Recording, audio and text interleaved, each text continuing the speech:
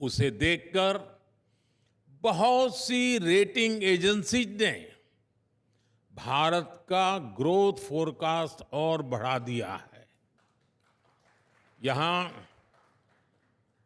जो भारत को सबसे ज्यादा प्यार करते हैं, ऐसे श्रीमान मार्क मोबियस जैसे पार्टी एक्सपर्ट यहां मौजूद है।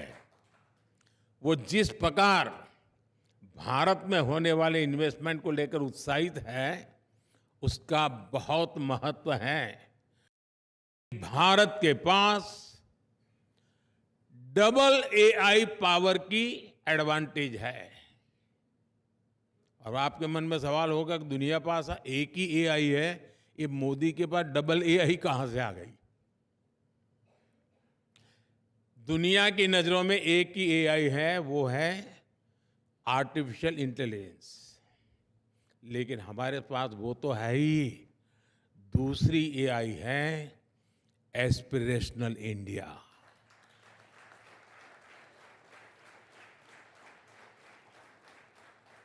जब एस्पिरेशनल इंडिया और आर्टिफिशियल इंटेलिजेंस की ताकत मिलती है, तब विकास की गति भी तेज होनी स्वाभाविक है।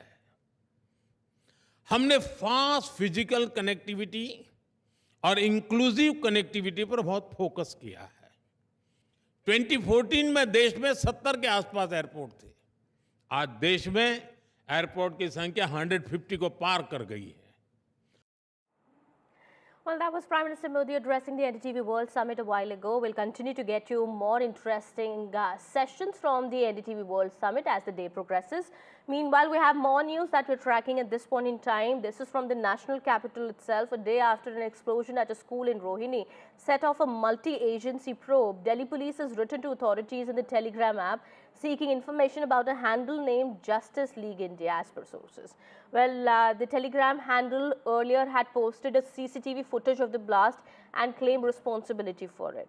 As per the information coming in, they're yet to receive a response from Telegram to their query. However, we'll try and get more updates on this. No known terror organization's name has emerged in the probe into the blast so far. Well, at 7:47 a.m. yesterday, remember, a loud blast damaged the wall of the CRPF school in Rohini's Prashant Vihar area.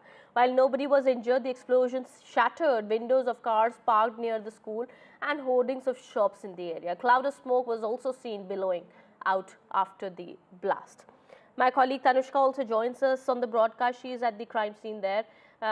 The blast scene where in Rohini, this blast had taken place early in the morning yesterday. What more information is coming out, Tanushka? What more do we know? We do understand so far the police is seeking a response from Telegram app. Any response that has come in so far?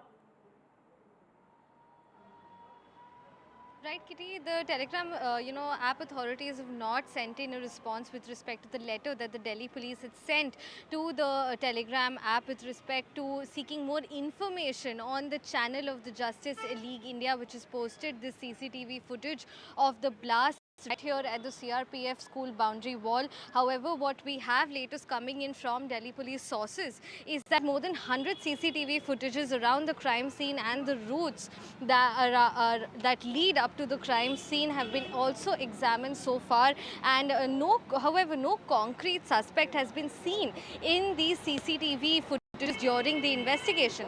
Only two persons, faces and images can be seen, but those are also blurred, so their faces are not clearly visible. That's why, what we're understanding at this point from the crime scene and the investigation of the CCTV footage is that no suspect as of yet has been zeroed on into. The Delhi police did call in two people for interrogation yesterday, and they were released after interrogation. And what we are also understanding is that in the FIR that has been filed by the Delhi police under the Explosive Act, the PCR call that was made, the person who made the PCR call was also brought into questioning, and they've also elaborated, of course, their account of the blast. They said that they saw white cloud smoke bellowing out of here, and they heard a very loud blast that felt almost like an earthquake. So these are the accounts that are also mentioned in the FIR as well. There's a CRPF team currently on ground here from Pune that has come in. There is a special IIM bomb technician team also from the CRPF that has also come in from Pune. So a lot of these agencies, the NIA, the NSG, the Delhi police are working together in the investigation of this blast at Prashant Vihar and Rohini. Tell us, And it you has know, been what 24 we are also hours learning yet at no the moment arrests is have that the been made. police is trying to, you know, check the CCTV footage, of course, of this area around the school. And there is also some information coming in as per authorities that there could be two individuals who are suspects in this case, and the police is trying to get information about them basis the CCTV footage that they have. That's what I mentioned earlier, Kitty, that these two people have, you know, that you see in CCTV footage, their faces are not clear. You cannot visibly see their faces, so their faces are blurred. So as of now, the police are still continuing, of course, with their investigation into figuring out whether these two people are suspects or not in the first place. All right. Thank you so much, Tanushka, for getting us all those details there. We'll try and get Tanushka again on the details coming in at this point in time. That's the latest that we're picking at this point in time. All right. The police is trying to find out more about the people who could be behind this blast that took place in Rohini near this school, CRPF school, in Rohini's Prashant Vihar area. That's the CCTV footage on your TV screens that came out earlier, and the police is also trying to speak to authorities in the Telegram app and has sought a response from them. However, no response has been received so far. We'll get you more on that. Some more news that we're tracking at the moment. This is from Jammu Kashmir. A massive search operation is underway in Jammu Kashmir's Ganderbal district as security forces have launched a manhunt for those involved in the terror attack. The development comes just a day after a doctor and 7 laborers were killed when terrorists struck a tunnel construction site on the Srinagar-Leh National Highway in Jammu Kashmir's Ganderbal. The NIA Jammu branch headed by SP rank officer will assist the Jammu Kashmir police in the terror attack probe. As per sources, the NIA is likely to take over the probe of the matter. इनकी जो family को जो loss हुआ है उसकी भरपाई कोई नहीं कर सकता है, बट ये इंश्योर किया गया है कि यहाँ से डीसी जम्मू ने डीसी गंदरबल के साथ टेकअप किया जाएगा मैटर, और जितना भी जो प्रोसेस होगा उसको फास्ट ट्रैक किया जाएगा, because as informed by the family इन्होंने बोला कि अभी तक उनको बॉडी का स्टेटस नहीं पता लगा है, तो लीगल फॉर्मेलिटी जैसे पूरी हो जाएंगी वो सारी कार्रवाई पूरी करवा के जल्द से जल्द बॉडी को यहाँ पे लाया जाएगा। देखिए, ये बहुत ही दर्दनाक वाक़ा है। उसके साथ साथ हमारे एक डॉक्टर साहब भी थे जो लोगों की खिदमत करते हैं, कल वो भी अपनी जान खो बैठे। अब बताइए मुझे, इन दरिंदों को मिलेगा क्या? क्या वो समझते हैं इससे यहाँ पाकिस्तान बनेगा? और हम कोशिश कर रहे हैं कि ये मामला ख़त्म हो और हम लोग आगे बढ़ें, हम लोग मुश्किलों से निकल सकें। मैं पाकिस्तान के हुक्मरानों से ये कहना चाहता हूँ, अगर वो सचमुच हिंदुस्तान से दोस्ती चाहते हैं तो फिर ये बंद कीजिए। कश्मीर पाकिस्तान नहीं बनेगा, नहीं बनेगा, नहीं बनेगा। Well, my colleague Nazir also joins us on the broadcast from Ganderbal. He is trying to track the details of the matter. Well, this is quite unfortunate. 7 people have died. We do understand the death toll has risen to 7 in the morning today. Where is the probe now headed? Well, I'm back in Srinagar, and the area has been, according to police, cordoned off and the operation is underway, but so far there's no information if any contact with the attackers has been established. In a sense, they have been pinned down. No such information or no such indication so far. But the NIA has also started investigating this case, because this case is much serious. Not just, this most horrifying when 7 innocent people, including a doctor, highly technical persons who were involved in this construction of tunnel from different parts of the country. And as the body of Dr. Shahnawaz reached his home in Badgam, hundreds of people joined mourners, and entire area was mourning over the brutal killing of this doctor who was there serving so that this tunnel is completed. And for last several years, there are 2 tunnels which are being constructed to give the all-weather connectivity to Ladakh. This is on Srinagar-Ladakh highway at Gagangir and Zojira. These 2 tunnels are being constructed. So yesterday evening at the campsite of these workers, terrorists struck there. They fired at the officers' camp and as well as this mess, as well as the workers' mess. 7 people have been killed, and then 5 others are injured. J&K's Lieutenant Governor Manoj Sinha has asked police to track down the attackers and ensure they get the strict punishment and no such incident is repeated. Chief Minister Omar Abdullah has clearly categorically condemned such incident, but clearly this law and order is with the central government in Jammu and Kashmir, so long Jammu and Kashmir remains a union territory, and that's why Lieutenant Governor has in fact sent those instructions. He also met the injured at Sher Kashmir Institute of Medical Science in Sura as well today. So it is a challenge for the security forces, because the incident happened on a day when Kashmir was actually celebrating first international marathon. Around 2,000 runners participated in a marathon yesterday in Srinagar, in which Chief Minister Omar Abdullah also participated.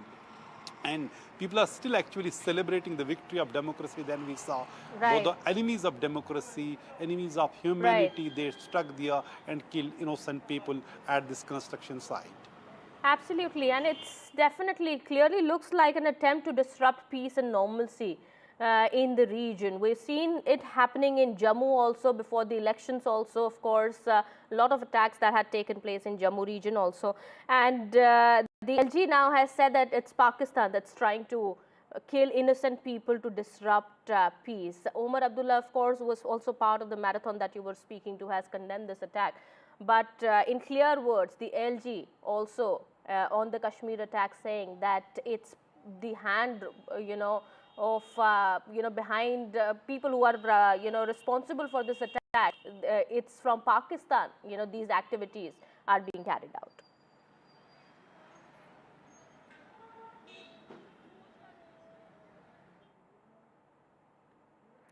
All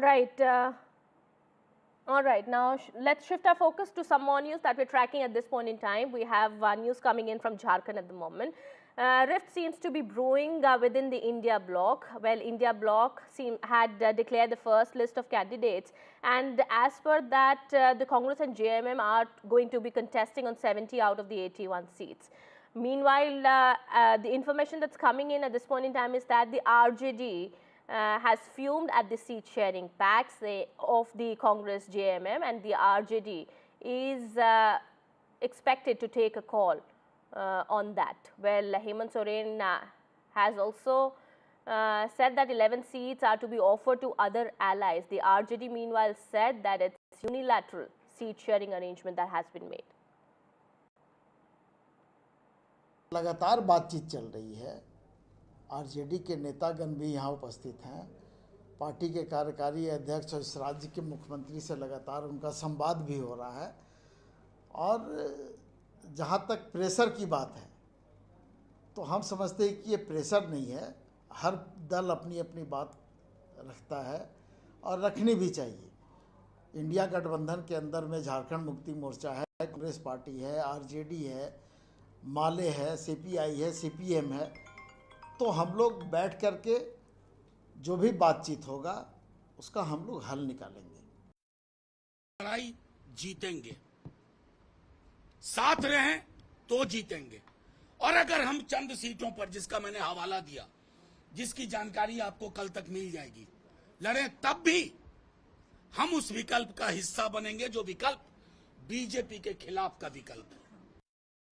All right, that statement from RJD MP Manoj there on this matter today. My colleague Prabhakar also joins us on the broadcast here, getting us more details. Prabhakar, any more details that are coming out? We do understand the RJD is yet to take a call as to how it wants to go ahead. Yeah, RJD has to take a call, and RJD had given a deadline, and that was at 11 a.m. today. RJD was supposed to hold a press conference and announce its future course of action as to whether it would go solo or would be part of the India alliance. Now, we already know it's 1:30, so it means something is cooking. RJD has not made an official announcement that it would go solo. So they were already in touch with the leaders of the Congress and JMM, and they were trying to diffuse this deadlock which has happened because of the numbers of seats which have been allocated to RJD. And as the hour passes, we assume that something is cooking, and maybe they would be able to arrive at a figure which would be respectable, quote unquote, as RJD has been mentioning in his press conference, that the 6 seats allocated to them is not a respectable number. So they want something respectable. What we are learning from our sources in RJD is that 10 is the minimum figure they would want to come into the RJD's kitty, and they were earlier eyeing for 18, but 10 is what they would actually compromise upon. And the RJD leaders were in talks with the JMM and the Congress leaders, so they are trying to diffuse the situation. All right, Prabhakar, we have some breaking news now coming in. We'll keep an eye on the developments on this big story. Meanwhile, what we're learning is that amid the hoax call threat to airlines, a high-level meeting was held in the MHA. Home Secretary had taken a detailed information on threat calls from CISF DG and BSAS DG in the meeting. Important details of the investigation that has taken place so far was given. My colleague Aishwarya now joins us on the broadcast here, getting us more on that. Aishwarya, what more details are coming out about the meeting that took place? We do understand, as per sources, the information that's coming out is that most of the incoming threat calls have been coming from abroad. That's what has been apprised to the top officials. Well, the meeting lasted for almost 2 hours at the Ministry of Home Affairs, where Govind Mohan, Home Secretary, and Zulfikar Hassan, DG BCAS, along with the CISF DG, had conducted a detailed meeting in which information on threat calls were being apprised to the Home Secretary as well. It was stated by the BCAS DG, Mr. Zulfikar Hassan, that the investigation that they have conducted separately as far as the hoax calls and the threat calls that the airlines have been receiving for the last 5 days. The most of the incoming threat calls from social media and through the telephonic platforms were from abroad, and the investigation that is going on, they are separately identifying those people. We have been also told that several of the culprits had been identified, and the process of detaining them is underway. More than 100 airlines have received threat calls in last 5 days, and therefore the reason perhaps an important meeting just concluded at the Ministry of Home Affairs. Okay. Thank you so much, Aishwarya, for getting us all those details there. Well, those are the latest details that are coming in at this point in time. We'll keep an eye on the developments here.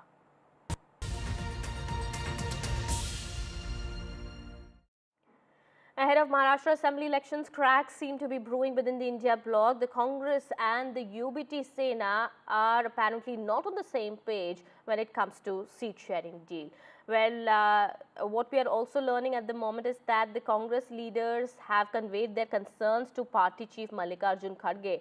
Maharashtra Congress leaders have alleged non-cooperation by UBT Sena. The information that's coming in at this point in time is also that there seems to be some friction between the allies over Vidarbh, Mumbai and Nasik seats. कल हम लोग list declare करेंगे। 40 सीटों में अभी भी है, हमारे से ज्यादा तो महायुति में गड़बड़ है, अभी कुछ सामने नहीं आ रहा है, लेकिन मेरा ये कहना है कि हमारा भी 30-40 सीटों पे जो है वो जो सीटों का बंटवारा है वो सवाल हो जाएगा। Well, my colleague Radhika also now joining us on the broadcast here. Radhika, get us more details. So far, what we've learned is that there seems to be some friction over 12 Vidarbh, Mumbai and Nasik seats. What more details do we have? That's right, clear rift within MVA. In fact, standoff is only intensifying, especially over the last few days. Multiple meetings, marathon meetings had taken place as far as MVA alliance partners are concerned, but no consensus on at least about 20 to 25 seats. And of these seats are 12 seats which both the Congress party and Sena is taking claim. These are 12 Vidarbh seats, and these seats include Gadchiroli, Bhandara, Armori, Chimur, Ramtek and several other seats as well which falls in the Vidarbha region. Sena feels that since there aren't any incumbent MLAs from MVA, they are in a position to stake claim, whereas Congress feels they are in a position to stake claim as they feel they can fight against the BJP. Most of the incumbents are from either BJP or they are independent. So both the parties at the moment staking claim, and it's not just within Vidarbha region, but the other two places where both the parties, both the Congress and Sena are staking claim are South Nagpur and Nasik West as well. Again, both the Sena as well as Congress feel that their candidate should be fighting for these two very important constituencies. Now, as far as NCP Congress are concerned, there are rifts for certain seats. Yavatmal is a seat where both the NCP and Congress party are taking claim. Yes, the Congress is showing dissatisfaction. In fact, they have raised these concerns before Mallikarjun Kharge, and it's not just the Congress party that is in conversation, that is in discussion with the top leadership in Delhi, but even Sena members as well as NCP party leaders are in touch with the Congress leadership in Delhi. In fact, they have expressed their dissatisfaction. Also, the Congress feels that, when Lok Sabha elections happen, Sangli is a seat that was snatched away from Congress party, and Sena decided to contest. However, Sena lost there, and in fact, it was the Congress party candidate who in fact fought as an independent who won that particular seat and rejoined the Congress party. So the Congress feels that something similar could happen as far as these Vidarbha seats are concerned, and therefore Congress feels it is in a better position to win these. So negotiation happening, clear rift visible. Negotiations have been taking place, but looks like neither the UBT Sena nor the Congress are ready to budge. Let me go across to Sunil Prabhu also. Sunil, where does the Congress here stand now? Well, I think what Radhika was pointing out, there is a little bit of a give and take that needs to be done amongst all three, and it's about winnability. Somewhere down the line, the Congress believes that the bastion of Vidarbha region is something that the Congress has its own, stronghold, and that is the reason why they're not ready to concede that space to Uddhav Thackeray. But this has been factored in by most senior leaders, be it Mr. Uddhav Thackeray, be it Mr. Sharad Pawar, or for that Mr. Kharge and Rahul Gandhi. And they are hopeful that the fact that they have to put up a united front, they will find a way forward. The Congress, as you know, postponed its Congress Election Committee meeting, which was scheduled yesterday, to today. This evening it starts. And hopefully first will be Jharkhand, and then they'll be able to address Maharashtra, because there are still some finer points that need to be worked out. But definitely a give and take. The lessons have been learned in Haryana, where the Congress and the Aam Aadmi Party failed to continue that alliance post Lok Sabha, which has cost both the Aam Aadmi Party as well as the Congress really in the state of Haryana. The Congress doesn't want to make mistakes this time, and there has to be a new realization amongst all three, be it Sharad Pawar, Uddhav Thackeray, or the Congress, in trying to find a way forward. Okay, all right. Thank you so much, Sunil, for getting us all those details there. Radhika as well for getting us those details on that big story that we've been tracking. Well, of course, we'll be keeping an eye on the developments here. Meanwhile, that's the latest we've been getting. Some more news regarding the BJP meeting that's going to take place today. As preparations for organizational elections in BJP are underway, a meeting has been called in the national capital today.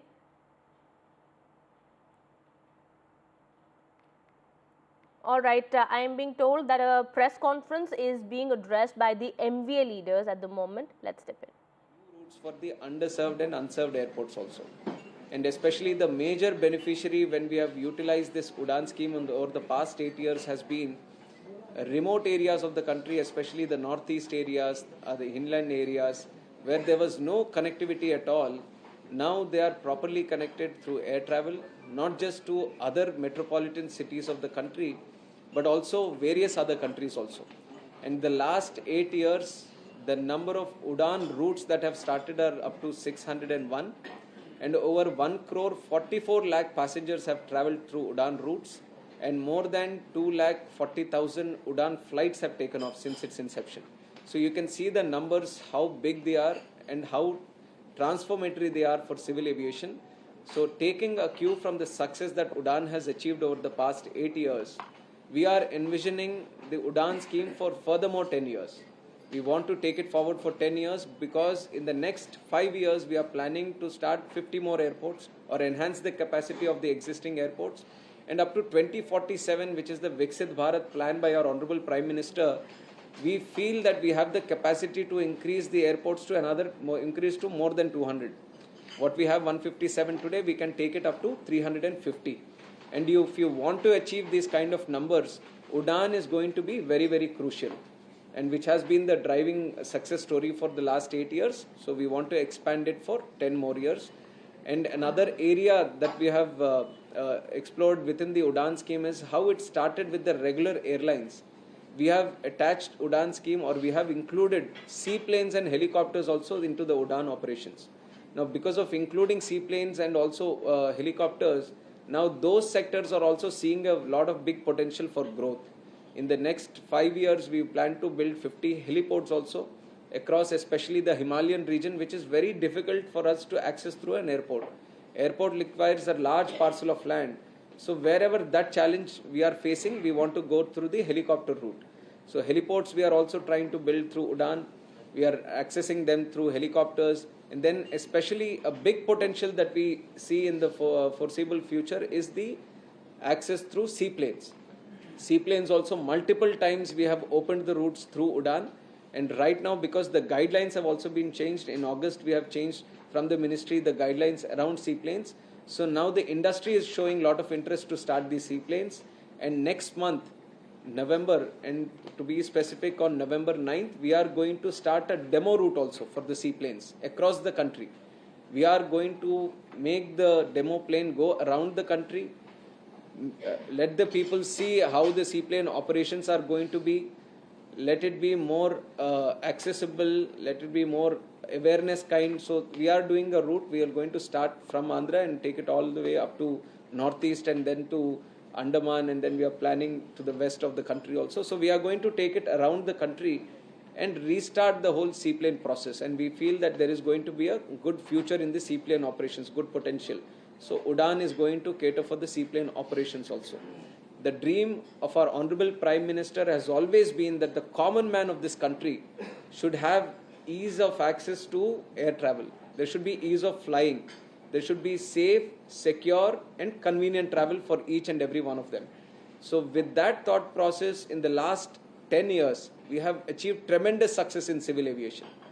Taking that success a little more forward, now the way we have connected more people and brought more people into the civil aviation, we are trying to go a little bit more deeper into the industry and trying to create more opportunities for MROs also. MROs is an important sector for the country because there is a lot of scope for job creation in that area. There is a direct and indirect job creation when you start new airlines, new routes, when you're bringing in a new plane. But if you look at more skilled workforce, get into this area through MRO sector. So that is why we are making continuous changes in the policy to encourage more MRO sector to come into the country. We have done that for a long time and now we are speeding up that process. Industry is also happy with the changes or the policy changes that the government is making. So we see a growth that what is $2 billion industry right now in the country for MRO is going to grow up to $4 billion. It's going to double itself in the next 7 years. That is the target that we have set and we are moving towards the MRO sector. And as we go through the MRO sector, improving the MRO sector, another important idea that our Honorable Prime Minister had, and he has been encouraging Civil Aviation Ministry also to continuously pursue, is to design and build our own aircraft in India itself. You know how much passionate our Honorable Prime Minister is about the Atmanirbhar Bharat. So we are taking in a cue from that idea and we want to create our own plane here. We want to design it here. We want to manufacture it here. So we are taking the help from HAL, NAL and other industry partners that we have. Combinedly, in the foreseeable future, we want to also create a situation where we are manufacturing planes here, not for the domestic demand itself, but also for the demand of the entire world. Like if there are other countries also who want to purchase planes, they can come to India and purchase planes. It is that target that we have set for ourselves and we are going to move towards it. And also coming to the point where we have said that air travel, it has been my commitment also after becoming the minister that ease of flying should be a top priority. I want the passengers who are Indian who are traveling within India, they all should have a seamless, very comfortable, safe and secure travel. And which brings us to our second point, which is for the last 1 week, we have been having some repeated hoax bomb threats also happening and it has been reported widely in the media also. And regarding this situation, I want to tell the media and tell the people of this country that since the first day when it has been happening, and this is a process that we follow every time, whenever there is a bomb threat case happening, or if it is through a call, or if it is through social media, or if it is through some other means, we have a strict protocol that we follow. Because for us, like I said, safety and security is the foremost aspect, and this we follow through the international guidelines itself. And once that protocol is set, then we follow it thoroughly, word by word, whatever rule or whatever protocol that has been set, we follow it thoroughly, each and every point. And as we have seen that we have been getting repeated ones, and most of them are hoax bomb threats. So once this has happened, then we have had multiple meetings. In the last 1 week, I have chaired certain meetings with all the necessary stakeholders within the ministry, and we have our Secretary Wallamji here, and DG BCAS, our security regulator Hassanji is also here. And at each and every level, whoever the stakeholders are, we have been calling to the ministry, we have been having multiple meetings. In fact, our BCAS has also been interacting with MHA, Ministry of Home Affairs, also on a continuous basis, because they are also an important stakeholder when it comes to these kind of security threats in the country. So at multiple levels, we have been having these meetings, and everyone we have taken in suggestions, opinions of all of them. And from the ministry, we have thought of some legislative action also, if it is required, which direction should be moved in. And we have come to the conclusion that there are two areas that we can explore. One is the amendment in aircraft security rules. Aircraft security rules is something which deals with the security aspect when it comes to within the aircraft, how do we deal with the security issues, concerns, and there is a strict rules that have been laid out. And we have seen that if you can do a little amendment there, it can specifically strengthen the cause which we are fighting for right now. So one of the idea that we want to propagate by changing these rules is, once we catch hold of the perpetrator who is behind this, we want to put them in the no-fly list. And with that idea or with that thought process, we are trying to amend the aircraft security rules, which is already there. We feel that there is some betterment that we can do, and with our discussions, we are trying to amend it. And the second one is the Suppression of Unlawful Acts Against Safety of Civil Aviation Act. This is an act that we already have. This is also commonly known as the SUASCA Act. And there are multiple offences that have already been listed in the SUASCA Act. And one of this was, this is a 1982 Act, and it deals with many offences such as offence at an airport, offence of committing violence on board an aircraft in flight, destruction of damage to air navigation facilities. So these are some of the offences that the SUASCA Act targets. And what we have seen is that while it takes care of the offences when the aircraft is in travel, it's in flight, we see that this, if we want to address these kind of threats that have been happening, or you want to take strict action against the people who are behind this when there is a fake or a hoax threat that they're trying to do, then we have to cover the act on the ground and at the airport also. So we are trying to make an amendment. Our legal team has worked very thoroughly on this, and we are coming up with an amendment, and then we are taking in, because this has to be a legal change in the act, we need a consultation from other stakeholders, other ministries also. So we are in that process right now, but we are definitely pushing forward to bring a change in the SUASCA Act also, so that it addresses for these kind of offences which happen when the flight is on ground, so that we can take strict action on them, we can make it cognizable offence. So that is one area that we are looking forward to. And when it comes to the offences that have already progressed, so over the last 7 days, over the last 1 week, if you look at the number, then 8 flights have been diverted. And many of the times, because we are keeping the situation dynamic, whenever these kind of threats are happening, we, especially our BCAS team and the ministry team, we are keeping the situation dynamic. We are assessing situation by situation, what kind of threat they are giving, are they mentioning the specific flight or the airport, or what kind of threat they are trying to showcase through their tweet or everything. On top of that, to efficiently tackle that situation, whatever is required, our BCAS has also been very immediate in trying to efficiently utilize the infrastructure that is there, or if they need to do any more changes in the rules or anything, they are actively pursuing it. And we are keeping, so while we are trying to efficiently tackle this situation through the threats we are receiving, we are also not compromising on the safety and security. This also I want to make it a very priority point, because you might feel that there are these threats happening, but we can't, even though there are hoax threats, we can't take the situation non-seriously. Everything is important for us. Now the life of a passenger is important, the security situation is important, so the protocol is important for us. So we have enhanced the security also. We have enhanced the security at airports. We are doing 10% more checking at the security checkpoints.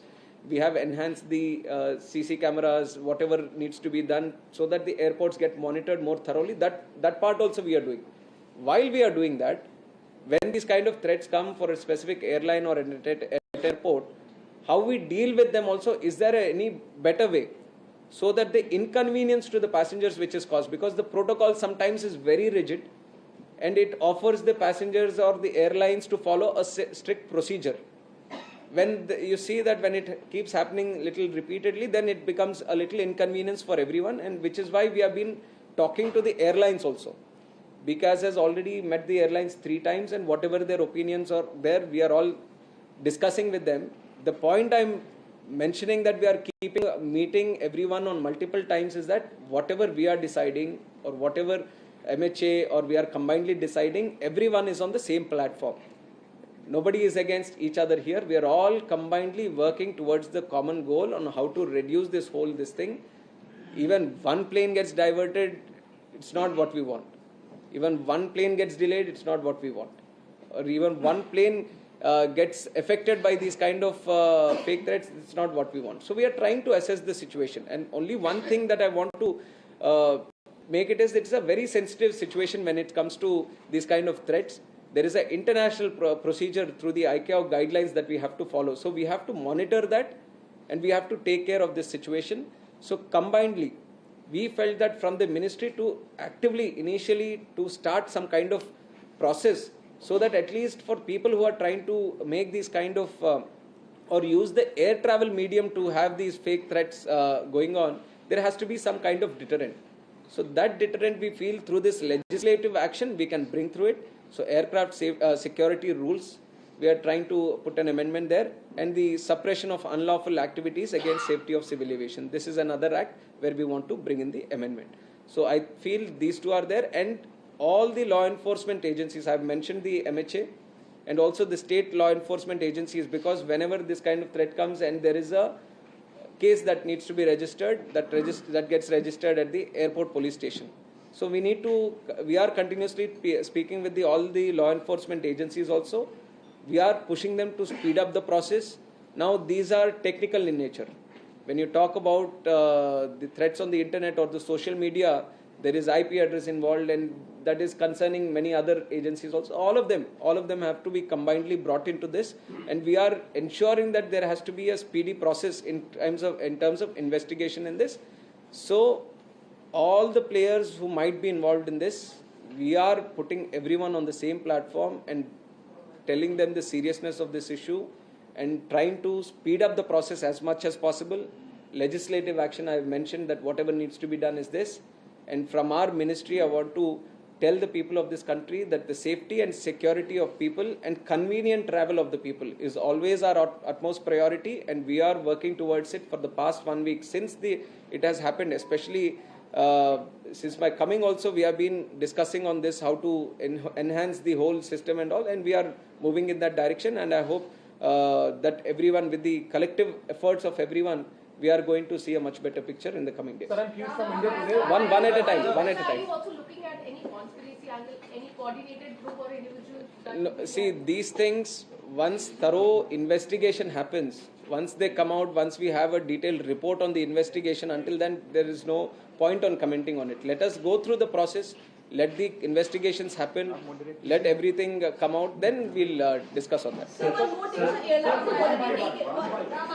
Airline have already started taking it very casually. In fact, few airlines in particular, has there been internal discussion that to minimize the flight disruptions, it should not be informed to the stakeholders or to the crew members regarding the bomb threats. In fact, on 15th and 16th, Air India didn't share any bomb threat information either with BCAS or DGCA. No. It's I don't think it is right. They have been sharing all the threats, whichever medium they come in. There is a committee that sits, so everything gets reported. It's not like it doesn't get reported because, like I said, safety and security, whichever way the threat comes, it's a top-notch priority. We have to follow the protocol. So everything gets followed. File. Friends, one by one, please. Number one, because this being a prevalent issue, over the last week or 10 days, by when can we expect the new law, the new amendment to happen? Will it happen by the next winter session of Parliament? That's now question number one. And question number two is that, when you're speaking about putting people on no-fly list, can that only happen once you amend the laws, or can it just happen before that? No, we felt that the amendment is required for that. That is why we are pushing into the amendment. And regarding the Act legislation, I want to do it as soon as possible, but the necessary consultation also. Whatever discussion needs to be done from our ministry, we have decided and we have put the amendment together. Now let the other ministries also give in their opinions. But from my side, I feel that we have to push it as soon as possible. So I am hoping it will. Sir, you said that you are going to make some amendments. Will there be some financial penalty or any jail term for the... No, that is what. We are making it a cognizable offence. So based on that amendment, there is going to be a punishment and also fine also. Sir, as you mentioned that there are many threat calls that have been received, are mostly hoax calls. In the initial investigation, can you suggest that these are mostly from abroad or any part of this? No, see, this is, without proper information, I can't comment on it, because when you see these threats that are being made to social media, if you have some knowledge regarding this thing, I'm just taking an example, not that I'm hinting at anything, but there is a VPN that you can use, and even if you're doing it from anywhere in the country, you can make it look like you're taking it from any other country. So at my level, I can't comment on it. There has to be thorough investigation made on this. Once we get an investigative report done on that, then we can comment on it. So the second act that you mentioned, it is applicable only when the aircraft is grounded. No, in flight it is already taken care of. But when it is grounded also or at the airport, then also we want this act to prevail on that. So that is why we are bringing in the amendment. And sir, in terms of revenue loss, has the airline shared any number? Suppose 10 flights so far they have received any such security threats. So in terms of revenue loss, any number that they might have shared?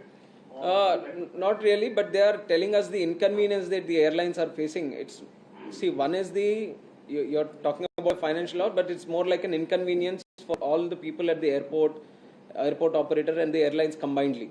And I feel the airlines also on one point, even if there is a certain inconvenience, they also understand the whole atmosphere that has been created now. So they are also supporting, and they are actually cooperating in terms of how do we come up with a better process to address this issue. So it is they are also partnering up with us to enhance the whole process. Sir, a connected question.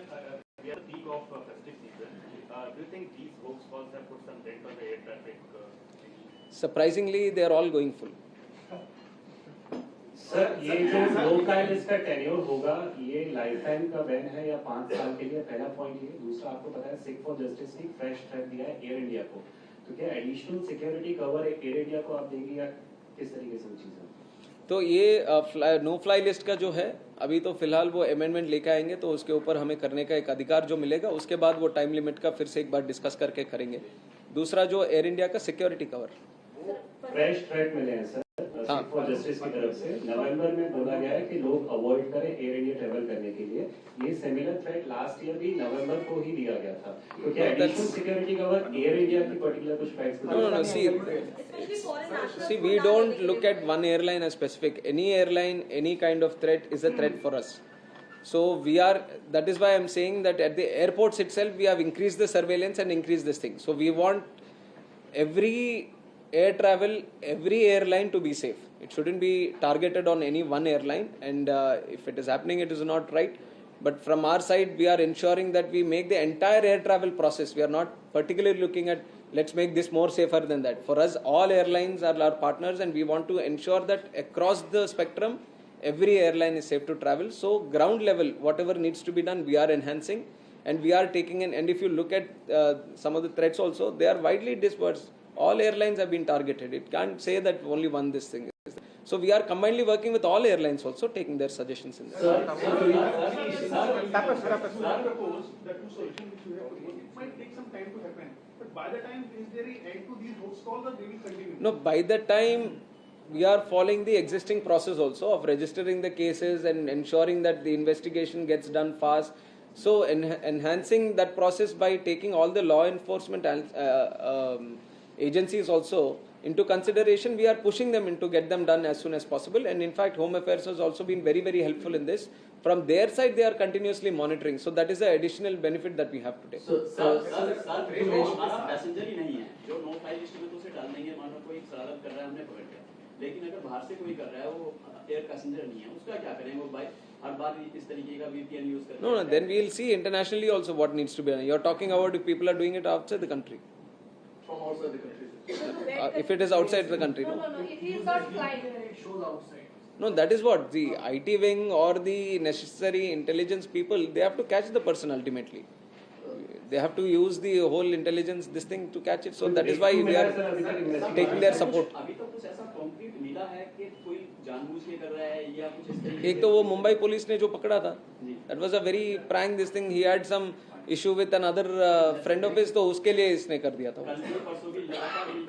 तो वो है अभी cases investigation में. Sir ये जो lawful act जो आपने separation of unlawful act का कहता है अमेंडमेंट, इसमें क्या क्या मेजर पार्ट आप लोग लाने की कोशिश करें, थोड़ा बताएं. इसमें मेजरली जो है ये ऑफेंस जो है वो इन फ्लाइट वाले उस सिचुएशन को ध्यान में रखते हुए उसमें सारे ऑफेंसेस का लिस्ट किया गया.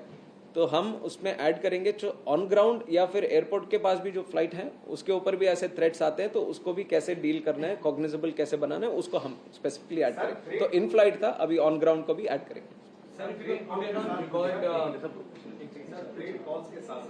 एयर पैसेंजर्स की एक बड़ी प्रॉब्लम रेज करके फेस्टिव सीजन में जो एयर फेयर बहुत बढ़ जाते हैं. नहीं, उसका आप देखिए, उसका बहुत कम हो गया अभी.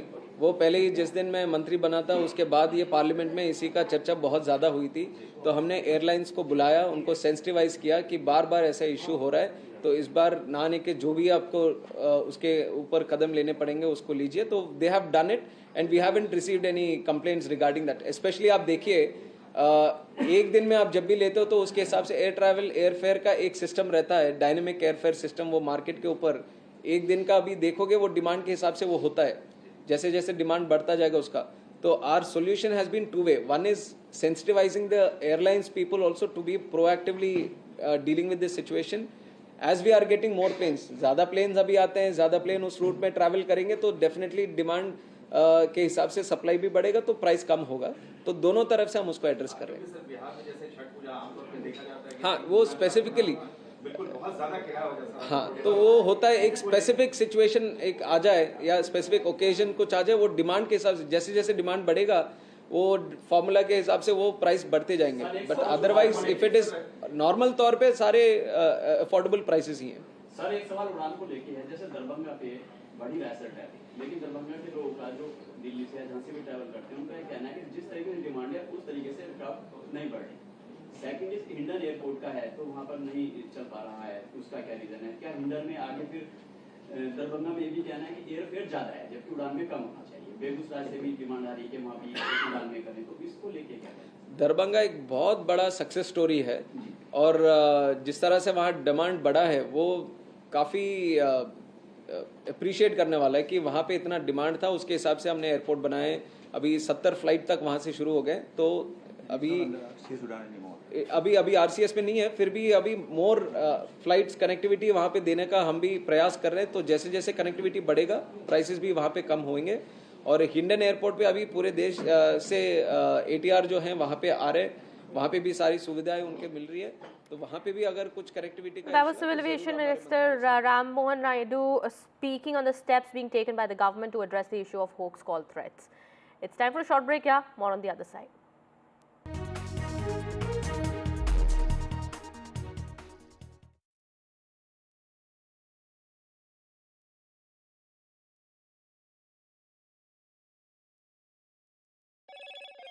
Hello, Moto. Motorola Edge 50 Pro, world's first AI-powered pro-grade camera.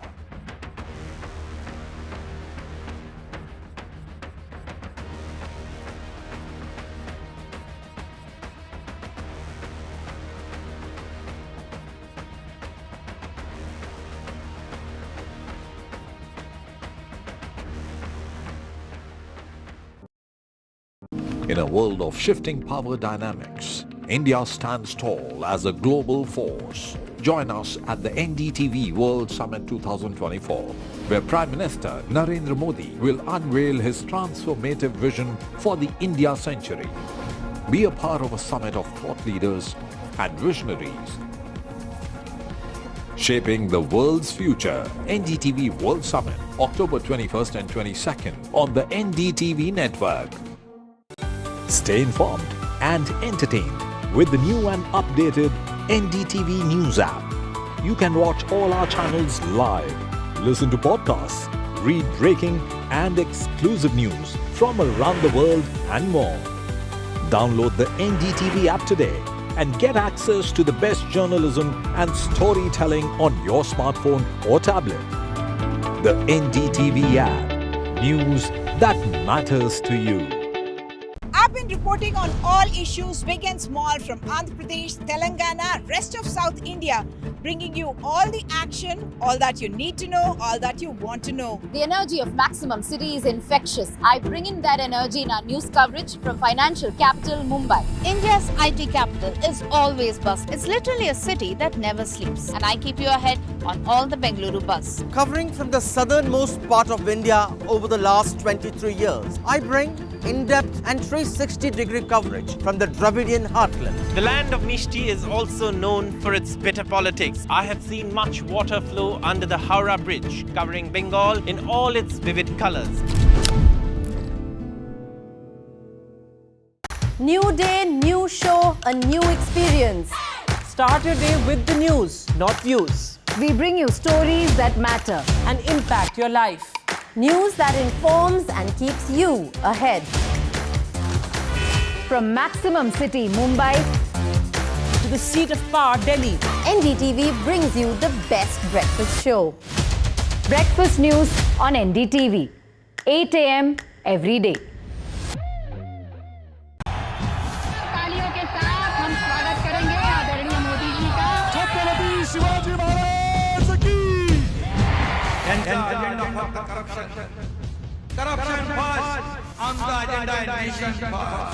घोषणा आणि जनतेचे पैसे लुटणं. कट कमिशन आणि करप्शनला आमच्याकडे थारा नाही. त्यांचा परिवारवाद आमचा महाराष्ट्रवाद. महाराष्ट्रामध्ये 1,75,000 जागा रिक्त मग का भरत नाही? राज्याची जनतेच्या घमाच्या पैशाची तिजोरी लुटण्यासाठी हे सरकार आहे. पूर्वीच्या सरकारच्या काळामध्ये निधी देताना त्यांना असं वाटायचं की त्यांच्याच खिशातले पैसे चालले. शेतकऱ्यांना मोफत वीज देण्याचं काम आपल्या सरकारने सुरू केलं. In a world of shifting power dynamics, India stands tall as a global force. Join us at the NDTV World Summit 2024, where Prime Minister Narendra Modi will unveil his transformative vision for the India century. Be a part of a summit of thought leaders and visionaries, shaping the world's future. NDTV World Summit, October 21st and 22nd on the NDTV network. Stay informed and entertained with the new and updated NDTV News app. You can watch all our channels live, listen to podcasts, read breaking and exclusive news from around the world and more.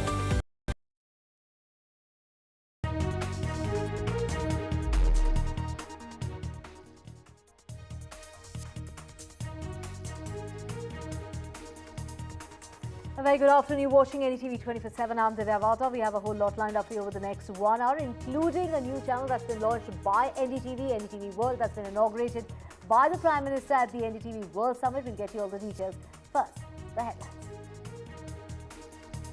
Another channel in NDTV's kitty, NDTV World, has been launched by the Prime Minister. The Prime Minister also congratulated the team while talking about how India is, the time for India has come.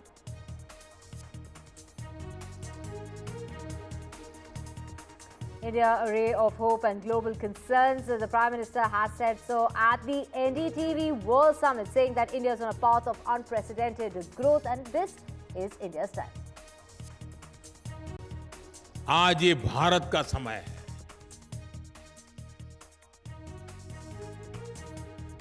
चर्चा करने जा रहे हैं. And the Prime Minister also said that the world is celebrating India's success, and of course India has managed to coincide with the democracy, digital infrastructure growth as well. He's spoken about how India is now part of solutions. Bharat ने technology को democratise करके digital public infrastructure का नया रास्ता दुनिया को दिखाया है. And former UK Prime Minister at the NDTV World Summit says India needs a permanent seat at the UN Security Council. He's also spoken about Rishi Sunak being a good Prime Minister. He's also said that India can play a very crucial role when it comes to scaling down the war between Ukraine and Russia. And Aviation Minister has said that the hoax called menace will, in fact, they are now going to be putting in stricter measures. Also, the Aviation Minister has said that they want to put the culprits on the no-flyers list. These are the protocols that have been enhanced by the Aviation Minister, saying that the government is pushing for change in laws to deal with bomb threat calls. The Congress and the UBT Sena are facing off as far as the seat sharing is concerned, especially particularly on the seats of Vidarbha. In the MBA leaders are holding a meeting at Matushri, while the Congress huddle is holding a meeting as far as the Maharashtra seats is concerned in the national capital. And terror attack in Jammu and Kashmir has claimed 7 lives. That includes a doctor and 6 construction workers. Now the NIA has been involved in the terror probe in Jammu and Kashmir. And the Chief Justice of India shares his experience of handling the Ayodhya case. He says that he prayed to God for a solution before he went in for that case. As far as the Janmabhoomi, this is the Ram Janmabhoomi Babri Masjid dispute announcement as far as the verdict is concerned, which was decided by the Supreme Court in 2019.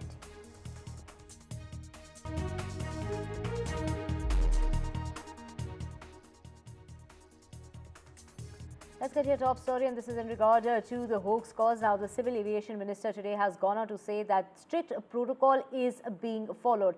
The Ministry of Home Affairs, DGCA, are working on enhancing the security, and also as far as the menace of hoax call is concerned, he's spoken about 100 calls have been made in the matter of 5 to 6 days. Ram Mohan Naidu has gone on to say that they would really want to speed up the investigation and not compromise on the security of the passengers. The perpetrators will be put on a no-fly list, and as far as the security of the passengers is concerned, that's of top priority, and they want to avoid any sort of inconvenience to the passengers. We will be incorporating on ground offences as well, is what the Aviation Minister had to say. Listen in. From the ministry, we have thought of some legislative action also, if it is required, which direction should be moved in. So one of the idea that we want to propagate by changing these rules is, once we catch hold of the perpetrator who is behind this, we want to put them in the no-fly list. And with that idea or with that thought process, we are trying to amend the aircraft security rules, which is already there. And the second one is the Suppression of Unlawful Acts Against Safety of Civil Aviation Act. This is an act that we already have. If we want to address these kind of threats that have been happening, or you want to take strict action against the people who are behind this when there is a fake or a hoax threat that they're trying to do, then we have to cover the act on the ground and at the airport also. But we are definitely pushing forward to bring a change in the Suwaska Act also, so that it addresses for these kind of offences which happen when the flight is on ground, so that we can take strict action on them, we can make it cognizable offence. So the Aviation Minister there talking about steps that are going to be taken in order to avoid the inconvenience that's been caused to the passengers, saying that their convenience is of utmost importance and they really don't want to cause any sort of inconvenience to the passengers. But now the steps that are going to be taken includes perpetrators that will be put on that no-fly list, as well as no compromise as far as security is concerned. want to speed up the investigation is what we just heard Ram Mohan Naidu say in regard to the hoax called menace. And we have Aishwarya joining us in order to get us more on this. Aishwarya, take us through what really has been said and the steps that are going to now be taken by the Aviation Ministry.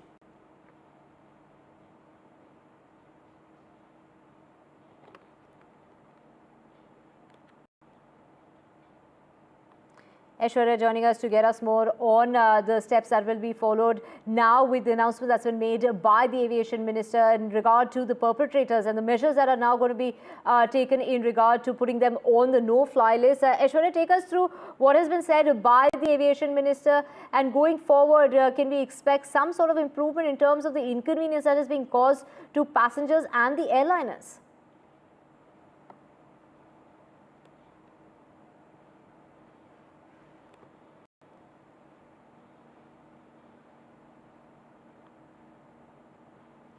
So,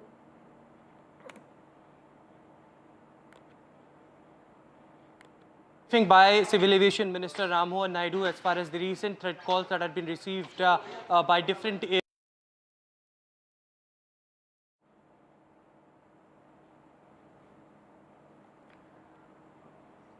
So after almost 100 flights that have received bomb threats in the last 7 days, we just heard the Union Civil Aviation Minister talk about how safety is the government's top priority and that they will be taking steps in order to fix the problem. Switching tracks now to the Chief Justice of India, who has spoken on the Ayodhya judgment. He has gone on to say that he sat before God in order to seek his help in order to find a solution to the announcement that was going to be made in terms of the judgment that was going to be announced. So the Chief Justice of India has gone on to say that he asked God, how do we find a way out? The Chief Justice also went on to say, if you have faith, God will find you a way. I was handling the Ayodhya case is what D.Y. Chandrachud, the Chief Justice of India, had to say, and he had been working on it for a couple of months. The question before him was that how does he find a way out of this, for which he prayed to God and sought help before making that decision. Let's listen in.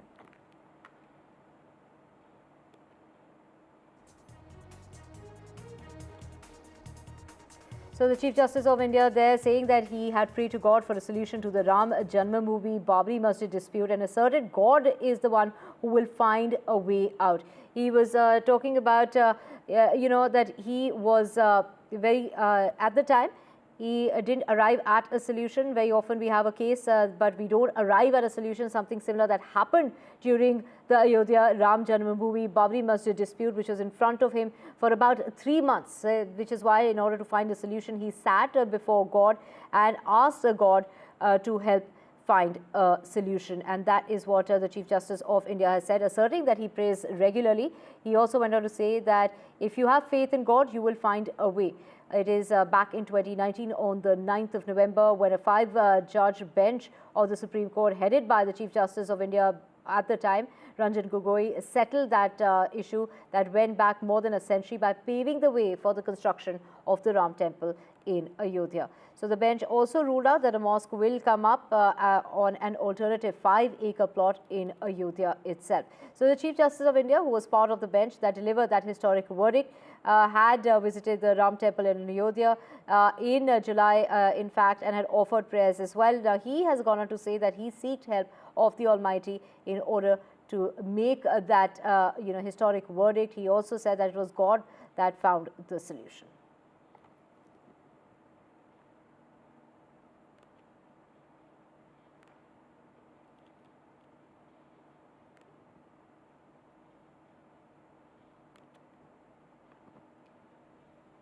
द्यायचा आहे, निरोप द्यायचा आहे आणि तो म्हणजे स्त्री सशक्तीकरणाचा.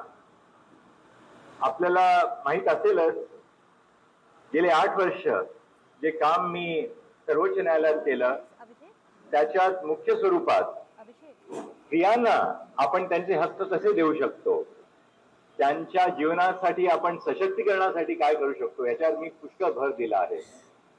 माझ्या निर्णयामुळे आज लष्करात इंडियन आर्मी मध्ये स्त्रिया परमनंट कमिशनवर आहेत.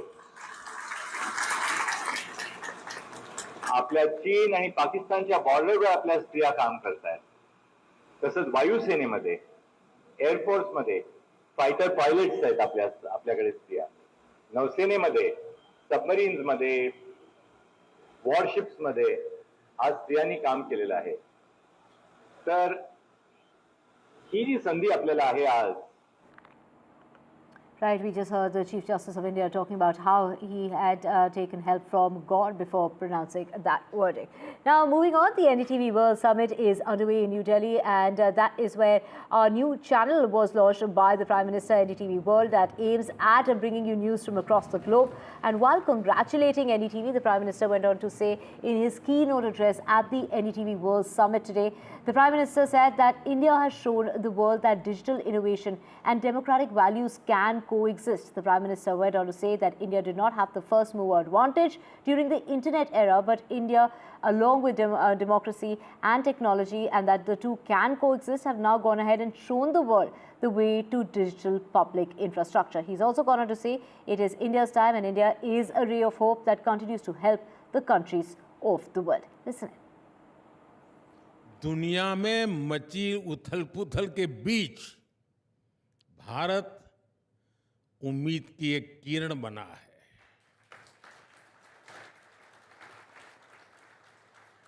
जब दुनिया चिंता में डूबी है, तब भारत आशा का संचार कर रहा है.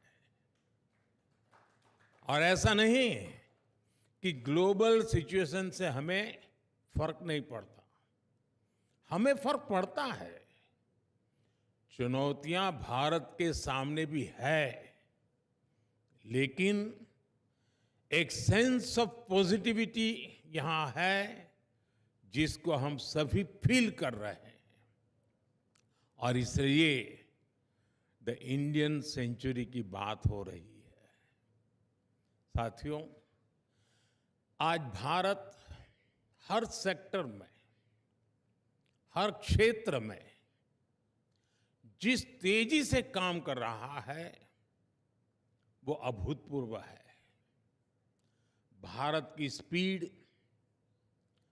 भारत की स्केल अनप्रेसिडेंटेड है. आपको जानकर अच्छा लगेगा कि लगभग हर समिट में भारत के डिजिटल पब्लिक इंफ्रास्ट्रक्चर की बहुत अधिक चर्चा होती है. बड़ी बड़ी समिट्स में इसी तरह लोगों को हैरानी होती है कि भारत ने इतना शानदार डीपीआई कैसे विकसित कर लिया. भारत ने टेक्नोलॉजी को डेमोक्रेटाइज करके डिजिटल पब्लिक इंफ्रास्ट्रक्चर का नया रास्ता दुनिया को दिखाया है. भारत ने दिखाया है कि डिजिटल इनोवेशन और डेमोक्रेटिक वैल्यूज को एग्जिस्ट कर सकती है. भारत ने दिखाया है कि टेक्नोलॉजी इंक्लूजन, ट्रांसपेरेंसी और एम्पावरमेंट का टूल है, कंट्रोल और डिवीजन का नहीं. भारत आज सॉल्यूशंस पर भी फोकस कर रहा है. बीते दशक में भारत ने ऐसे अनेक सॉल्यूशंस पर काम किया है. भारत की तरफ से लिए गए सभी इनिशिएटिव्स दुनिया की चुनौतियों के समाधान देने वाले हैं. भारत जितना आगे बढ़ेगा, दुनिया को उतना ही फायदा होगा. हमारा प्रयास होगा भारत की सेंचुरी सिर्फ भारत की नहीं, बल्कि पूरी मानवता की जीत की सेंचुरी बने. एक ऐसी सदी जिसमें भारत के प्रयासों से दुनिया में स्थिरता आए और विश्व शांति बढ़े. हमारे तीसरे टर्म में जो गति भारत ने पकड़ी है, उसे देखकर बहुत सी रेटिंग एजेंसीज ने भारत का ग्रोथ फोरकास्ट और बढ़ा दिया है. यहां जो भारत को सबसे ज्यादा प्यार करते हैं, ऐसे श्रीमान मार्क मोबियस जैसे पार्टी एक्सपर्ट यहां मौजूद है. वो जिस प्रकार भारत में होने वाले इन्वेस्टमेंट को लेकर उत्साहित है, उसका बहुत महत्व है. भारत के पास डबल एआई पावर की एडवांटेज है अब आपके मन में सवाल होगा कि दुनिया पास एक ही एआई है, ये मोदी के पास डबल एआई कहां से आ गई? दुनिया की नजरों में एक ही एआई है, वो है आर्टिफिशियल इंटेलिजेंस। लेकिन हमारे पास वो तो है ही, दूसरी एआई है aspirational India.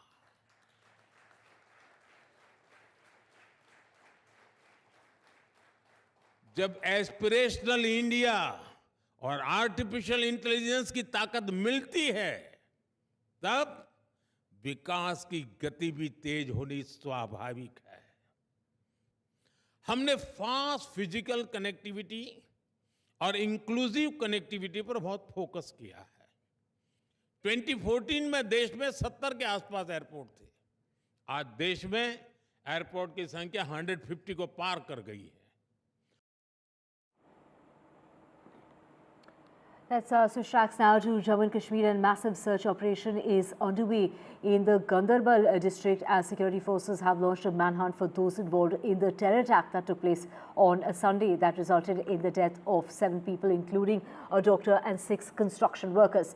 This comes after that, the terrorists had opened fire during that attack, which took place at a construction site. There was a tunnel that is being constructed on the Srinagar Lane National Highway in Jammu and Kashmir's Ganderbal district on a Sunday. The NIA Jammu branch has been headed by the Superintendent of Police and will assist the Jammu and Kashmir Police in the terror attack probe, and the NIA is taking over that investigation.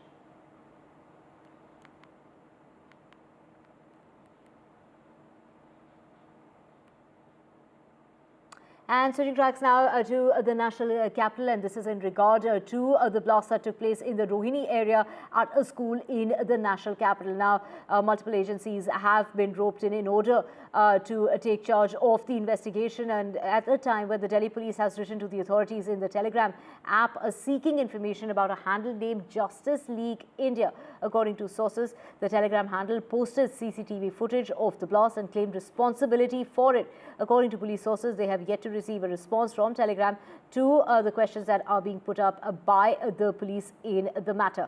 To remember, a blast that took place at about 7:47 a.m. on Sunday. It was so loud that it could be heard even 2 kilometers away.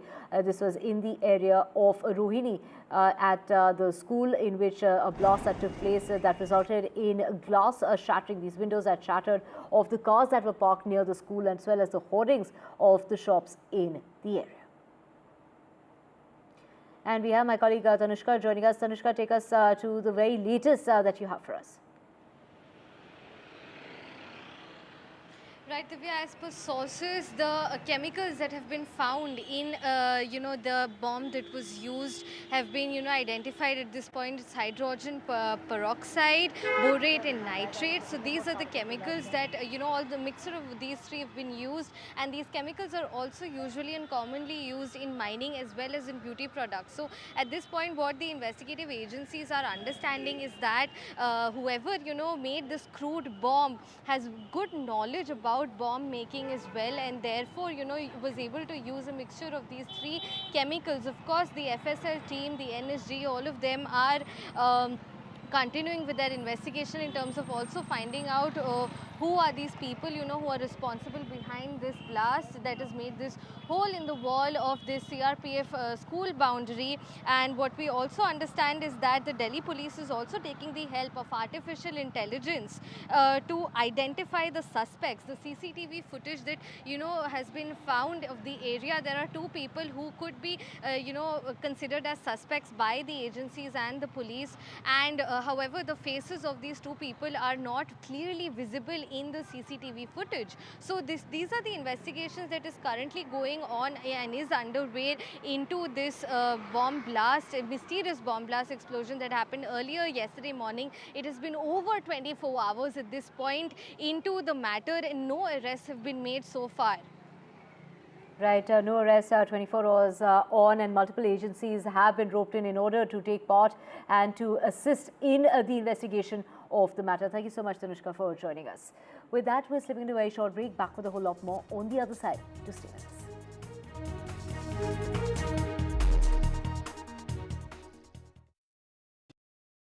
I've been reporting reporting on all issues big and small from Andhra Pradesh, Telangana, rest of South India, bringing you all the action, all that you need to know, all that you want to know. The energy of Maximum City is infectious. I bring in that energy in our news coverage from financial capital Mumbai. India's IT capital is always buzz. It's literally a city that never sleeps. And I keep you ahead on all the Bengaluru buzz. Covering from the southernmost part of India over the last 23 years, I bring in-depth and 360-degree coverage from the Dravidian heartland. The land of Mishti is also known for its bitter politics. I have seen much water flow under the Howrah Bridge, covering Bengal in all its vivid colors.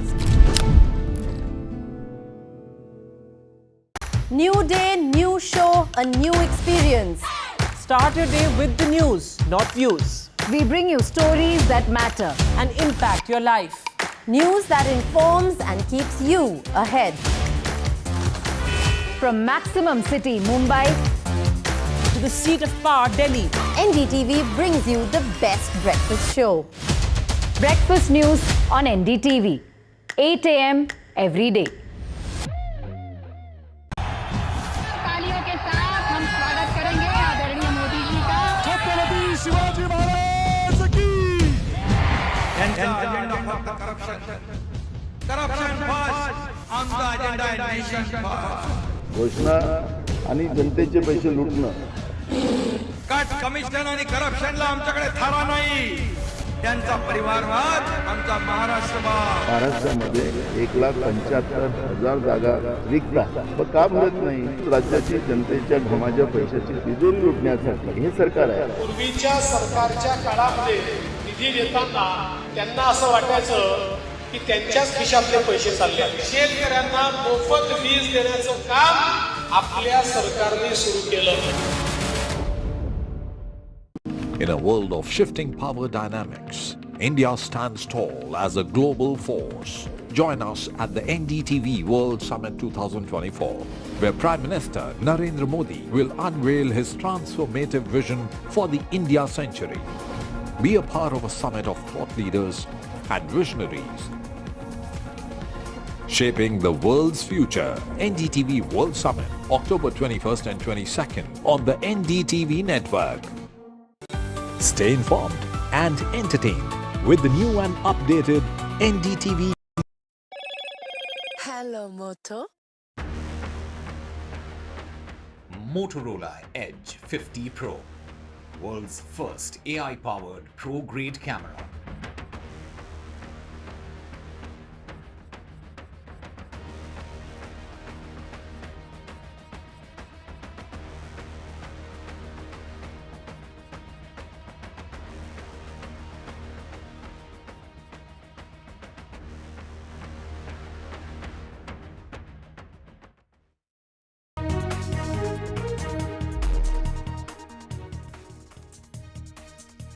Welcome back. Massive search operations are underway in Jammu and Kashmir's Ganderbal district after 7 people have lost their lives in an attack that took place, a terror attack that took place on a Sunday.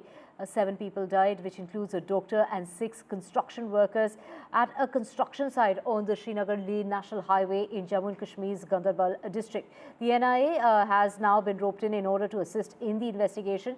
Let's just listen into Farooq Abdullah, who's gone on to say that he won't let Kashmir turn into Pakistan. He's also warned Pakistan of very severe results if they did stop fostering terrorism on its soil.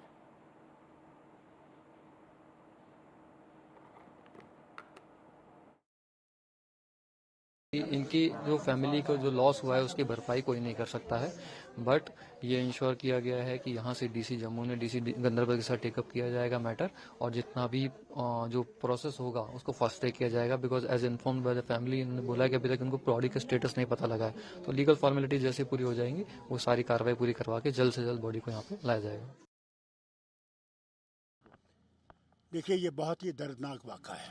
उसके साथ साथ हमारे एक doctor साहब भी थे जो लोगों की खिदमत करते हैं, कल वो भी अपनी जान खो बैठे। अब बताइए मुझे, इन दरिंदों को मिलेगा क्या? क्या वो समझते हैं इससे यहाँ पाकिस्तान बनेगा? और हम कोशिश कर रहे हैं कि ये मामला ख़त्म हो और हम लोग आगे बढ़ें, हम लोग मुश्किलों से निकल सकें। मैं पाकिस्तान के हुक्मरानों से ये कहना चाहता हूँ, अगर वो सचमुच हिंदुस्तान से दोस्ती चाहते हैं तो फिर ये बंद कीजिए। कश्मीर पाकिस्तान नहीं बनेगा, नहीं बनेगा, नहीं बनेगा। And we have Nazir joining us. Nazir, we just heard Farooq Abdullah talk about how Kashmir will not become Pakistan. And, he's going on to warn Pakistan, saying that they've tried for 75 years and, very severe results, if they continued with these terror activities when it comes to Jammu and Kashmir.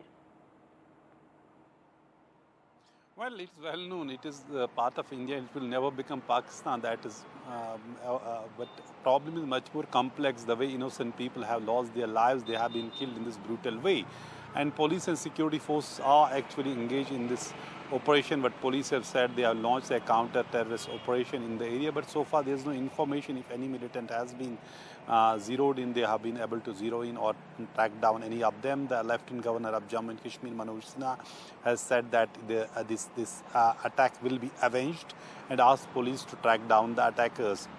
Chief Minister Omar Abdullah has condemned this incident because it has happened just days after he took over as Chief Minister, though the law and order doesn't come under his command, it is not under his bureau. Law and order remains the subject with the central government, with Home Ministry and with the Lieutenant Governor of Jammu and Kashmir. Having said that, it is a setback for the larger,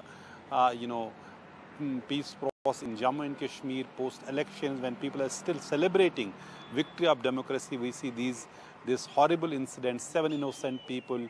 Dr. Shahnawaz from Badgam, he has been killed. Gurmeet Singh from Gurdaspur, Punjab. Muhammad Hanif from Bihar. Anil Kumar from Madhya Pradesh, he was a mechanical manager. Fahim Nasir from Bihar, he was a safety manager at this construction site. And also Kaleem, also from Bihar, and Shashi Abral, designer from Jammu. All these 7 people have been killed and 5 others have been injured. But it appears clearly that it was an attack on an infra project, tunnel project, these are key infra projects which are taking place, being under process on Srinagar Ladakh highway.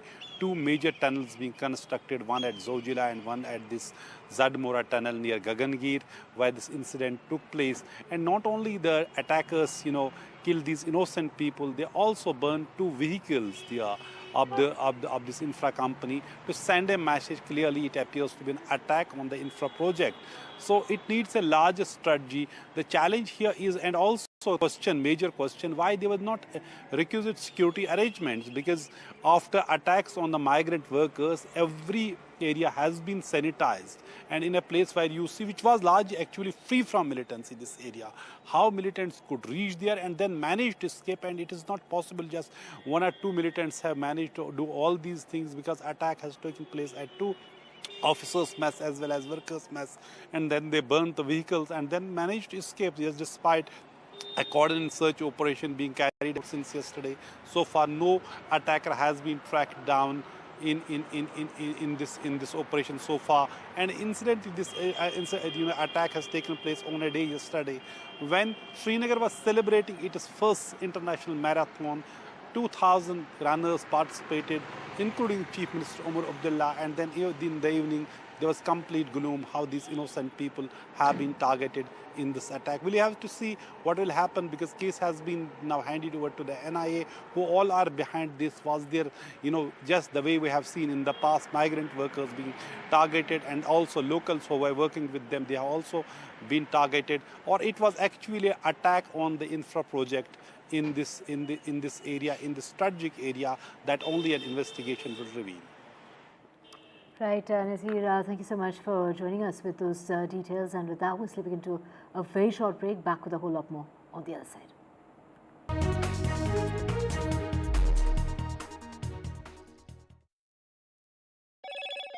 Hello, Moto.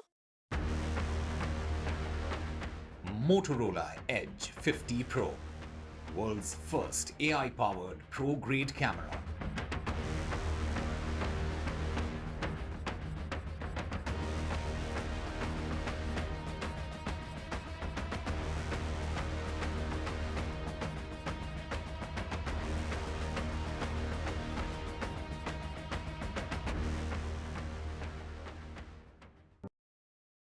been reporting on all issues big and small from Andhra Pradesh, Telangana, rest of South India, bringing you all the action, all that you need to know, all that you want to know. The energy of Maximum City is infectious. I bring in that energy in our news coverage from financial capital Mumbai. India's IT capital is always buzz. It's literally a city that never sleeps. And I keep you ahead on all the Bengaluru buzz. Covering from the southernmost part of India over the last 23 years, I bring in-depth and 360-degree coverage from the Dravidian heartland. The land of Mishti is also known for its bitter politics. I have seen much water flow under the Howrah Bridge, covering Bengal in all its vivid colors.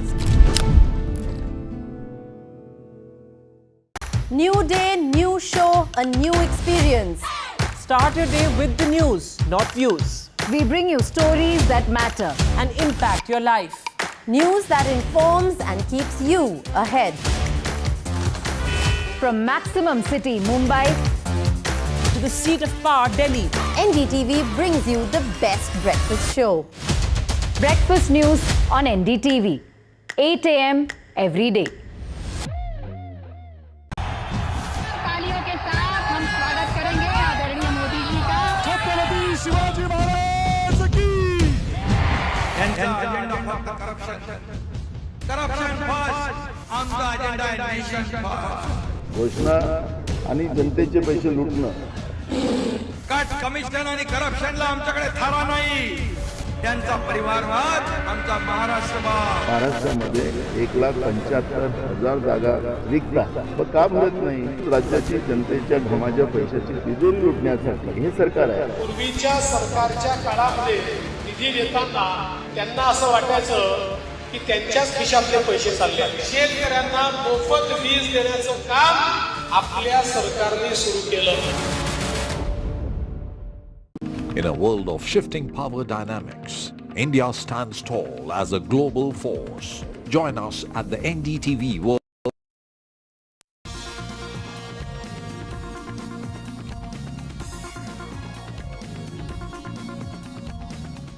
His Excellency has actually been a civil servant. He is one of the few first civil servants in the Bhutanese society who crossed over to the political side, had a very successful run, has been the Prime Minister of the country before as well, and this is his second stint as the Prime Minister of Bhutan. Prime Minister, you have a very interesting educational background too. You have studied at Pittsburgh, 4 years at Pittsburgh, and then you have a master's from Harvard. A thought came to my mind that how have you used that education, that American exposure, that education at your very young age, to help transform the society here or add value to the society here in this country, in Bhutan and otherwise? Thank you, Nikunji. Delighted to be here. And I want to congratulate you and your entire NDTV team for putting together the World Summit. And congratulations on the inaugural summit. Who better than Prime Minister Modi to launch the summit? I am honored also and humbled, deeply humbled, to be included in your inaugural summit. I can see the summit grow from strength to strength. God knows the world needs NDTV and the World Summit. Thank you, Prime Minister. The question you asked about how did the University of Pittsburgh and then the University of Harvard, where I spent a year, how did they mold me to serve my country? Fair question. But the better question would be, how did India mold me to serve my country?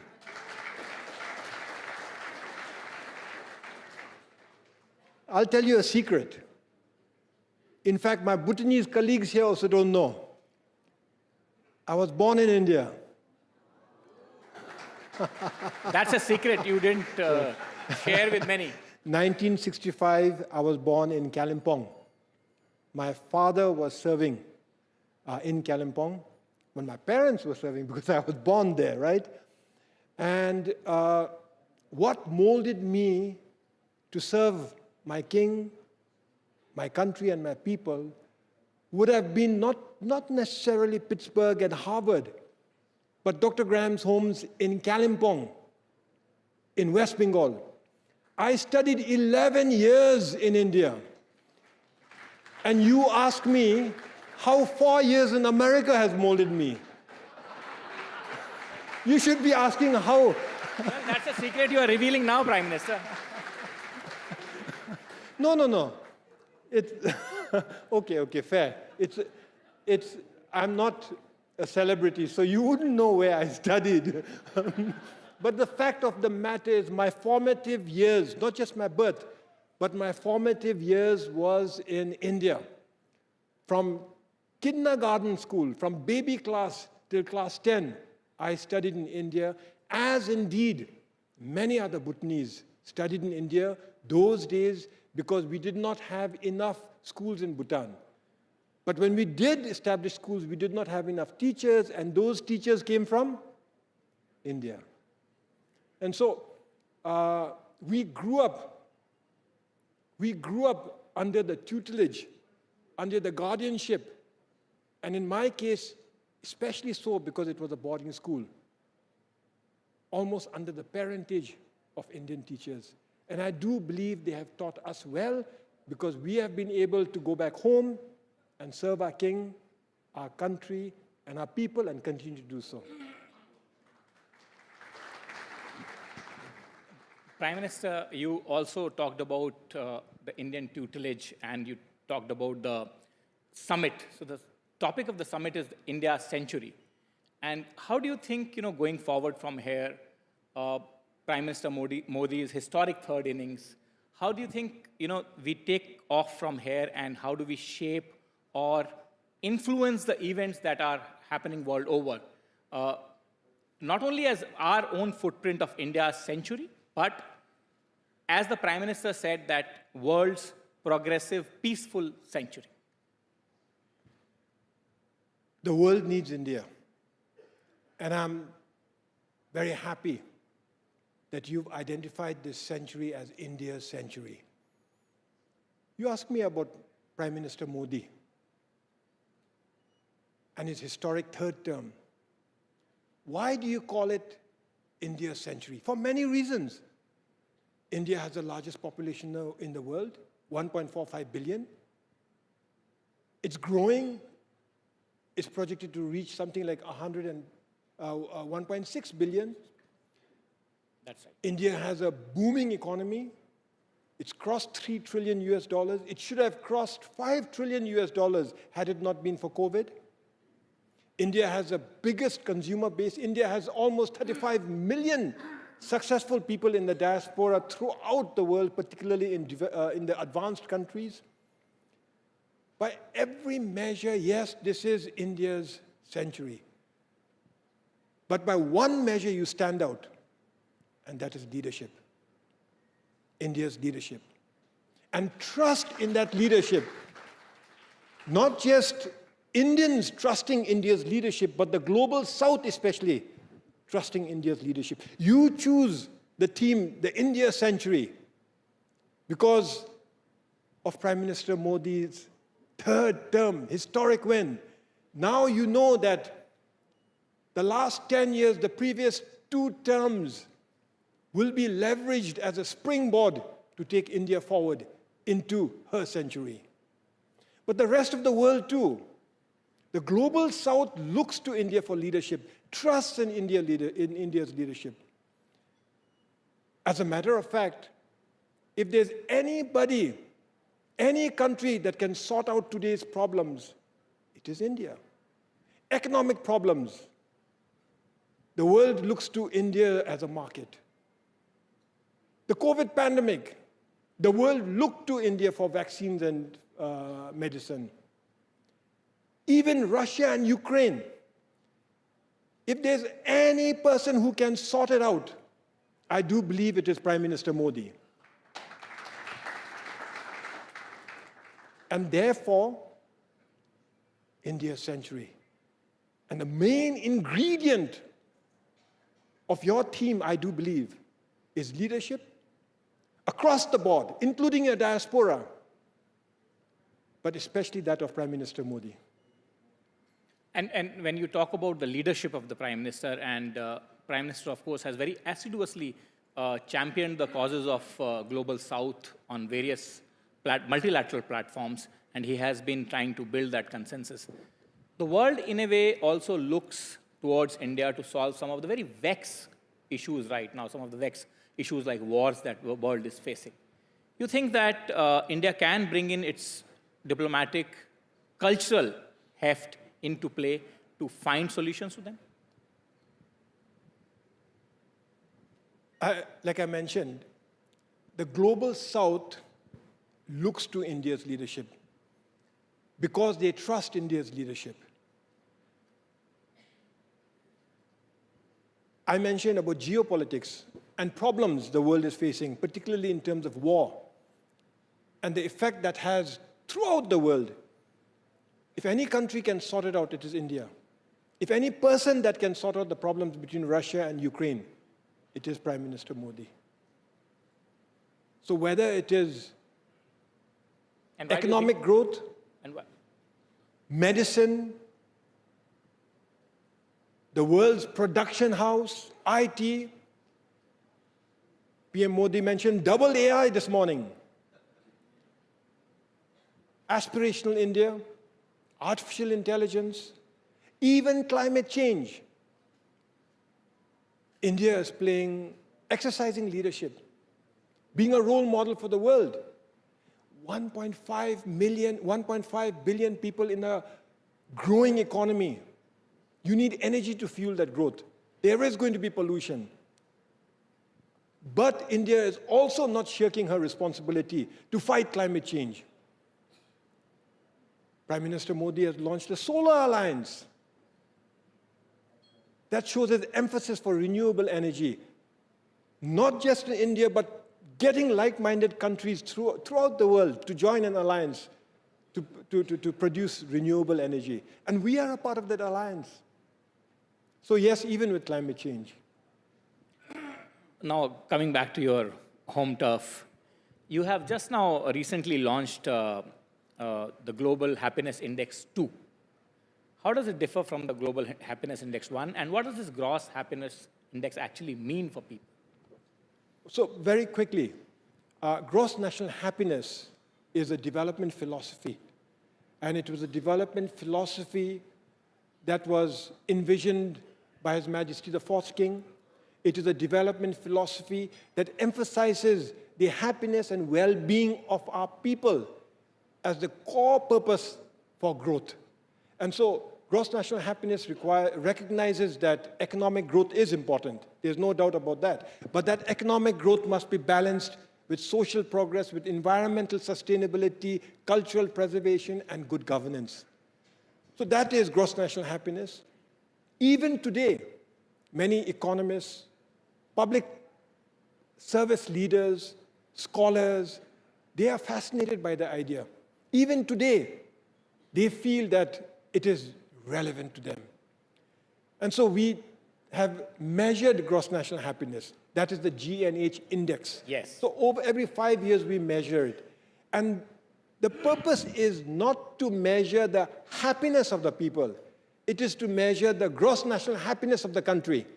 G&H situation of the country as measured by what people perceive, how people perceive it to be. So we have 9 domains that we measure. Health, education, living standard, environment, governance, then time use, psychological well-being, culture, community. These 9 domains are measured. They're divided into 33 variables, subdivided into 150 questions, and that questionnaire is rolled out in the survey every 5 years. You can imagine how difficult it is to collect the material, analyze the material, and then we come up with an index. For instance, 0.756. So every 5 years, that index has been increasing slightly, indicating that the gross national happiness of the country is increasing slightly. A good trend.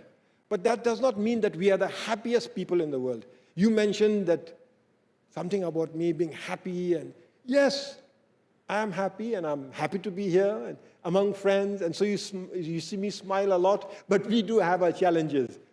And we are fortunate to have enlightened kings who have given us a balance between sustainable and equitable economic growth and everything else that matters in life.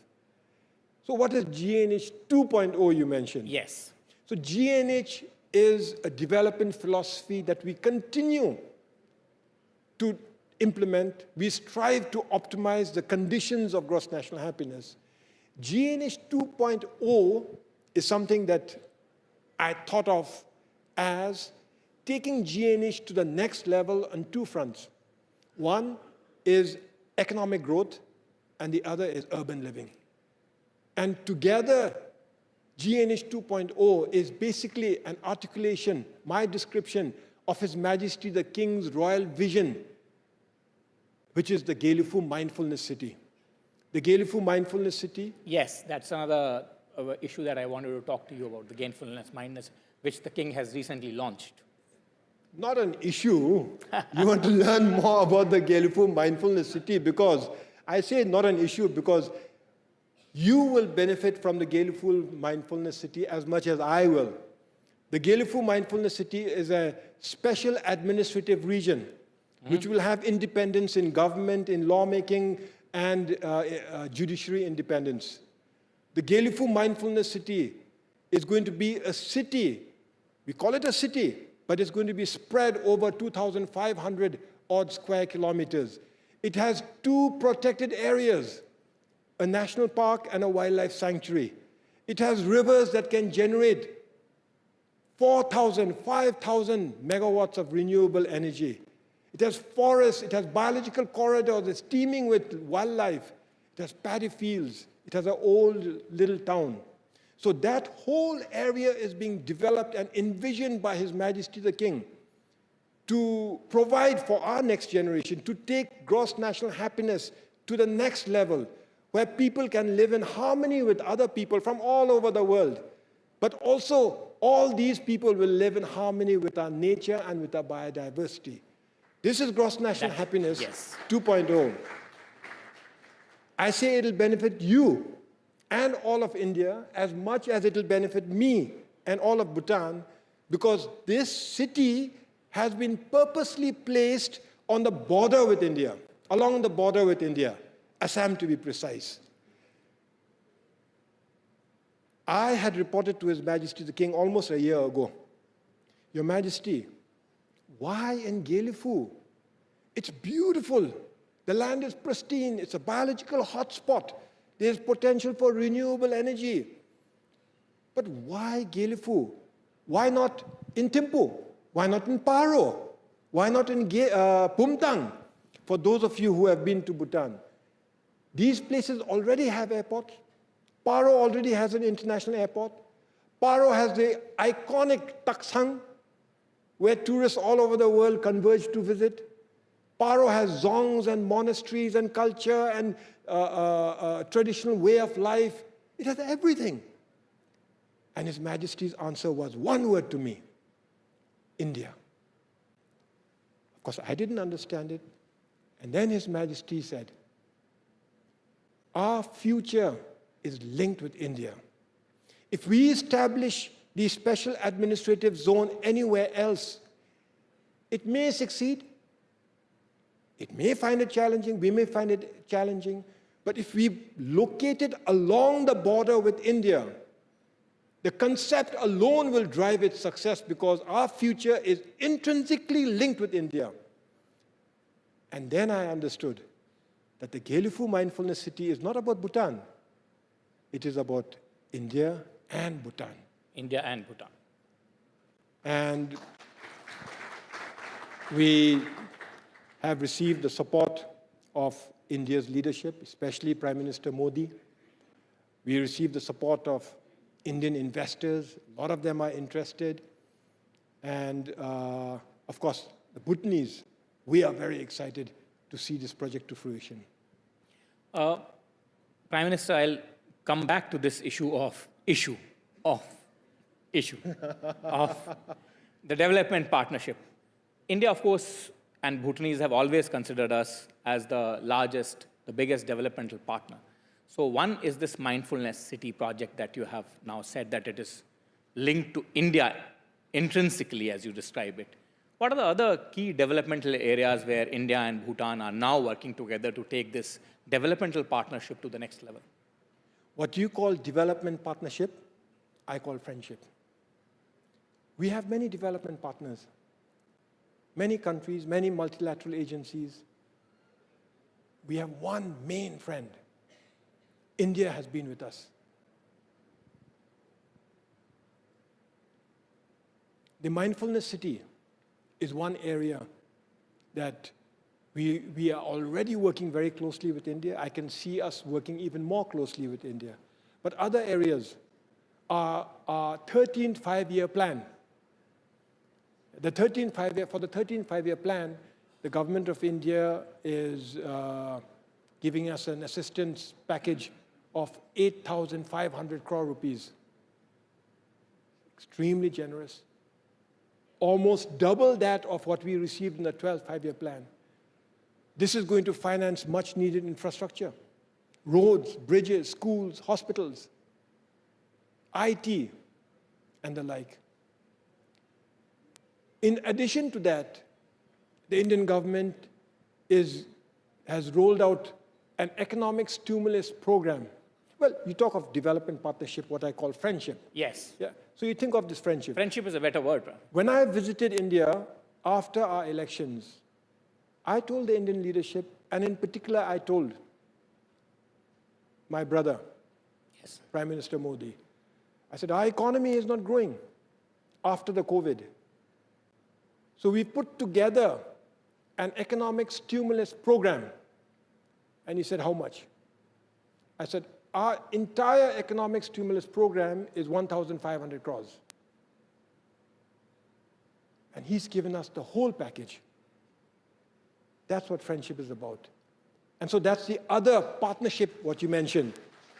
The 12th five-year plan, in addition to the Gelifu Mindfulness City, the 12th five-year plan, the economic stimulus program, and then even bigger than that is our partnership in the area of renewable energy.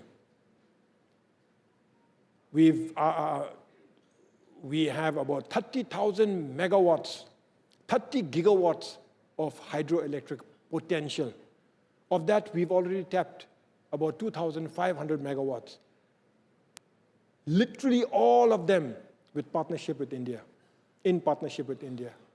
This year, we're going to inaugurate another 1,020 megawatts, again in partnership with India.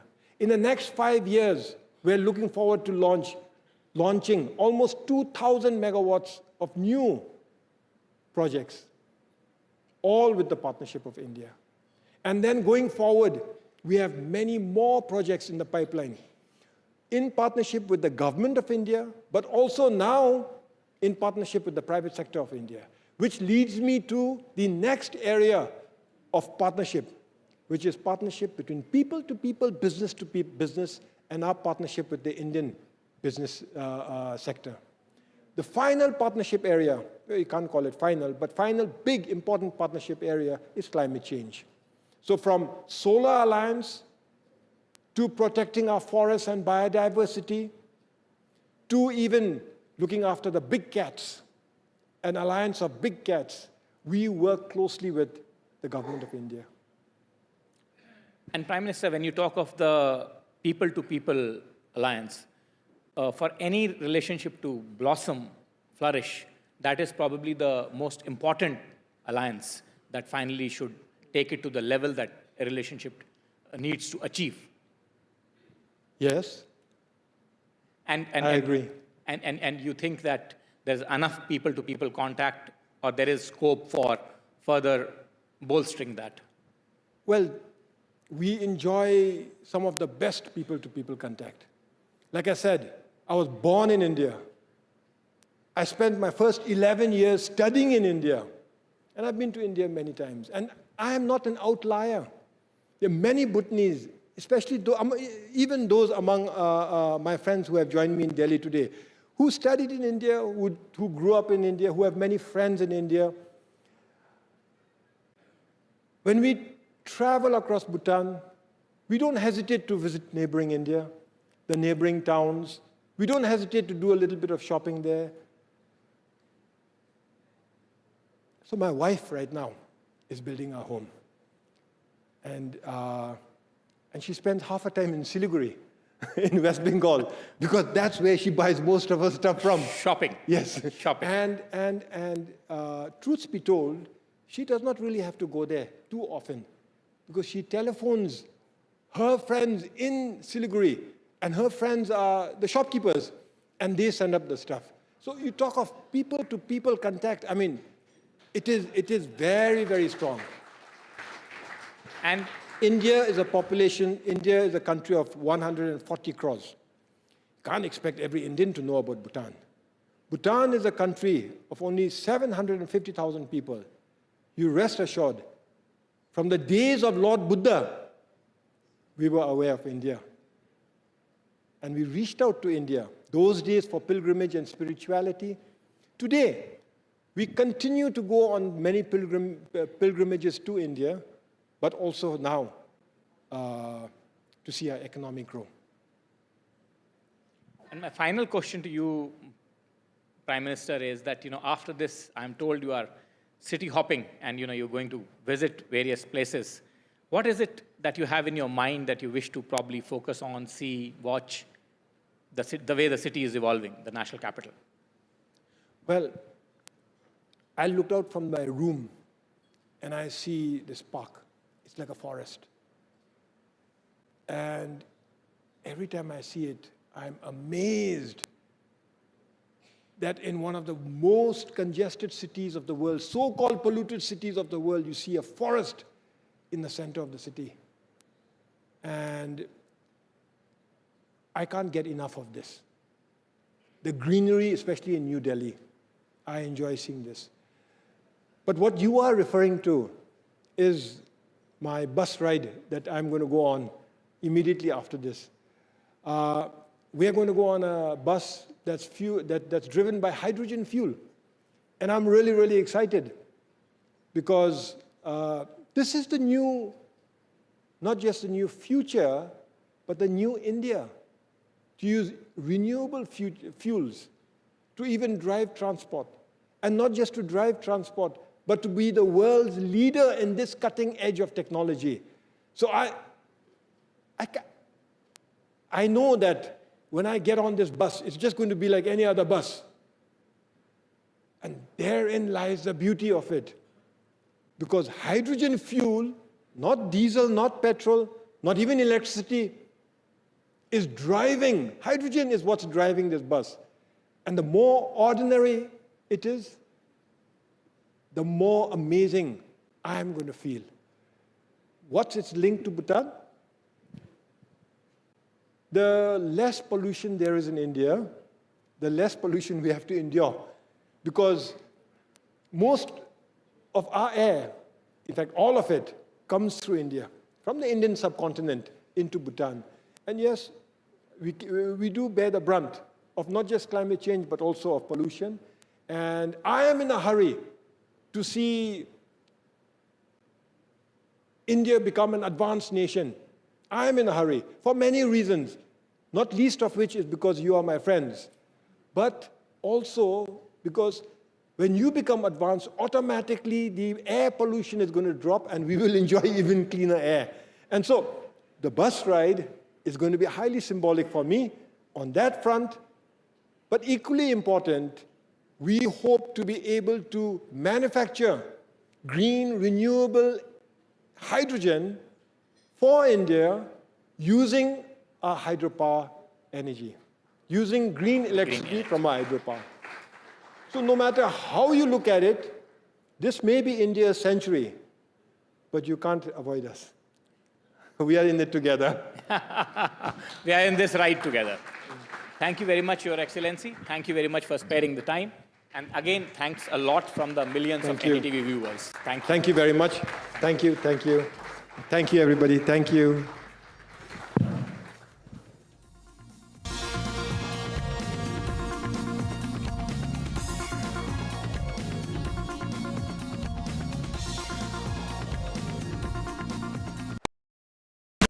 Stay informed and entertained with the new and updated NDTV News app. You can watch all our channels live, listen to podcasts, read breaking and exclusive news from around the world and more. Download the NDTV app today and get access to the best journalism and storytelling on your smartphone or tablet. The NDTV app. News that matters to you. I've been reporting on all issues big and small from Andhra Pradesh, Telangana, rest of South India, bringing you all the action, all that you need to know, all that you want to know. The energy of Maximum City is infectious. I bring in that energy in our news coverage from financial capital Mumbai. India's IT capital is always buzz. It's literally a city that never sleeps. And I keep you ahead on all the Bengaluru buzz. Covering from the southernmost part of India over the last 23 years, I bring in-depth and 360-degree coverage from the Dravidian heartland. The land of Mishti is also known for its bitter politics. I have seen much water flow under the Howrah Bridge, covering Bengal in all its vivid colors. New day, new show, a new experience. Start your day with the news, not views. We bring you stories that matter and impact your life. News that informs and keeps you ahead. From Maximum City, Mumbai, to the seat of power, Delhi, NDTV brings you the best breakfast show. breakfast news on NDTV, 8 a.m. every day. तालियों के साथ हम स्वागत करेंगे आदरणीय मोदी जी का।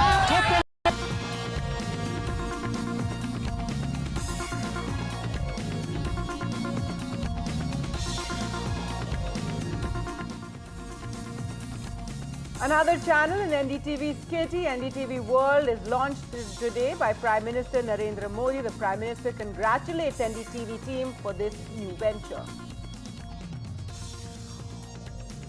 In his keynote address, the Prime Minister says the world celebrates India's success and this is India's time. He talks about the digital age and says India has democratized digital infrastructure. And former UK Prime Minister का नया रास्ता दुनिया को दिखाया.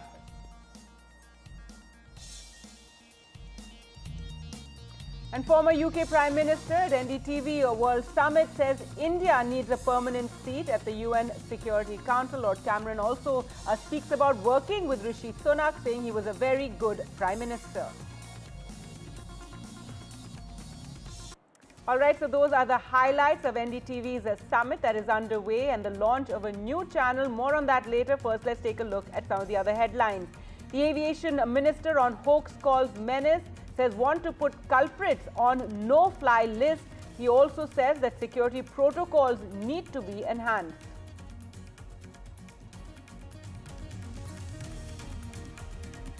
In the Delhi blast case, a multi-agency probe is underway after the blast at a Rohini school yesterday. The Delhi police have written to Telegram after a post on Telegram claimed responsibility and shared a video of the blast.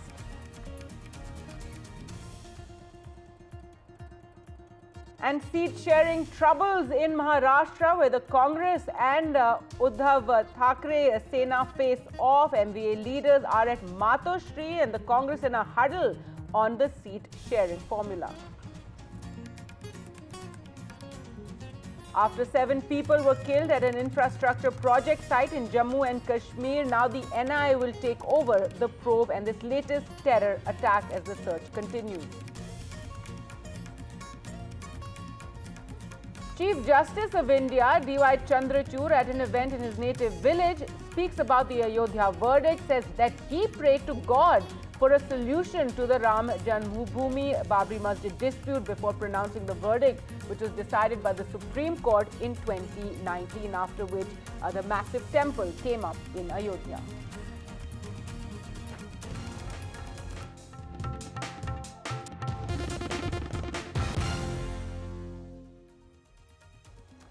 All right, our top story now. In a day after an explosion took place at a school in Rohini in Delhi, which has set off a multi-agency investigation. The Delhi police has also written to authorities in the Telegram app seeking information about a particular handle there named Justice League India, is what sources have told us. Last evening, the Telegram handle had posted CCTV footage of this blast and claimed responsibility. Now, according to police sources, they have yet to receive any response from Telegram to their query. Let's go across to Tanushka now for more on this story. And Tanushka, what is the latest that you can share with us?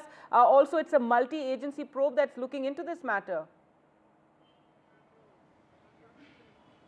Well, according to sources, of course, we've had the CRPF forces and team from Pune come to the spot here in Delhi and investigate. We've also had the NIA team come to the spot again after yesterday, today as well, to investigate into exactly also that spot where the blast happened. As you can see, that is the boundary wall of the CRPF school, wherein there's a hole that was caused because of the high impact and low intensity crude bomb that was used. And according to sources, what we are also understanding is that the chemicals in the bomb, nature of the chemicals have been ascertained. There was use of hydrogen peroxide, borate and nitrate. All of these three chemicals, a mixture of them were used together. And what we are also understanding is that, you know, this was an engineering of a local person, because they do the mixture of such chemicals together is usually used in mining.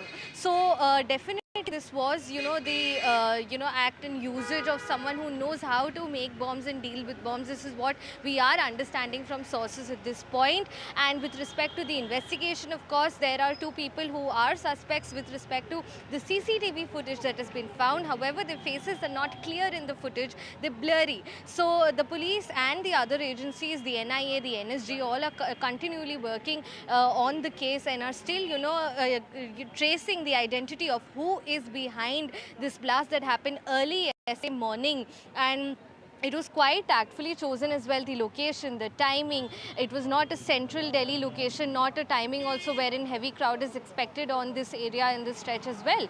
So it was definitely, the perpetrators did have the intention of sending out a message or a warning signal to the agencies. It's been over 24 hours at this point and no arrests have been made in the case. So this is definitely a question mark on the law and order situation in the capital. Right, and there's politics also taking place over this. Tanushka, you've had the Chief Minister also talk about it and talk about mafia, etc. Tell us more about, this sort of blame game. But yes, at the heart of it, that visual that we're showing to our viewers, absolutely shocking. And what is happening at the school today? The school remains shut today, Gargi, of course, considering, such a blast happened just yesterday. So no children have been here at the school. What we're also, of course, understanding from the political blame game that has broken out between the Aam Aadmi Party, the Delhi Chief Minister has come out with a statement and has blamed the centre for this lapse in security and the negligence on the BJP government. While at the same time, the BJP and the Delhi BJP President Virendra Sachdev also came out with a statement blaming the Delhi government for this. So of course, that is continuing, but at the same time, the investigation lies in the hands of Delhi police, the NIA, the NSG, all of these multi-agency probe that is going on right now and has been going on since yesterday at a stretch. Various teams are coming in and, doing their own investigations. Exhibits have been taken from the ground. The FSL team as well is also continuing with their sample examination analysis of the exhibits that have been taken from the ground. All right. Thanks so much, Tanushka, for joining us with all the very latest in that blast case. The NDTV World Summit is underway in New Delhi, where our new channel, NDTV World, was launched today morning by Prime Minister Narendra Modi. NDTV World aims to bring you news from across the globe, and while congratulating NDTV, the Prime Minister in his keynote address at the summit said that India has shown the world that digital innovation and democratic values can coexist. The Prime Minister also said that India did not have the first mover advantage during the internet era, but that India democratized technology and showed the world the way to digital public infrastructure. दुनिया में मची उथल-पुथल के बीच भारत उम्मीद की एक किरण बना है।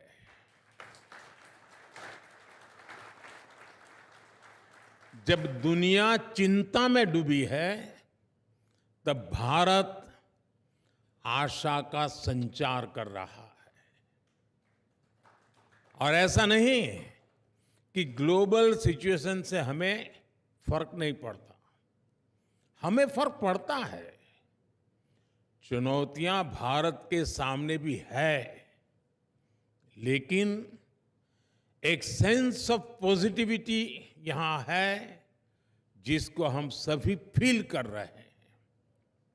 और इसलिए द इंडियन सेंचुरी की बात हो रही है। साथियों, आज भारत हर सेक्टर में, हर क्षेत्र में जिस तेजी से काम कर रहा है वो अभूतपूर्व है। भारत की स्पीड, भारत की स्केल अनप्रेसिडेंटेड है। आपको जानकर अच्छा लगेगा कि लगभग हर समिट में भारत के डिजिटल पब्लिक इंफ्रास्ट्रक्चर की बहुत अधिक चर्चा होती है। बड़ी बड़ी समिट्स में इसी तरह लोगों को हैरानी होती है कि भारत ने इतना शानदार डीपीआई कैसे विकसित कर लिया। भारत ने टेक्नोलॉजी को डेमोक्रेटाइज करके डिजिटल पब्लिक इंफ्रास्ट्रक्चर का नया रास्ता दुनिया को दिखाया है। भारत ने दिखाया है कि डिजिटल इनोवेशन और डेमोक्रेटिक वैल्यूज को एग्जिस्ट कर सकती है। भारत ने दिखाया है कि टेक्नोलॉजी इंक्लूजन, ट्रांसपेरेंसी और एम्पावरमेंट का टूल है, कंट्रोल और डिवीजन का नहीं। भारत आज सॉल्यूशंस पर भी फोकस कर रहा है। बीते दशक में भारत ने ऐसे अनेक सॉल्यूशंस पर काम किया है। भारत की तरफ से लिए गए सभी इनिशिएटिव्स दुनिया की चुनौतियों के समाधान देने वाले हैं। भारत जितना आगे बढ़ेगा, दुनिया को उतना ही फायदा होगा। हमारा प्रयास होगा भारत की सेंचुरी सिर्फ भारत की नहीं, बल्कि पूरी मानवता की जीत की सेंचुरी बने। एक ऐसी सदी जिसमें भारत के प्रयासों से दुनिया में स्थिरता आए और विश्व शांति बढ़े। हमारे तीसरे टर्म में जो गति भारत ने पकड़ी है, उसे देखकर बहुत सी रेटिंग एजेंसीज ने भारत का ग्रोथ फोरकास्ट और बढ़ा दिया है। यहां जो भारत को सबसे ज्यादा प्यार करते हैं, ऐसे श्रीमान मार्क मोबियस जैसे पार्टी एक्सपर्ट यहां मौजूद है। वो जिस प्रकार भारत में होने वाले इन्वेस्टमेंट को लेकर उत्साहित है, उसका बहुत महत्व है।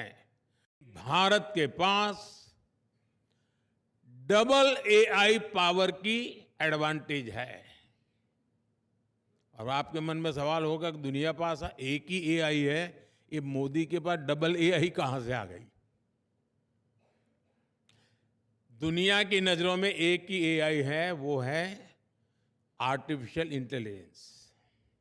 लेकिन हमारे पास वो तो है ही, दूसरी एआई है एस्पिरेशनल इंडिया।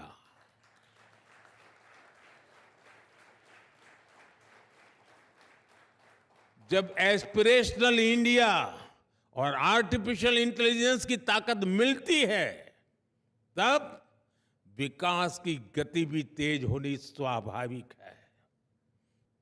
हमने फास्ट फिजिकल कनेक्टिविटी और इंक्लूसिव कनेक्टिविटी पर बहुत फोकस किया है।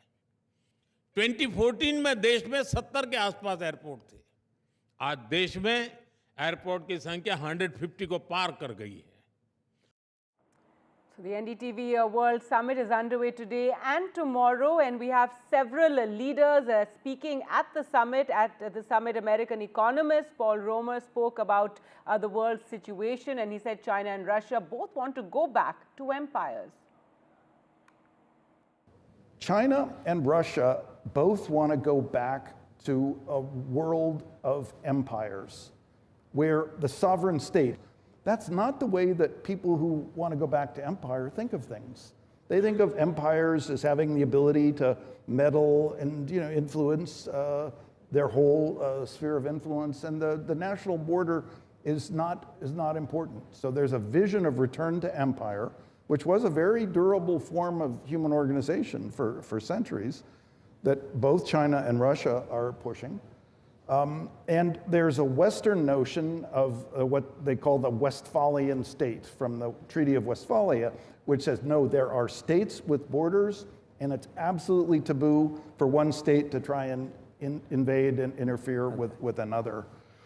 India needs to decide, does it want to be on the side of empire, or does it want to be on the side of the Westphalian state? And I think India might be able to stand up and say, we remember what it was like being part of an empire, and we didn't like it. So we want to stand up for the importance of the sovereign state as the organizing principle going forward in the world. If India takes that stand, it could really decisively tip the balance, which might otherwise go in the direction of, okay, well, China will have its imperial sphere and Russia will have its, and they'll just meddle and influence in surrounding countries, and we'll just go back to that kind of world. All right, well, moving on now. After nearly 100 flights received bomb threats in 7 days since the 14th of October, Union Civil Aviation Minister Mohan Naidu has said that safety is the government's top priority and that rules are being amended to put people who make such calls on the no-fly list. That making such threats will also be made a cognizable offence with provisions for punishment and fines. From the ministry, we have thought of some legislative action also, if it is required, which direction should be moved. So one of the idea that we want to propagate by changing these rules is, once we catch hold of the perpetrator who is behind this, we want to put them in the no-fly list. And with that idea or with that thought process, we are trying to amend the aircraft security rules, which is already there.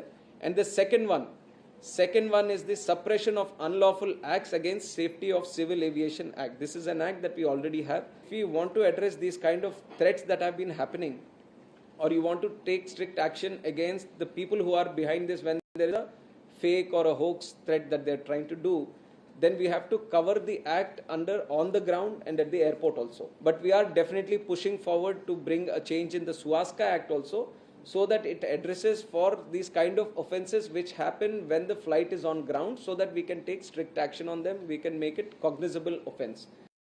We have had multiple meetings. In the last 1 week, I have chaired certain meetings with all the necessary stakeholders within the ministry. So at multiple levels, we have been having these meetings, and everyone we have taken in suggestions, opinions of all of them. And from the ministry, we have thought of some legislative action also, if it is required, which direction should be moved. So we have enhanced the security also. We have enhanced the security at airports. We are doing 10% more checking at the security checkpoints. We have enhanced the CC cameras, whatever needs to be done, so that the airports get monitored more thoroughly. That part also we are doing. So aircraft security rules, we are trying to put an amendment there, and the suppression of unlawful activities against safety of civil aviation. This is another act where we want to bring in the amendment. Well, let's go across to Aishwarya now for more. And Aishwarya, the aviation minister, they're talking about, various measures to punish those who make these hoax calls. But the hoax calls are just going on, coming in. 100 have been received since October 14th, and the government will have to think of, more ways to counter this.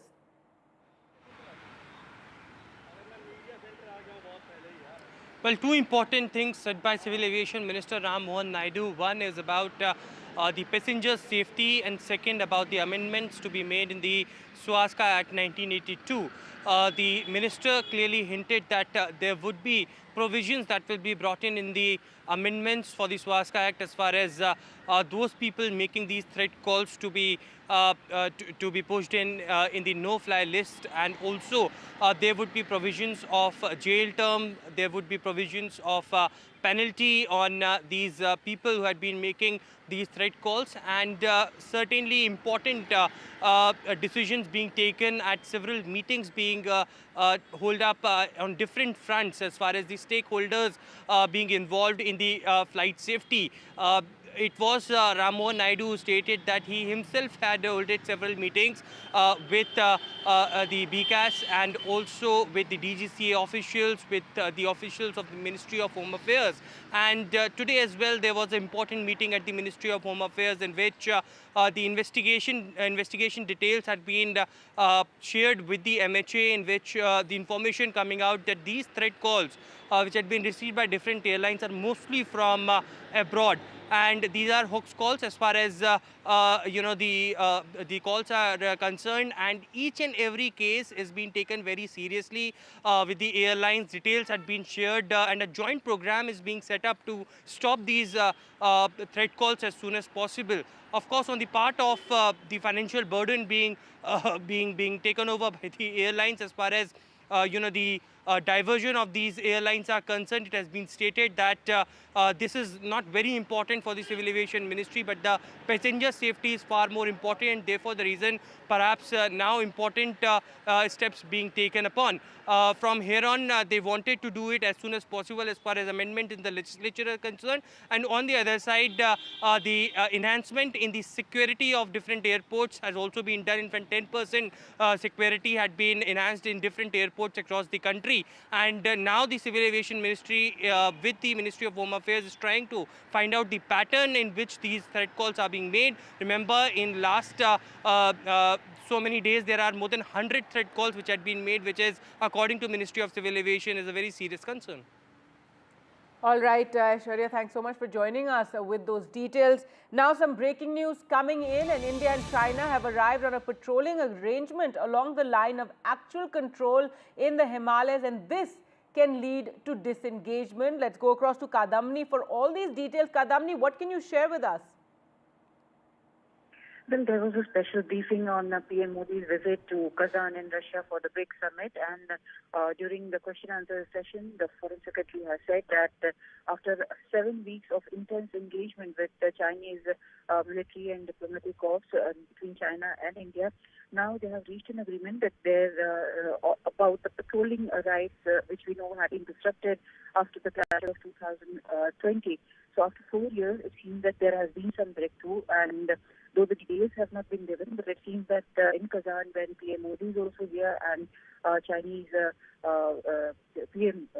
Premier Xi Jinping is also here, then there might be some more details coming out. But after 4 years, this has to be a major breakthrough which has happened, because there were several patrolling points which are not accessible to Indian troops, which had been prior to April 2020. Now, these were the issues which were playing out continuously, and they had seen the EM who had said that there cannot be any normalcy in relationship as long as these outstanding issues are there regarding the patrolling issues and disengagement issues. So now we are hearing that it's an announcement that there has been an agreement about the patrolling rights, who will be patrolling where, and the more details about the points where the patrolling can be resumed, or there is anything more, should soon be coming.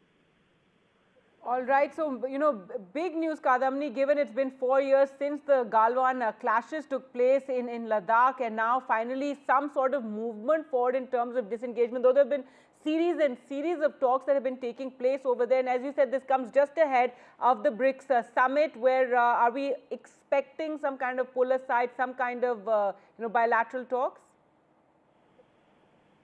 Well, we have seen the MEA statement, and we have seen that there might be bilaterals with the BRICS countries, and it can be expected, though there has not been any formal announcement whether there will be a bilateral between Xi Jinping and PM Modi, but we can expect that there might be a bilateral, and more details about this agreement regarding patrolling rights should be emerging after that.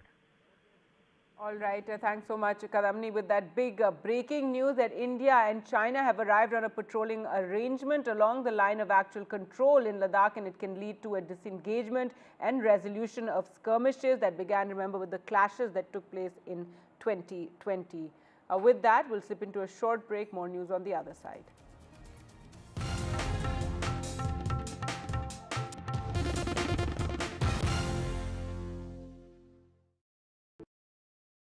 In a world of shifting power dynamics, India stands tall as a global force. Join us at the NDTV World Summit 2024, where Prime Minister Narendra Modi will unveil his transformative vision for the India century.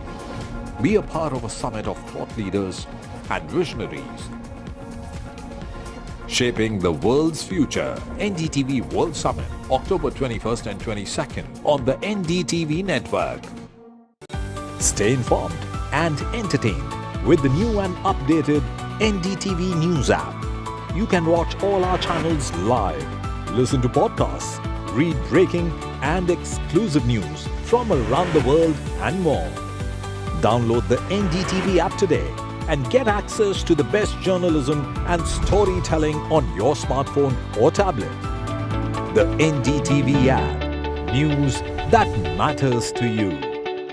I've been reporting on all issues big and small from Andhra Pradesh, Telangana, rest of South India, bringing you all the action, all that you need to know, all that you want to know. The energy of Maximum City is infectious. I bring in that energy in our news coverage from financial capital Mumbai. India's IT capital is always buzz. It's literally a city that never sleeps. And I keep you ahead on all the Bengaluru buzz. Covering from the southernmost part of India over the last 23 years, I bring in-depth and 360-degree coverage from the Dravidian heartland. The land of Mishti is also known for its bitter politics. I have seen much water flow under the Howrah Bridge, covering Bengal in all its vivid colors. New day, new show, a new experience. Start your day with the news, not views. We bring you stories that matter And impact your life. News that informs and keeps you ahead. from Maximum City, Mumbai, To the seat of power, Delhi. NDTV brings you the best breakfast show. breakfast news on NDTV, 8 a.m. every day. तालियों के साथ हम स्वागत करेंगे आदरणीय मोदी जी का। छत्रपति शिवाजी महाराज की। Corruption first on the agenda and nation first. घोषणा आणि जनतेचे पैसे लुटणं. कट कमिशन आणि करप्शनला आमच्याकडे थारा नाही. त्यांचा परिवारवाद आमचा महाराष्ट्रवाद. महाराष्ट्रामध्ये 1,75,000 जागा रिक्त आहेत. मग का भरत नाही? राज्याची जनतेच्या घमाच्या पैशाची तिजोरी लुटण्यासाठी हे सरकार आहे. पूर्वीच्या सरकारच्या काळामध्ये निधी देताना त्यांना असं वाटायचं की त्यांच्याच खिशातले पैसे चालले. शेतकऱ्यांना मोफत वीज देण्याचं काम आपल्या सरकारने सुरू केलं. In a world of shifting power dynamics, India stands tall as a global force. Join us at the NDTV World Summit 2024, where Prime Minister Narendra Modi will unveil his transformative vision for the India century. Be a part of a summit of thought leaders and visionaries, shaping the world's future. NDTV World Summit, October 21st and 22nd on the NDTV network. Stay informed and entertained with the new and updated NDTV News app. You can watch all our channels live, listen to podcasts, read breaking and exclusive news from around the world and more. Download the NDTV app today and get access to the best journalism and storytelling on your smartphone or tablet. The NDTV app. News that matters to you. I've been reporting on all issues big and small from Andhra Pradesh, Telangana, rest of South India, bringing you all the action, all that you need to know, all that you want to know. The energy of Maximum City is infectious. I bring in that energy in our news coverage from financial capital Mumbai. India's IT capital is always buzz. It's literally a city that never sleeps. And I keep you ahead on all the Bengaluru buzz. Covering from the southernmost part of India over the last 23 years, I bring in-depth and 360-degree coverage from the Dravidian heartland. The land of Mishti is also known for its bitter politics. I have seen much water flow under the Howrah Bridge, covering Bengal in all its vivid colors. New day, new show, a new experience. Start your day with the news, not views.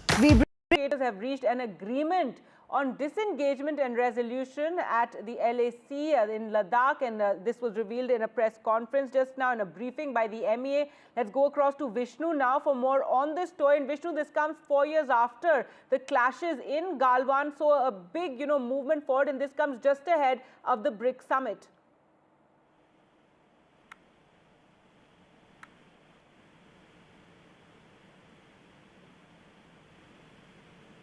Right, Vishnu, if you can hear me.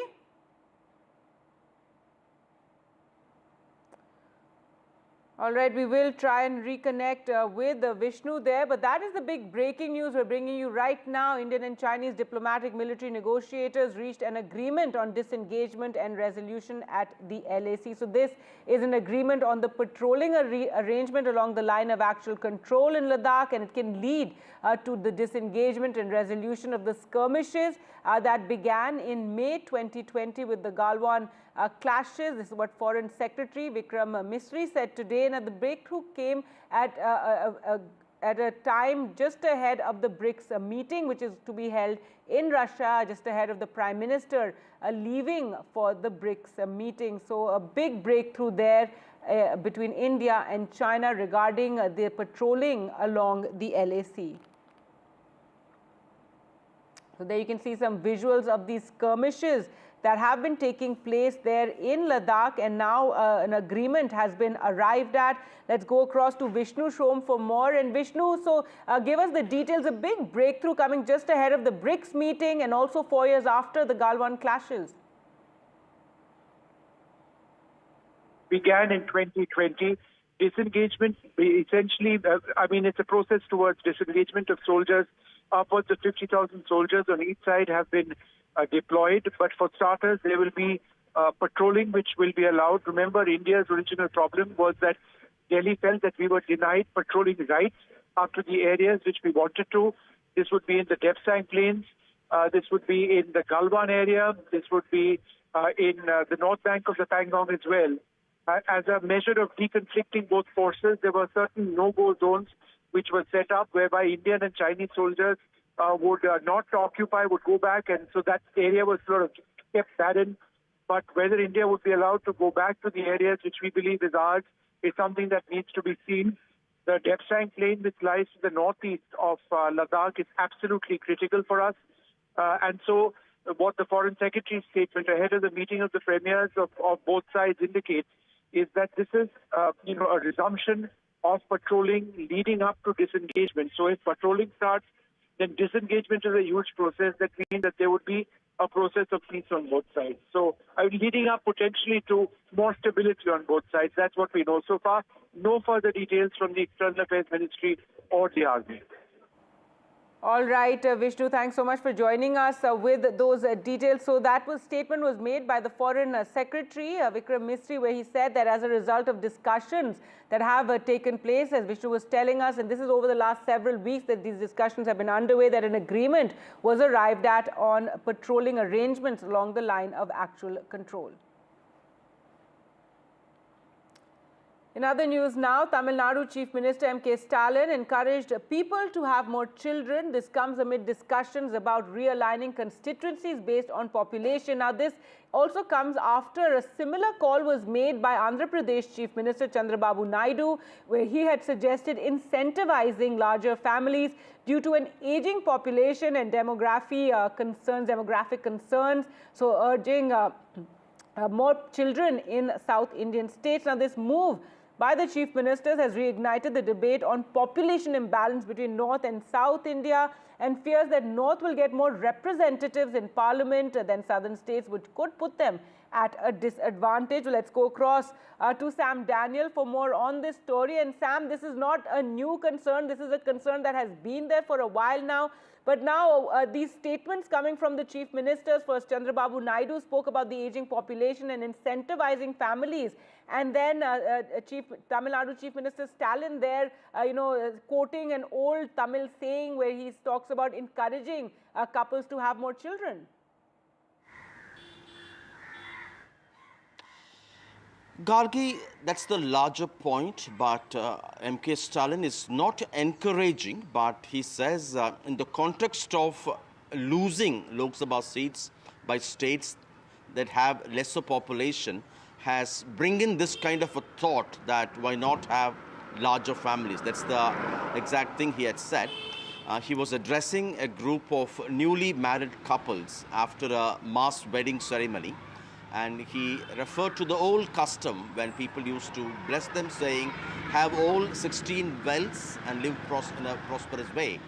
Although it didn't mean 16 children, he says now in the context of losing representation in terms of constituencies in states like Tamil Nadu because of its dwindling population, we cannot forget that many are thinking, why not have more children?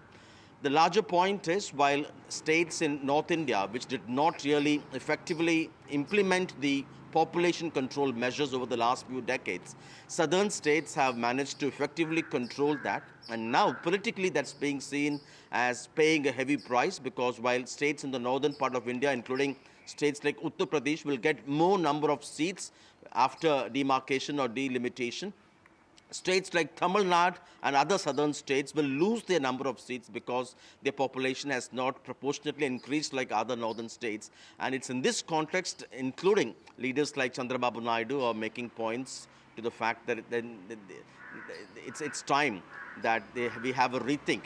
While India stands #1 worldwide in population, states contemplating in terms of consciously improving or increasing their population, many say could backfire. It's not a good idea.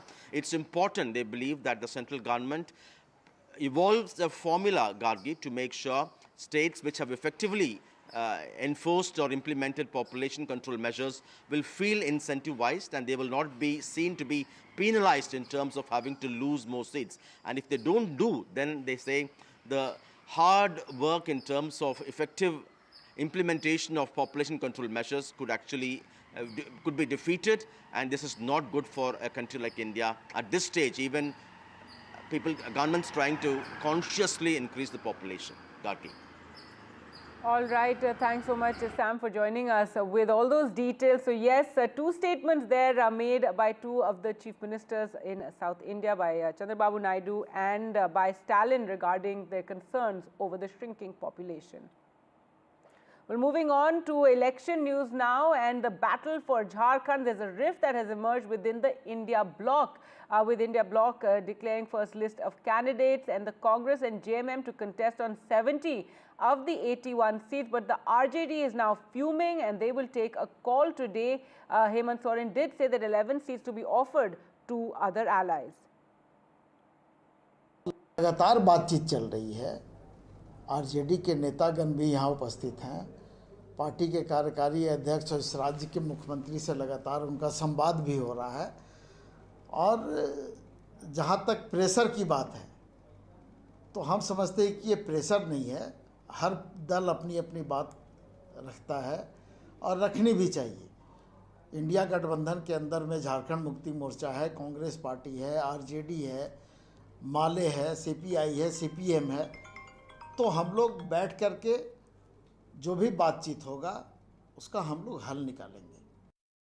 लड़ाई जीतेंगे, साथ रहें तो जीतेंगे। और अगर हम चंद सीटों पर, जिसका मैंने हवाला दिया, जिसकी जानकारी आपको कल तक मिल जाएगी, लड़ें, तब भी हम उस विकल्प का हिस्सा बनेंगे जो विकल्प बीजेपी के खिलाफ का विकल्प है।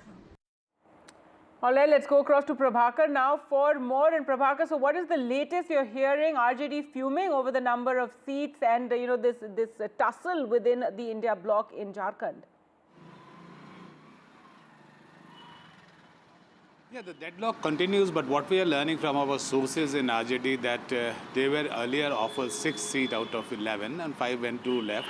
Now there is a slight step up and they might be offered 7 seats. But whether RJD has accepted that offer, that is one thing we still to hear from RJD or the JMM sources. So the deadlock technically continues, but there has been a backroom talk going on between the Congress, RJD and the JMM, and they're trying to resolve this. They're saying that hopefully by today evening they'll be able to resolve this. So basically JMM and Congress will have to step down in number of seats they are contesting on. They have 17 in their kitty, so they will have to actually give away some seats from their kitty. Only then this entire deadlock can be resolved. RJD as of now has 6. They have been offered 7, but no word from RJD whether they have accepted this offer or not, because they, what Manoj Jha said in a press conference and what we are learning from our sources in the party, that they would not settle for anything less than 10 seats. Earlier they were demanding 18, but they are willing to accept 10 seats or more. So that is the minimum number they will settle for. So let's see how it progresses through the day. All right, thanks so much, Prabhakar, for joining us with those latest details. News now from Jammu and Kashmir, where a massive search operation is underway in the Ganderbal district. Our security forces have launched a manhunt for those involved in the terror attack that took place on Sunday. This is after a doctor and 7 laborers were killed when terrorists struck a tunnel construction site on the Srinagar-Leh National Highway. On Sunday, the NIA Jammu branch, headed by Superintendent of Police rank officer, will be assisting the Jammu and Kashmir police in the terror attack probe, is what sources have said. The NIA is likely to take over the probe. इनकी जो family को जो loss हुआ है उसकी भरपाई कोई नहीं कर सकता है, बट ये इंश्योर किया गया है कि यहाँ से डीसी जम्मू ने डीसी गंदरबल के साथ टेकअप किया जाएगा मैटर, और जितना भी जो प्रोसेस होगा उसको फास्ट ट्रैक किया जाएगा, because as informed by the family इन्होंने बोला कि अभी तक उनको बॉडी का स्टेटस नहीं पता लगा है, तो लीगल फॉर्मेलिटी जैसे पूरी हो जाएंगी वो सारी कार्रवाई पूरी करवा के जल्द से जल्द बॉडी को यहाँ पे लाया जाएगा। देखिए, ये बहुत ही दर्दनाक वाक़ा है। उसके साथ साथ हमारे एक डॉक्टर साहब भी थे जो लोगों की खिदमत करते हैं, कल वो भी अपनी जान खो बैठे। अब बताइए मुझे, इन दरिंदों को मिलेगा क्या? क्या वो समझते हैं इससे यहाँ पाकिस्तान बनेगा? और हम कोशिश कर रहे हैं कि ये मामला ख़त्म हो और हम लोग आगे बढ़ें, हम लोग मुश्किलों से निकल सकें। मैं पाकिस्तान के हुक्मरानों से ये कहना चाहता हूँ, अगर वो सचमुच हिंदुस्तान से दोस्ती रखते हैं तो फिर ये बंद कीजिए। कश्मीर पाकिस्तान नहीं बनेगा, नहीं बनेगा, नहीं बनेगा।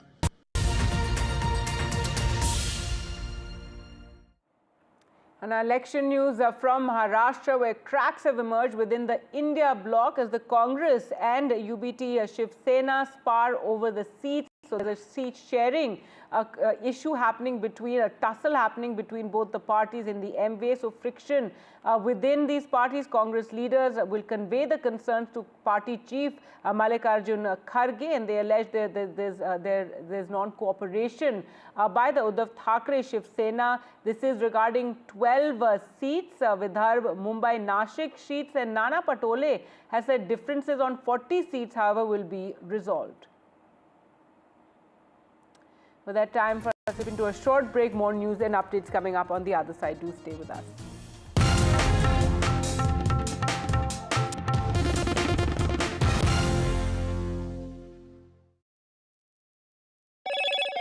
Hello, Moto. Motorola Edge 50 Pro, world's first AI-powered pro-grade camera.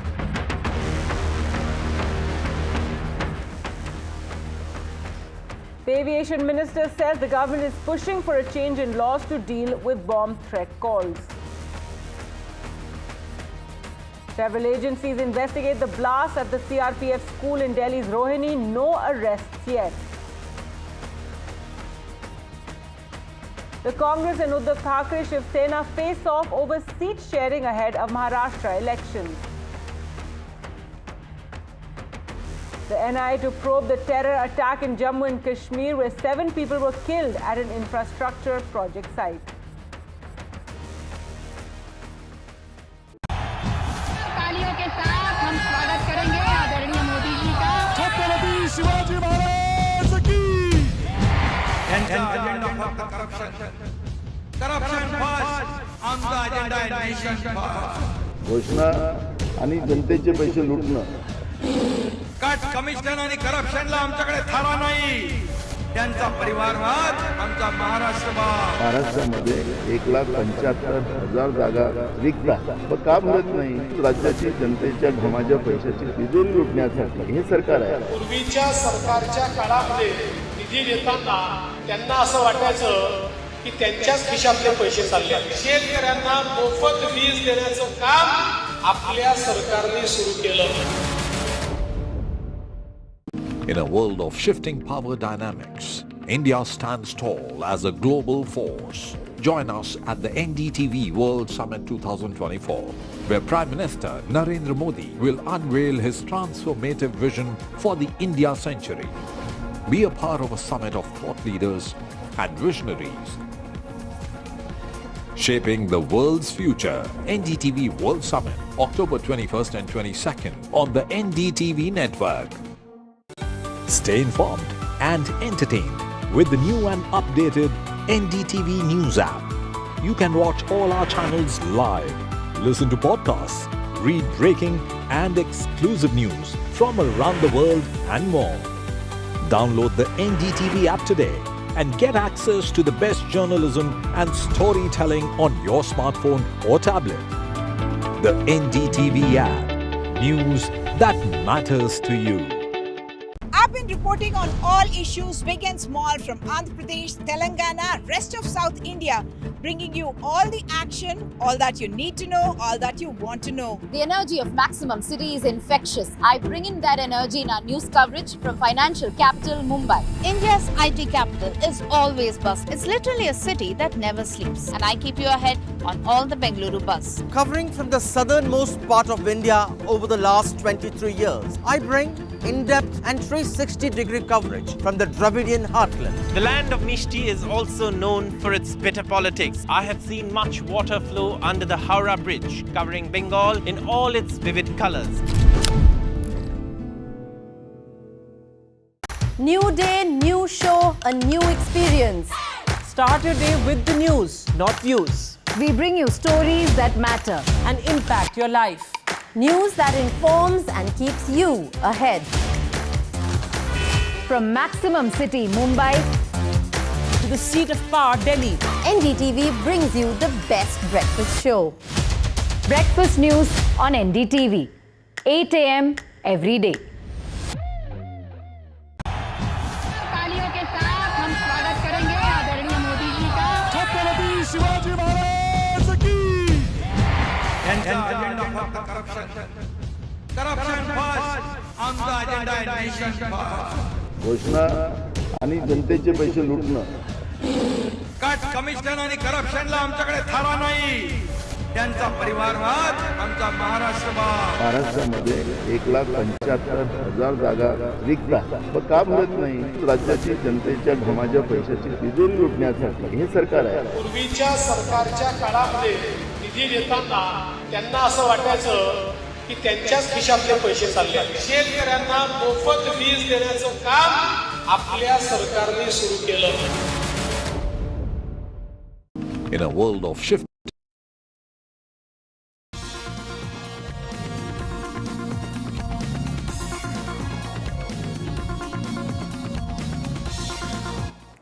Welcome back. The NDTV World Summit 2024 is underway in New Delhi, where our new news channel has been launched. NDTV World was launched today morning by Prime Minister Narendra Modi. NDTV World aims to bring you news from across the globe. And while congratulating NDTV, Prime Minister Modi said at the summit that India had shown the world that digital innovation and democratic values can coexist. So through the day today and tomorrow, we've had several world leaders attending this summit, and we've had several panels as well. The Bhutanese Prime Minister was at the summit where he spoke about India, and Prime Minister Shering Tobge also said by every measure, this is India's century. If any country can sort out problems, it is India.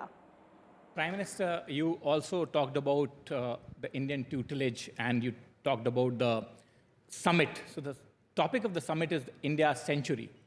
And how do you think, going forward from here, Prime Minister Modi's historic third innings, how do you think, we take off from here, and how do we shape or influence the events that are happening world over, not only as our own footprint of India's century, but as the Prime Minister said, that world's progressive, peaceful century.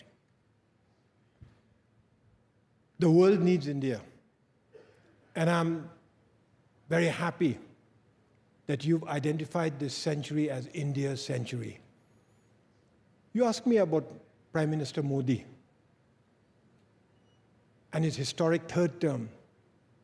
Why do you call it India's century? For many reasons. India has the largest population now in the world, 1.45 billion. It's growing. It's projected to reach something like 1.6 billion. That's right. India has a booming economy. It's crossed $3 trillion US. It should have crossed $5 trillion US had it not been for COVID. India has the biggest consumer base. India has almost 35 million successful people in the diaspora throughout the world, particularly in the advanced countries. By every measure, yes, this is India's century. But by one measure, you stand out, and that is leadership. India's leadership. And trust in that leadership. Not just Indians trusting India's leadership, but the global South especially trusting India's leadership. You choose the team, the India century, because of Prime Minister Modi's third term, historic win. Now you know that the last 10 years, the previous 2 terms, will be leveraged as a springboard to take India forward into her century. But the rest of the world too. The global South looks to India for leadership, trusts in India's leadership. As a matter of fact, if there's anybody, any country that can sort out today's problems, it is India. Economic problems. The world looks to India as a market. The COVID pandemic, the world looked to India for vaccines and medicine. Even Russia and Ukraine. If there's any person who can sort it out, I do believe it is Prime Minister Modi. PM Modi mentioned double AI this morning. Aspirational India, artificial intelligence, even climate change. India is exercising leadership, being a role model for the world. 1.5 billion people in a growing economy.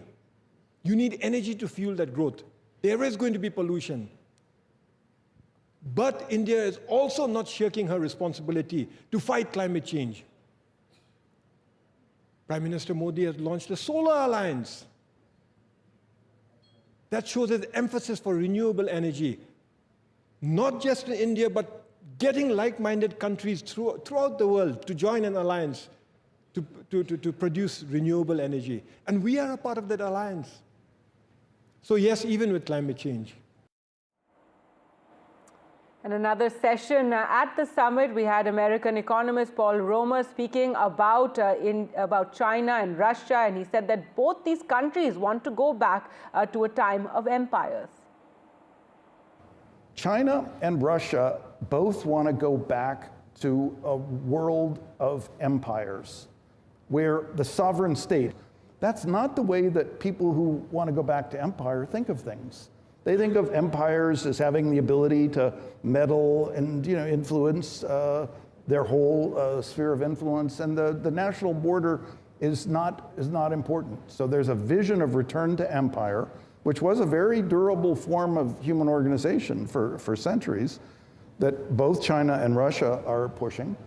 And there's a Western notion of what they call the Westphalian state from the Treaty of Westphalia, which says, no, there are states with borders, and it's absolutely taboo for one state to try and invade and interfere with another. India needs to decide, does it want to be on the side of empire, or does it want to be on the side of the Westphalian state? And I think India might be able to stand up and say, We remember what it was like being part of an empire, and we didn't like it. So we want to stand up for the importance of the sovereign state as the organizing principle going forward in the world. If India takes that stand, it could really decisively tip the balance, which might otherwise go in the direction of, okay, well, China will have its imperial sphere and Russia will have its, and they'll just meddle and influence in surrounding countries, and we'll just go back to that kind of world. All right, with that, time for us to slip into a short break. News and updates continue on NDTV. Do keep watching.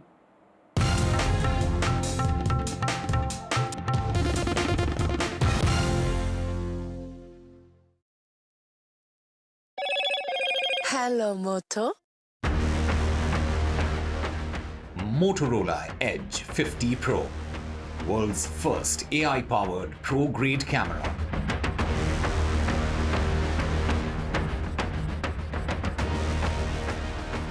A move that the Maldivian president says will bring significant benefits to the Maldivian economy, including increased financial inclusion, improved efficiency in financial transactions, as UPI will be introduced in the Maldives.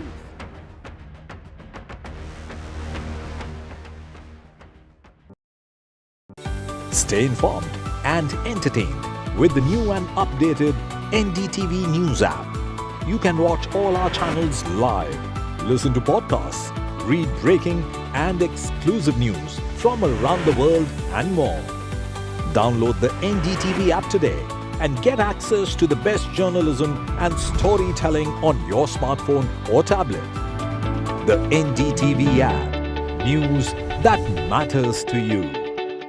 I've been reporting on all issues big and small from Andhra Pradesh, Telangana, rest of South India, bringing you all the action, all that you need to know, all that you want to know. The energy of Maximum City is infectious. I bring in that energy in our news coverage from financial capital Mumbai. India's IT capital is always buzz. It's literally a city that never sleeps. And I keep you ahead on all the Bengaluru buzz. Covering from the southernmost part of India over the last 23 years, I bring in-depth and 360-degree coverage from the Dravidian heartland. The land of Mishti is also known for its bitter politics. I have seen much water flow under the Howrah Bridge, covering Bengal in all its vivid colors. New day, new show, a new experience. Start your day with the news, not views. We bring you stories that matter and impact your life. News that informs and keeps you ahead. From Maximum City, Mumbai, to the seat of power, Delhi, NDTV brings you the best breakfast show. breakfast news on NDTV, 8 a.m. every day. तालियों के साथ हम स्वागत करेंगे आदरणीय मोदी जी का। छत्रपति शिवाजी महाराज की। Corruption first on the agenda in nation first. घोषणा आणि जनतेचे पैसे लुटणं. कट कमिशन आणि करप्शनला आमच्याकडे थारा नाही. त्यांचा परिवारवाद आमचा महाराष्ट्रवाद. महाराष्ट्रामध्ये 1,75,000 जागा रिक्त आहेत. मग का भरत नाही? राज्याची जनतेच्या घमाच्या पैशाची तिजोरी लुटण्यासाठी हे सरकार आहे. पूर्वीच्या सरकारच्या काळामध्ये निधी देताना त्यांना असं वाटायचं की त्यांच्याच खिशातले पैसे चालले. शेतकऱ्यांना मोफत वीज देण्याचं काम आपल्या सरकारने सुरू केलं. In a world of shifting power dynamics, India stands tall as a global force. Join us at the NDTV World Summit 2024, where Prime Minister Narendra Modi will unveil his transformative vision for the India century. Be a part of a summit of thought leaders and visionaries, shaping the world's future. NDTV World Summit, October 21st and 22nd on the NDTV network. Stay informed and entertained with the new and updated NDTV News app. You can watch all our channels live, listen to podcasts, read breaking and exclusive news from around the world and more. Download the NDTV app today and get access to the best journalism and storytelling on your smartphone or tablet. The NDTV app. News that matters to you. I've been reporting on all issues big and small from Andhra Pradesh, Telangana, rest of South India, bringing you all the action, all that you need to know, all that you want to know. The energy of Maximum City is infectious. I bring in that energy in our news coverage from financial capital Mumbai. India's IT capital is always buzz. It's literally a city that never sleeps. And I keep you ahead on all the Bengaluru buzz. Covering from the southernmost part of India over the last 23 years, I bring in-depth and 360-degree coverage from the Dravidian heartland. The land of Mishti is also known for its bitter politics. I have seen much water flow under the Howrah Bridge, covering Bengal in all its vivid colors. New day, new show, a new experience. Start your day with the news, not views. We bring you stories that matter And impact your life. News that informs and keeps you ahead. from Maximum City, Mumbai, To the seat of power, Delhi. NDTV brings you the best breakfast show. breakfast news on NDTV, 8 a.m. every day. तालियों के साथ हम स्वागत करेंगे आदरणीय मोदी जी का। छत्रपति शिवाजी महाराज की।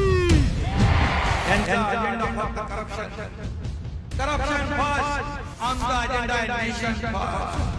घोषणा आणि जनतेचे पैसे लुटणं. कट कमिशन आणि करप्शनला आमच्याकडे थारा नाही. त्यांचा परिवारवाद आमचा महाराष्ट्रवाद. महाराष्ट्रामध्ये 1,75,000 जागा रिक्त आहेत. पण का भरत नाही? राज्याची जनतेच्या घमाच्या पैशाची तिजोरी लुटण्यासाठी. हे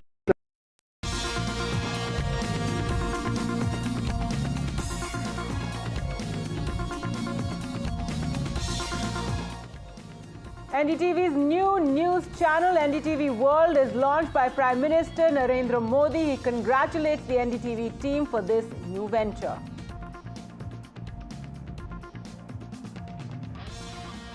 Speaking at the World Summit, the Prime Minister says the world celebrates India's success, that this is India's time and India has democratized digital infrastructure.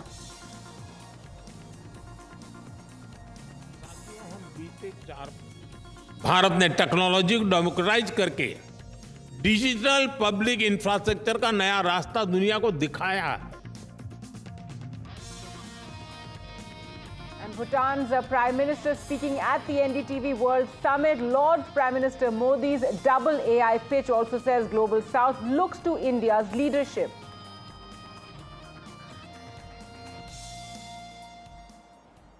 And we'll continue to bring you highlights from the NDTV World Summit in a short while from now. The External Affairs Minister will also be speaking.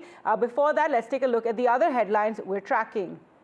The Aviation Minister on Hoax calls menace says we want to put culprits on the no-flyers list. He also says that security protocols are being enhanced.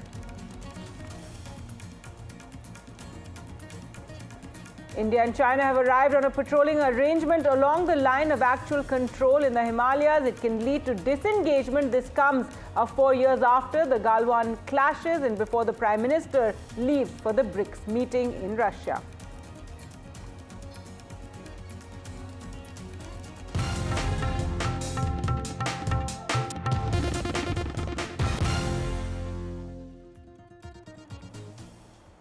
Our top story, India and China have arrived on a patrolling arrangement along the line of actual control. It can lead to disengagement and resolution of tensions that began in May 2020, is what Foreign Secretary Vikram Misri said today. Remember, that is it's been 4 years since the Galwan clashes. The breakthrough comes ahead of Prime Minister Narendra Modi's visit to Russia to attend the BRICS summit tomorrow. Now, it is understood that the agreement is connected to patrolling in Depsong and Demchuk areas. I have the opportunity now to share with you. I can share with you that over the last several weeks, Indian and Chinese diplomatic and military negotiators have been in close contact with each other in a variety of forums. And as a result of these discussions, agreement has been arrived at on patrolling arrangements along the line of actual control in the India-China border areas leading to disengagement and a resolution of the issues that had arisen in these areas in 2020. And we will be taking the next steps on this. Well, let's go across to Vishnu Shom for more on this story. And Vishnu, so this is an agreement regarding patrolling, but the first step, perhaps, when you talk about disengagement coming 4 years after the Galwan clashes. This is the biggest announcement in the last 4 years since the crisis between India and China began. And that began, as you recall, as when violent clashes took part in the Galwan Valley, where several Indian soldiers were killed in action and several Chinese soldiers as well. What this essentially does mean is that Indian and Chinese soldiers, presumably Indian soldiers because it was our primary concern, will be able to go back to their original patrol routes. The entire crisis in eastern Ladakh between India and China was because China started denying Indian soldiers access to our typical old patrolling routes along the line of actual control.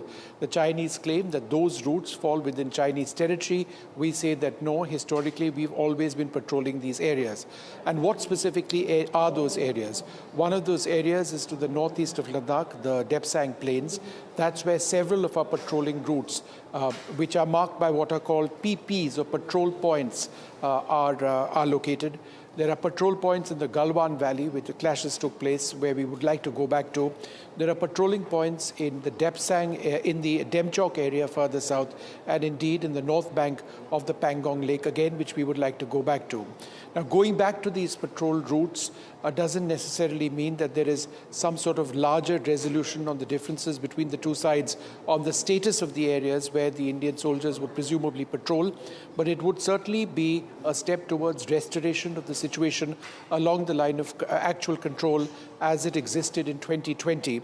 What the Foreign Secretary also said, which was significant, is that he sees this as a step towards disengagement of Indian and Chinese soldiers. What does he mean by that? Well, there are upwards of 50,000 soldiers are deployed on either side along the line of actual control. This is arguably the most hostile part of the world where militaries are deployed in large numbers.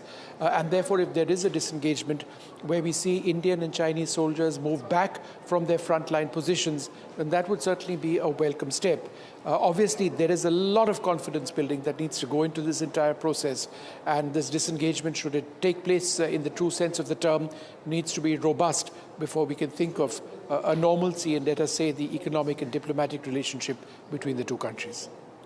All right, Vishnu, thanks so much for joining us with all those details. So a big step, as Vishnu said, after 4 years of the Galwan clashes. Vishnu also reporting there from the location of the NDTV World Summit that is underway in Delhi, where our new news channel, NDTV World, was launched earlier this morning. It was launched by Prime Minister Narendra Modi, and this channel aims to bring you news from across the globe. And while congratulating NDTV, Prime Minister Modi in his keynote address said that India has shown the world that digital innovation and democratic values can coexist. He also said that India is a ray of hope when the world is drowned in problems. India is helping to spread hope worldwide. दुनिया में मची उथल-पुथल के बीच भारत उम्मीद की एक किरण बना है।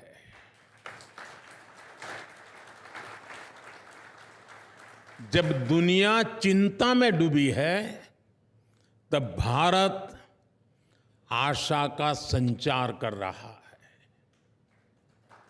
और ऐसा नहीं कि ग्लोबल सिचुएशन से हमें फर्क नहीं पड़ता, हमें फर्क पड़ता है। चुनौतियां भारत के सामने भी है, लेकिन एक सेंस ऑफ पॉजिटिविटी यहां है जिसको हम सभी फील कर रहे हैं। और इसलिए द इंडियन सेंचुरी की बात हो रही है। साथियों, आज भारत हर सेक्टर में, हर क्षेत्र में जिस तेजी से काम कर रहा है वो अभूतपूर्व है। भारत की स्पीड, भारत की स्केल अनप्रेसिडेंटेड है। आपको जानकर अच्छा लगेगा कि लगभग हर समिट में भारत के डिजिटल पब्लिक इंफ्रास्ट्रक्चर की बहुत अधिक चर्चा होती है। बड़ी बड़ी समिट्स में इसी तरह लोगों को हैरानी होती है कि भारत ने इतना शानदार डीपीआई कैसे विकसित कर लिया। भारत ने टेक्नोलॉजी को डेमोक्रेटाइज करके डिजिटल पब्लिक इंफ्रास्ट्रक्चर का नया रास्ता दुनिया को दिखाया है। भारत ने दिखाया है कि डिजिटल इनोवेशन और डेमोक्रेटिक वैल्यूज को एग्जिस्ट कर सकती है। भारत ने दिखाया है कि टेक्नोलॉजी इंक्लूजन, ट्रांसपेरेंसी और एम्पावरमेंट का टूल है, कंट्रोल और डिवीजन का नहीं। भारत आज सॉल्यूशंस पर भी फोकस कर रहा है। बीते दशक में भारत ने ऐसे अनेक सॉल्यूशंस पर काम किया है। भारत की तरफ से लिए गए सभी इनिशिएटिव्स दुनिया की चुनौतियों के समाधान देने वाले हैं। भारत जितना आगे बढ़ेगा, दुनिया को उतना ही फायदा होगा। हमारा प्रयास होगा भारत की सेंचुरी सिर्फ भारत की नहीं, बल्कि पूरी मानवता की जीत की सेंचुरी बने। एक ऐसी सदी जिसमें भारत के प्रयासों से दुनिया में स्थिरता आए और विश्व शांति बढ़े। हमारे तीसरे टर्म में जो गति भारत ने पकड़ी है, उसे देखकर बहुत सी रेटिंग एजेंसीज ने भारत का ग्रोथ फोरकास्ट और बढ़ा दिया है। यहां जो भारत को सबसे ज्यादा प्यार करते हैं, ऐसे श्रीमान मार्क मोबियस जैसे पार्टी एक्सपर्ट यहां मौजूद है। वो जिस प्रकार भारत में होने वाले इन्वेस्टमेंट को लेकर उत्साहित है, उसका बहुत महत्व है। भारत के पास डबल एआई पावर की एडवांटेज है। और आपके मन में सवाल होगा कि दुनिया पास एक ही एआई है, ये मोदी के पास डबल एआई कहां से आ गई? दुनिया की नजरों में एक ही एआई है, वो है आर्टिफिशियल इंटेलिजेंस। लेकिन हमारे पास वो तो है ही, दूसरी एआई है aspirational India.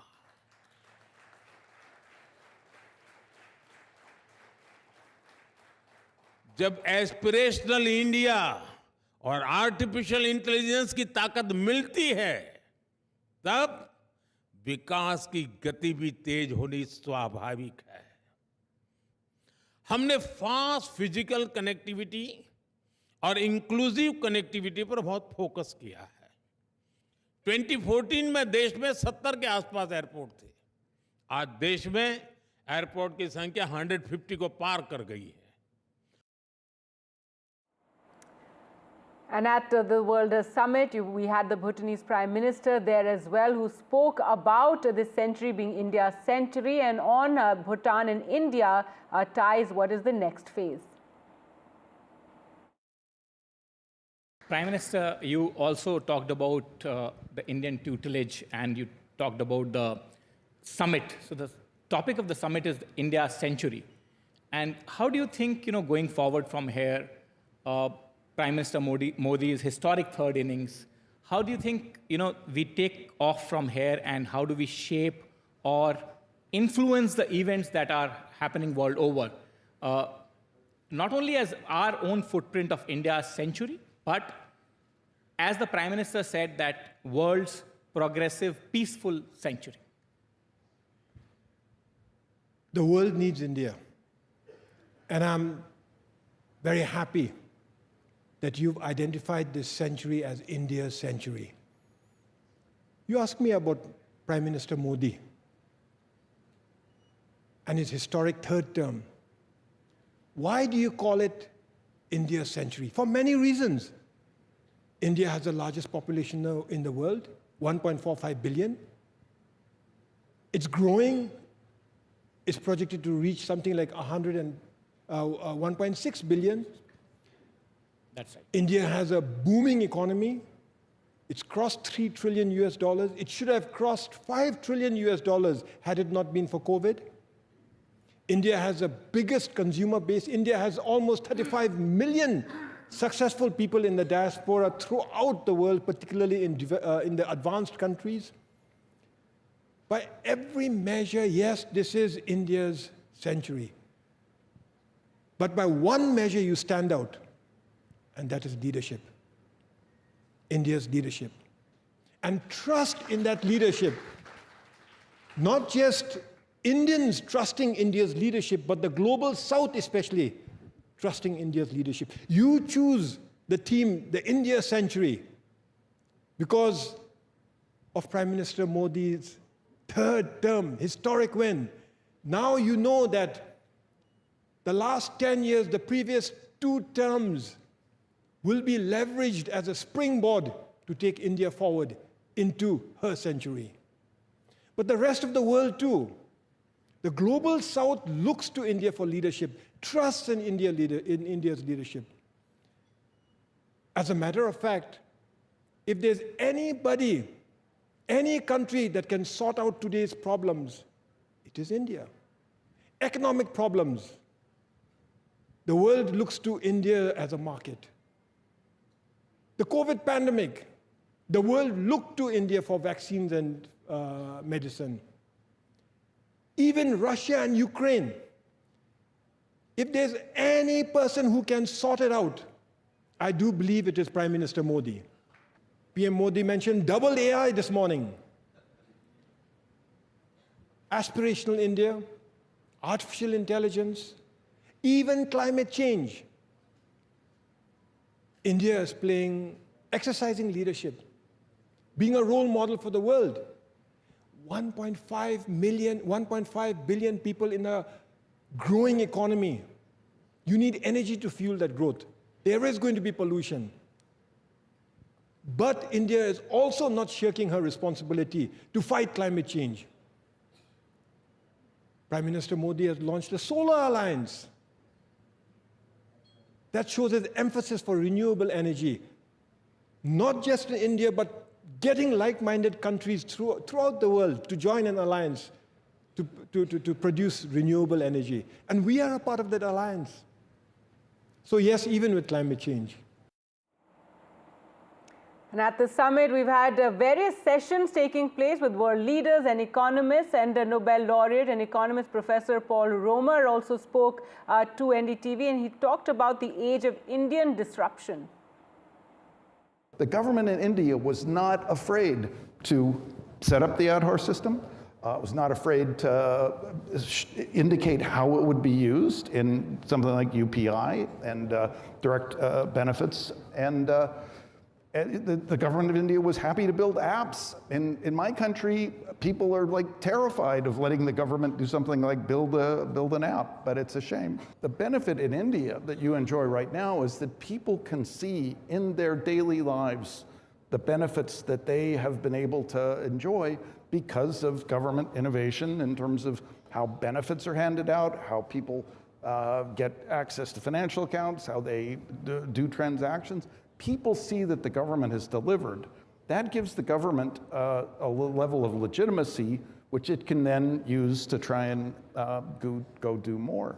So, to be honest, I predicted privately that when Prime Minister Modi moved to the national government, he would be disappointed by his inability to continue the kind of successes he had achieved in Gujarat. In the national government, you're too far away from the facts on the ground. What's impressive to me is the other achievements that he has been able to push forward, like in the digital space. In other news now, after nearly 100 flights received bomb threats in 7 days since the 14th of October, Union Civil Aviation Minister Ram Mohan Naidu has said that safety is the government's top priority and that rules are being amended to put people who make such calls on the no-fly list. Making such threats will also be made a cognizable offence with provisions for punishment and fines.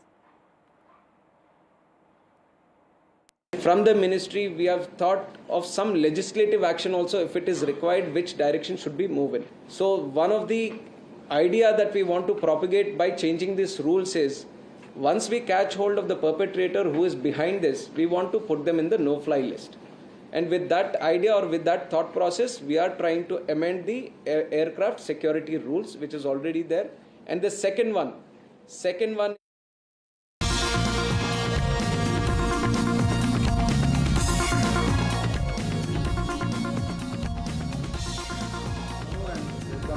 NDTV World Summit 2024. The theme is the India Century.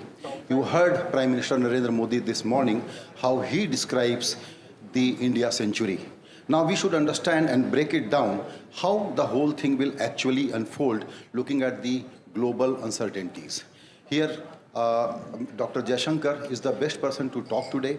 And just now a big news has broken. We will talk about it later. Thank you, External Affairs Minister Shri Jaishankar ji, for sparing time for us. Let's start with equations, how it works globally. We all know that current global order is being challenged majorly by various forces. How do we see ourselves, our West, which itself is now in a very difficult situation vis-a-vis India? First of all, let me say what a great pleasure it is to be with you and with at this NDTV platform. So, let's look at your theme first, India's century. If one were to predict ahead, and there are people who have done this, I think I saw some time ago a Goldman Sachs study which said that by 2075, I think it said we'd be 52.5 trillion economy, we'd be the second largest probably at that point of world. But I think a much nearer short-term prediction is that by 2030, we would probably be the third largest economy. So that's one way of measuring it. But I think there are other ways which may be more effective. If you look today at the big debates of technology debate, AI debate, semiconductor debate, I think the importance of Indian talent and skill is growing really almost day by day. In fact, when I go, especially when I go to Europe, to some extent to North America as well, there's a lot of interest really in how can we get this smooth movement of talent and skills out of India, because the fact is that within certain demographics, we are actually disproportionately large. I would also say if we look beyond numbers, beyond growth rates, beyond markets, supply chains, there's also one very I would say intangible quality, and that is leadership and attitude. That who will step forward? That if you have today a war going on in Ukraine, who is prepared to step forward? If you have a natural disaster in the Indian Ocean, who is prepared to step forward? So sometimes there may be countries who have capabilities, but they don't have the desire or the appetite or the mindset to do that anymore. So I think if you add all of this, you are somewhere in that zone which you are looking at. Since US and Canada are main players in the western part of the world, US we will deal a little later, but what about Canada's situation? How are we dealing with it? Now, have we contained just it? imagine, some time ago you would have said, Canada we will deal with later, let's talk about the US. So now, for some inexplicable reason, you are saying US baad mein baat karenge, chalo Canada ki baat karte. US is not problematic for us. No, that's true, I agree. I agree. Yeah. US is not problematic for us. But Canada is, even though it's a lightweight. Unfortunately, I agree there also. But such a wonderful people-to-people relationship, and now it is a struggling economy and whatever. But why Trudeau will be doing this? I think, that's a question you need to have Trudeau here, not Jaishankar, to answer. I can only speculate. Look, to some extent, I think there is a general Western issue, and to some extent, a very specific Canada issue. I think the Western issue has been, after all, let's be frank, the world order after 1945 was heavily Western. I mean, it was before 45 also in an imperial colonial sense. And after 1990s, it was again very, very Western. So what has happened, you can say, in the last 20, 25 years, is that there is what you can call a rebalancing, a multipolarity. Many non-Western countries have a bigger share, a bigger contribution, a bigger role, if you would, and a bigger influence which will naturally come. So the equations, in a way, between the West and the non-West, I think is changing. And it's not easy to adjust to that. If you've been dominant and you are less dominant, if there was a time when, in the conversation you were looking up and I was looking down, and now the conversation is no longer like that. It takes a little bit of getting used to. So I would say, in a broad way, on multiple subjects, today,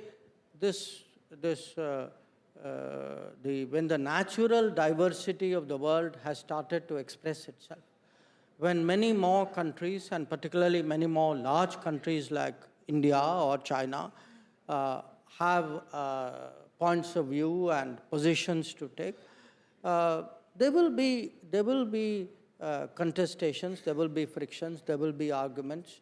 So it won't be so smooth. That's a larger picture. Where Canada is concerned, I think there are some very specific issues. I think a lot of people know that. You are right. If you look at the people-to-people, if you look at the business relationship, it's very, very strong. For a lot of people, it is very difficult to imagine that we could reach the state of relations that we have today. So why has this happened? I would say definitely there is some history, for the non-Indians in the room, I should remind you that in the 1980s, Air India plane was blown up flying out of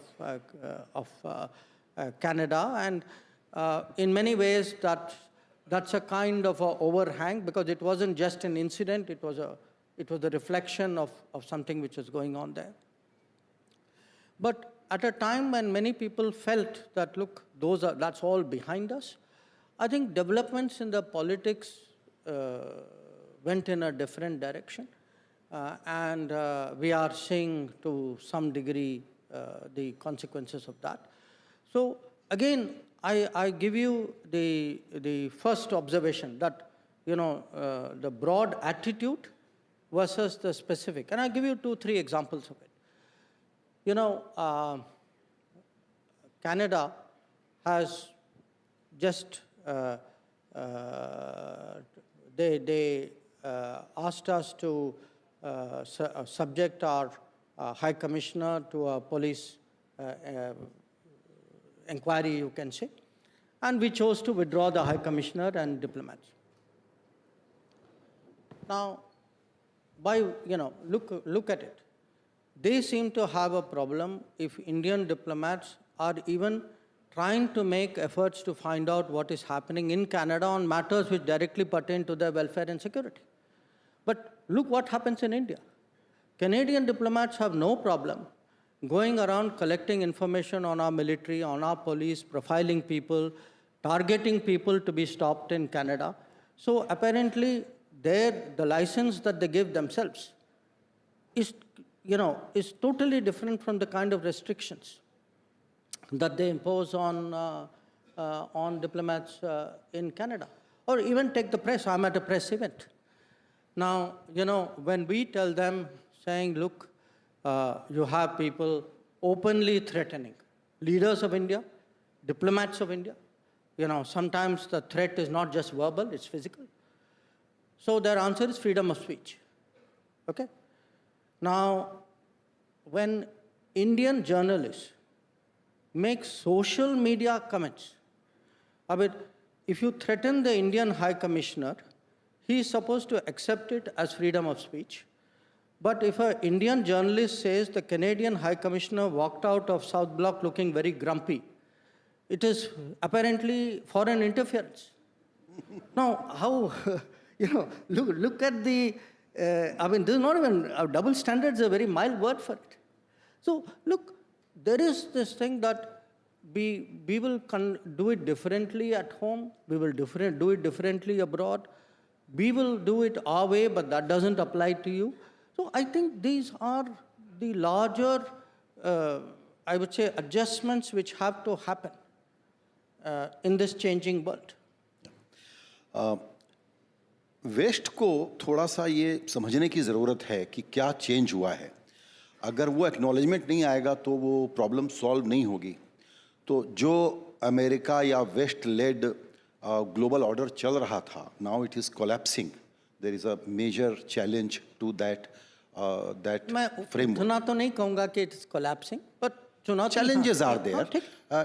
Look at the biggest or best democracy and institutions in America are in difficult situation. Let's not go into that. But the question is, अगर America ये realise नहीं करेगा कि India या वो देश जो बहुत कल्चरल कॉन्फिडेंस के साथ आते हैं, उनको इक्वल पार्टनर के रूप में और कहीं कहीं उनको प्राइमेसी देते हुए वो दुनिया में अपना कोई रोल प्ले करने की कोशिश करे और सोचे कि नहीं अभी भी दुनिया हम चला रहे हैं, तो ये एक बहुत बड़ी गलती होगी, लेट होगा और दुनिया उतना अच्छा नहीं बन पाएगी जितना अच्छा हम बनाना चाहते हैं. नहीं, देखिए ऐसा है, मैं पूरे वेस्ट की मैं बात तो करूँगा क्योंकि सिविलाइजेशनली आप कह सकते हैं, कल्चरली वो जुड़े हुए, बट मैं ये नहीं कहूँगा कि all of them are on the same page या सब लोगों को वो समझ नहीं है. इनफैक्ट आपने अमेरिका का जिक्र किया, मैं तो उल्टा कहूँगा कि अमेरिका में वो समझ है. इसीलिए अगर आप ये क्वाड जो 2017 में जो बनी थी क्वाड, आप ये क्वाड देखिए, तब तक अमेरिका कहता था कि अगर आप ट्रीटी अलाइन नहीं हैं तो मैं आपके साथ beyond a point I am not prepare to work with you, उसकी लिमिटेशंस होंगी. Now they've evolved, they have changed. Today आप पिछले 7 साल में देखेंगे how much quad has actually grown. So I would say this, when I go to Europe, when I go to definitely US, North America, there are countries which have understood this. There are countries today who say there is a value to working with India. There are countries who say, okay, this is our interest, this is India's interest, let us find a meeting point. Now, the unfortunate thing is that didn't get through in Canada, or maybe the political compulsions overtook that. I mean, as I said, I can only speculate on the reason. So I would not say, पूरे waste को समझ नहीं है कि जो उनकी order जो है वो चल नहीं पाएगी हमारे बिना. You see, we will all come to understandings. We will, world is a very practical place. तो वो समझते हैं, बहुत लोग एडजस्ट भी करते हैं, कोई कम करते हैं, कोई ज़्यादा करते हैं, कोई कुछ सब्जेक्ट में करते हैं, दूसरे में नहीं करते. So all of that will happen. But it is just in this spectrum, मैं कहूँगा Canada is way behind. Right. अब चलते हैं चाइना की तरफ, जहां आज एक बड़ा डेवलपमेंट हुआ है. फॉरेन सेक्रेटरी ने ब्रिक्स मीटिंग के ठीक पहले ही has announced that some agreement has been reached for disengagement and patrolling. So I'll be very keen to know some details, how it will work. Well, I think what Foreign Secretary has said is what I can also say, that for those who have not heard that we reached an agreement on patrolling. And with that, the disengagement, we have gone back to where the situation was in 2020. And we can say with that the disengagement process with China, you can say has been completed. So, so far I would say that's as much as I can share with you. I'm sure in due course, iske details वगैरह निकलेंगे. So, will now India be able to patrol in the areas of Galwan, Depsang? No, you see, there are areas which, for various reasons, after 2020, because they had blocked us, so we had blocked them. So, दो तरफा था, Bob. So what has happened is we have reached an understanding which will allow the patrolling. For example, you spoke about Depsang. That's not the only place. There are other places also. So I think the understanding, to my knowledge, is that we will be able to do the patrolling which we were doing in 2020. Right.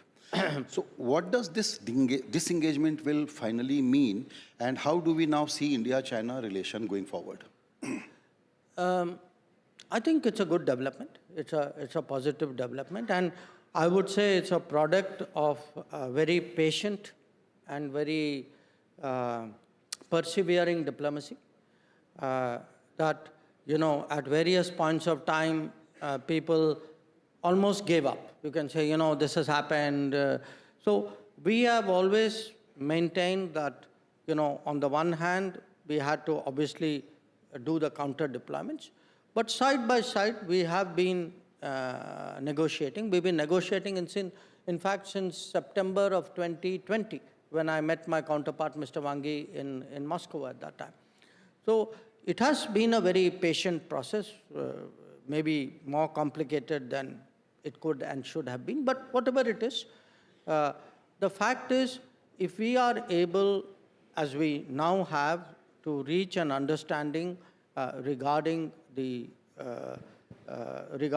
patrolling, regarding maintaining observing the sanctity of the LAC, then I think what it does is it creates a basis that the peace and tranquility, which there should be in the border areas, which there was before 2020, hopefully we will be able to come back to that peace and tranquility. And that was our major concern, because we always said that if you disturb the peace and tranquility, how do you expect the rest of the relationship to go forward? So we'll have to see. I mean, abhi jo understanding jo thi, it was reached only today. So I think we have to see what the consequential. Yeah, so we think it is a very important development. So will it be right to speculate that it will have a positive impact on trade and investment? No, look, I would say right now it's your right to speculate. It is my caution as a minister to be careful in responding. So it has just happened, there will be now meetings to see what should be the next steps. Okay. So I wouldn't go so fast. Okay. Understood. Yeah. So let's look at the big picture again when we talk about India's century. So how do you see India-China engagement and relationship going forward? Because if India's century has to be defined as really India's century, this whole balancing game between America and China becomes very important.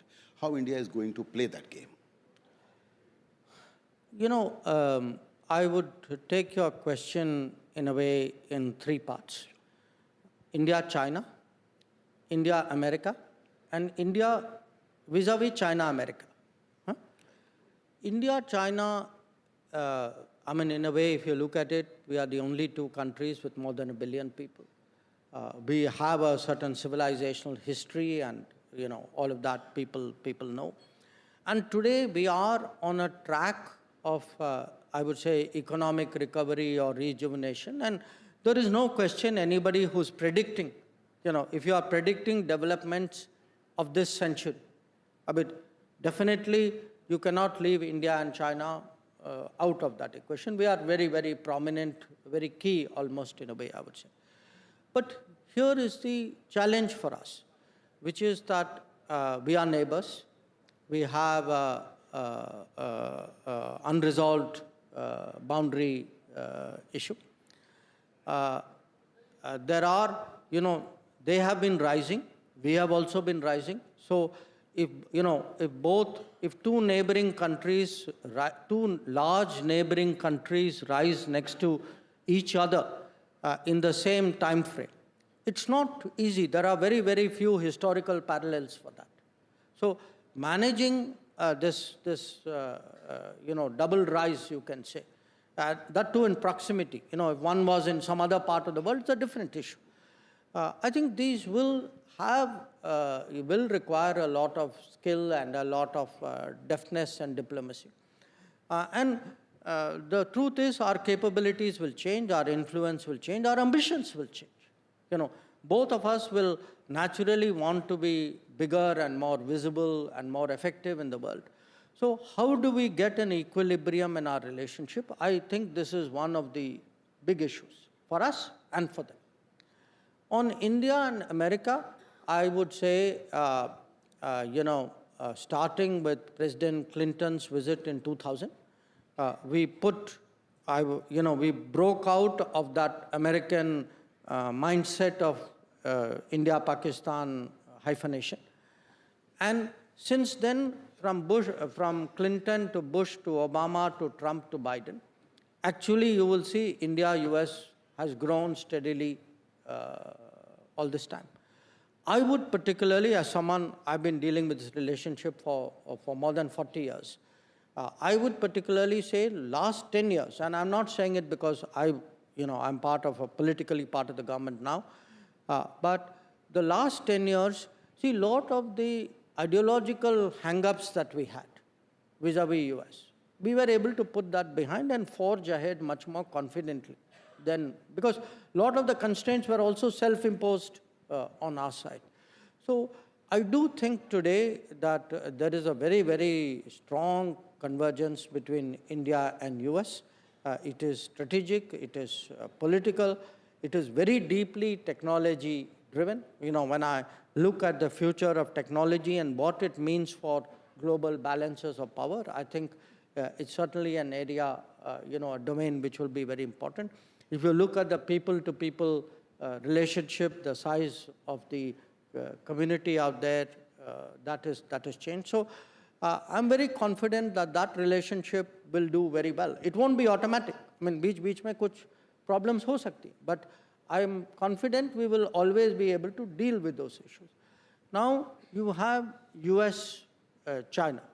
Clearly there's a very sharp rivalry between them today. So these are calculations that they have made about each other. I think where we are concerned, we have to make calculations from our interest point of view. That we have to look at the world situation and say, okay, what are the decisions, what are the choices, or what are the issues on which,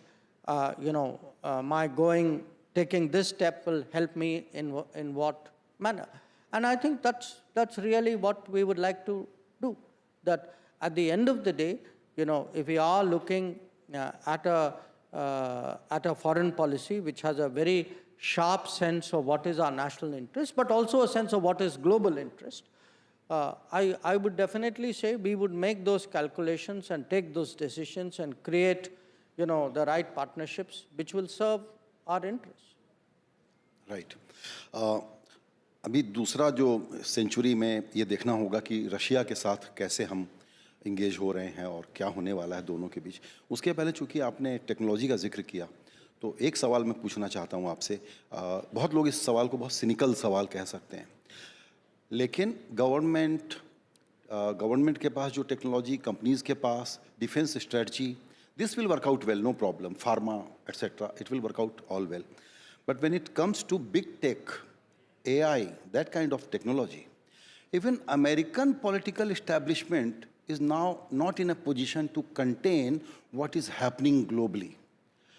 I find it very complex task where India, despite having great public digital infrastructure, when it comes to the big tech, the entire world is now suffering in many ways, in many layers.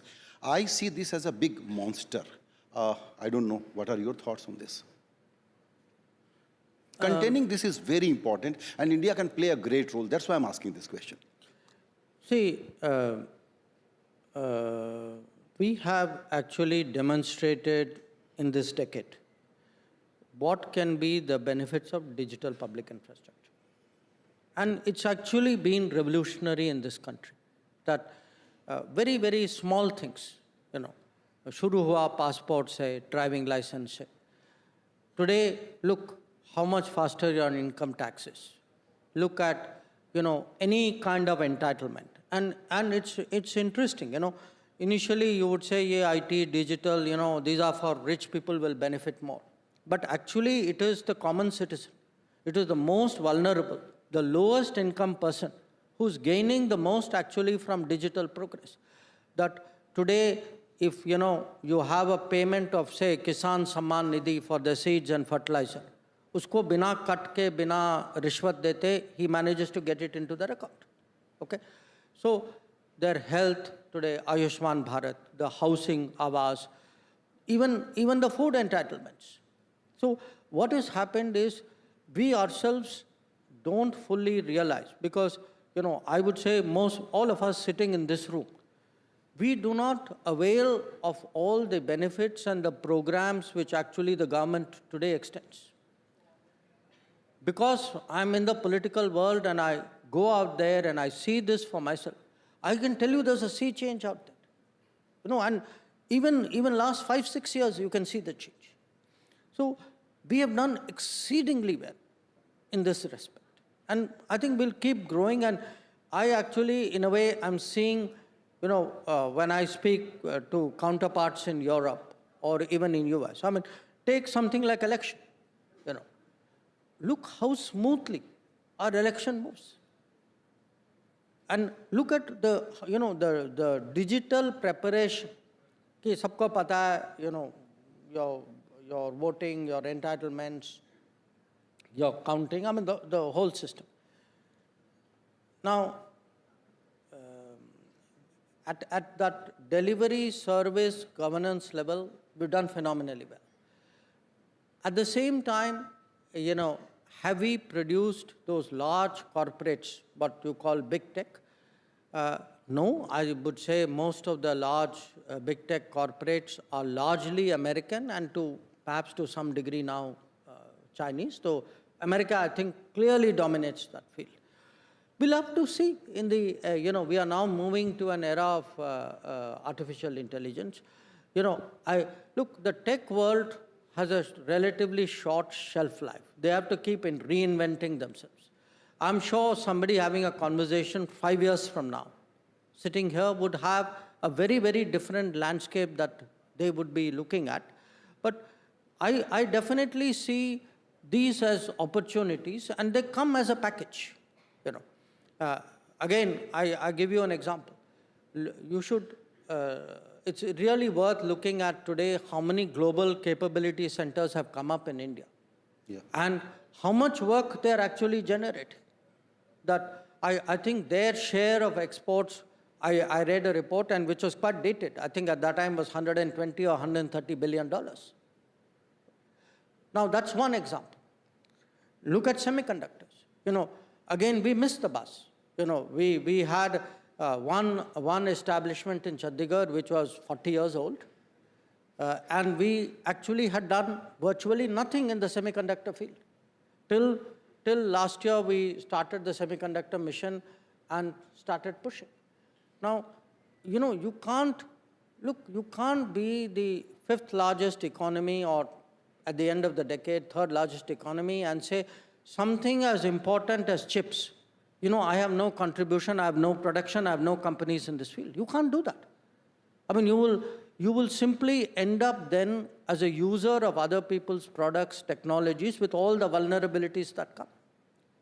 So I think you have today a government which is thinking ahead, which is planned.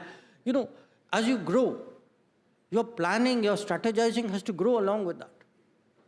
So if you look today at semiconductor technology, or you look today at railway technology, you look today at the fact that we are trying to make an airplane in this country. I mean, we have made a fighter, we are now making a transport aircraft. So a country like us, if this is your century, there must be a manufacturing backbone to it. There must be a technology, emanating from it. All this comes as part of its being your century. You cannot do an India century based on service. You cannot end up as a good market for other people's products. That cannot be our fate.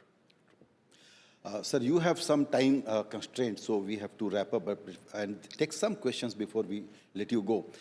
But I wanted to talk about Russia and then the neighborhood, because neighborhood situation is a sort of mixed bag. So let's first deal with Russia, how India-Russia relationship is going to evolve in this century. By the way, we're going to Russia. Prime Minister is going to Russia tomorrow. So timely question, thank you. Look, I put it to you very simply. If you look at our history with Russia after independence, I can say, and with fear of contradiction from anybody in this room, that Russia has never done anything to impact our interests negatively. Okay? It's a big statement to make, because there are, among the major countries, there are not many countries about whom you can say this. Now, today, Russia's situation is different. I think Russia's relationship with the West has obviously broken down. So you have a Russia which is turning much more towards Asia. So we have to ask ourselves, if Russia is looking more at Asia, should Russia not have multiple options in Asia? Should we, as an Asian country, not take, what is good for us in national interest? And clearly, Russia, as a major natural resources power, has a complementarity with India at this stage of development when we are big resource consumers. So, people talk about Russian oil, but it isn't just Russian oil. It could be oil, it could be fertilizers, it could be metals, it could be coal. So there is a whole economic logic to it. There is also a basic strategic logic, that if you look at the Eurasian landmass, there are 3 big countries. It's like 101 in international relations. You always keep you always keep a balance. You will always keep a relationship with the further away country in very, very good state. So there is a logic, strategic logic, there is an economic fit, and I think the relationship, the history is a positive asset in that relationship, and that's how I see it. और neighbourhood के बारे में थोड़ा बताइए, एक एक देश को अगर आप स्पेसिफिक बताना चाहें. मालदीव्स के प्रेसिडेंट अभी आके गए, लेकिन बांग्लादेश के साथ एक नई सिचुएशन है. श्रीलंका में पॉलिटिकल चेंज है. भूटान के हमारे दोस्त यहाँ पर मौजूद हैं. तो नेबरहुड को आप कैसे डील करते हुए देखते हैं आने वाले दिनों में? देखिए, नेबरहुड में हमें ये भी मानना चाहिए कि आज जो है हमारा नेबरहुड ज़्यादातर डेमोक्रेटिक है, जिसका मतलब है कि वहाँ पॉलिटिकल चेंजेस होती रहेंगी, जो पहले की सिचुएशन नहीं थी. तो आज जो है we have to build a strategy which says okay there could be changes of government, and because of the history, because of our size, because also many common things we have, we will often be the subject of their politics, even if you don't want to be. Okay? So we have to accept that and factor it into our policy. So there will be ups and downs. So 10 years ago, 11 years ago, when Prime Minister Modi came to office, in fact, one of the early discussions we had was, how do we prepare for a neighborhood where there will be changes, where there will be controversies?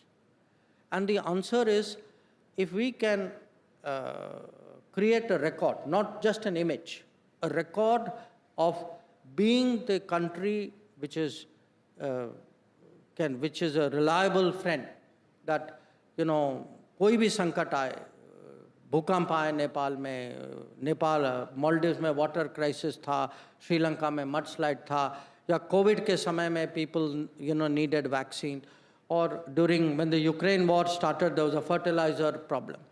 So at times of trouble, if the neighborhood understands, okay, there is this country, India, it's a generous country, it's a large country, it is willing to step out, it will not get into, I will do what you are doing for me, not that kind of reciprocity.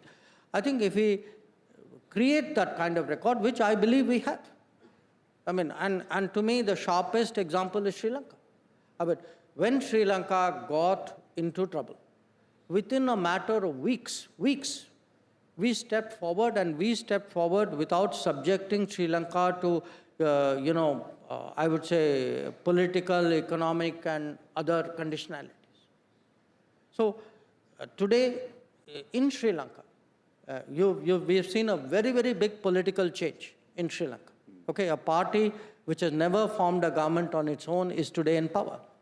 But when I went and met the president of the party and the foreign minister of the party, for them, they actually said that, look, for us, every Sri Lankan in our minds, India was the country which stood by us at that time when the rest of the world was debating or looking away or negotiating.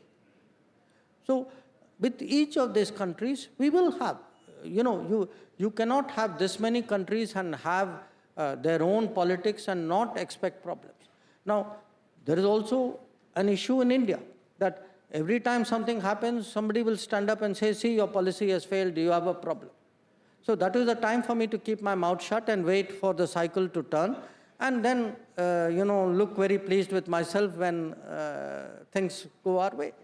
So, it's part of our debate. I know right now people are saying many things about Bangladesh, but I urge you to look at the reality of our relationship with Bangladesh. Look at the economic relationship, look at the trade relationship. We issue 1.6 million visas a year in Bangladesh, of which I think 30% is for medical purposes. So, the more we invest in our neighborhood, if today this neighborhood is, a country somewhere is producing electricity, another is buying it. One is refining petroleum, another is purchasing it. If a waterway runs from here to there, I use your port, you use my port. If, your tourists come to me and my tourists go to you, this is how you build a region. And I would say, the country which has set an example for the region is Bhutan. Because if you look at it, Bhutan started, it was actually Bhutan which had the wisdom to say, okay, let's collaborate, we will generate electricity out of Bhutan, and, you commit to buy it. So there is a lesson which all of us have to learn, and sometimes, जब मैंने पहली बार आपका interview किया था तो मैंने कहा हमारी पूरी बातचीत हो गई, पाकिस्तान का नाम ही नहीं लिया। चलिए, अच्छा था ना? नहीं, लेकिन अब मैं इसलिए ले रहा हूं क्योंकि आप जाके आए हैं और स्पेकुलेशन अगेन हमारा काम है करना कि नवाज शरीफ फिर बुलाएंगे प्राइम मिनिस्टर को। सॉरी, स्पेकुलेशन क्या? नवाज शरीफ फिर बुलाएंगे प्राइम मिनिस्टर को। मैं उनसे तो नहीं मिला था, और मैं गया था वहाँ SCO की मीटिंग के लिए, और जैसे मैंने पहले से बहुत स्पष्ट रूप से कहा था, I am going there for a SCO meeting, I am a good SCO member, I will be very supportive, and it was a Pakistani presidency of SCO, we were very supportive of it, all of us had an interest कि SCO की proceedings जो है बहुत smoothly चले। तो गए वहाँ, मिले सबसे, हाथ मिलाया, हैड अ गुड मीटिंग, और आ गए वापस। चलिए, ठीक है। तो इंडिया सेंचुरी के जो बड़े बड़े कंपोनेंट हैं, दुनिया के देशों के साथ रिश्ता कैसा रहेगा इस सेंचुरी को डिफाइन करने के लिए इंडिया के नज़रिए से, उसमें फिफ्थ सबसे इम्पॉर्टेंट फैक्टर है हमारी इंटरनल सिचुएशन, इंटरनल डायनेमिक्स, हमारे एस्पिरेशन, वो कैसे पैन आउट होंगे? देखिए, मुझे अगर आई एम बीइंग अगेन, आपको लगेगा कि यह पॉलिटिकल स्टेटमेंट है, but I am actually political science student, तो कभी कभी मैं I look at it slightly academically. See, if one looks from 1950s, there were actually, you can say, many lost decades of this country. If you look, maybe 1960s and 70s, हम लोग जो हैं socialism की दिशा में ज़्यादा गए, बहुत ज़्यादा state control कर लिया. We killed business entrepreneurship in this country.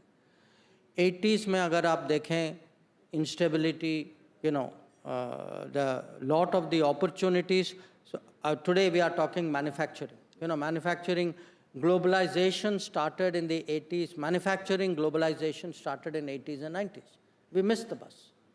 In fact, 80s and all through till late 90s, because of political instability, because of, I would say, ideology, because of policies of various kinds, we actually did not do as well as we could have. We fell behind, particularly if you were to do a comparison with China at that time.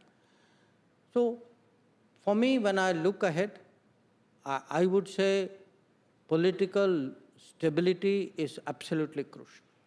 That just look, अब 100 दिन हुए, थोड़ा 100 से थोड़ा ज़्यादा हुआ है, maybe now 130 days, 140 days.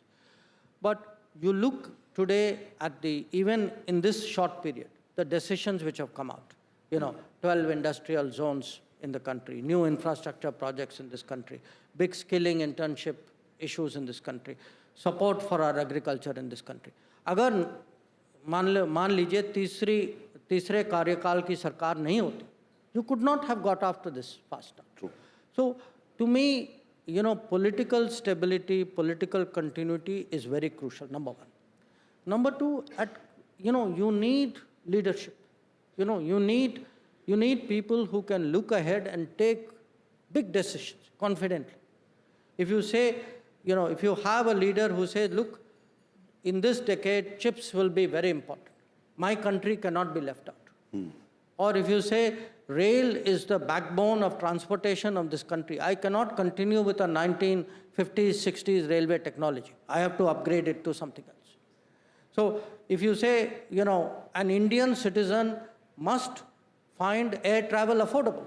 It should not be a privilege of a few people in metropolitan cities. True. So then you have, okay, saying double the number of airports, which is what we have done in the last decade. So I would say we need vision, we need leadership, we need political stability. We need to motivate young people, give them that kind of opportunities.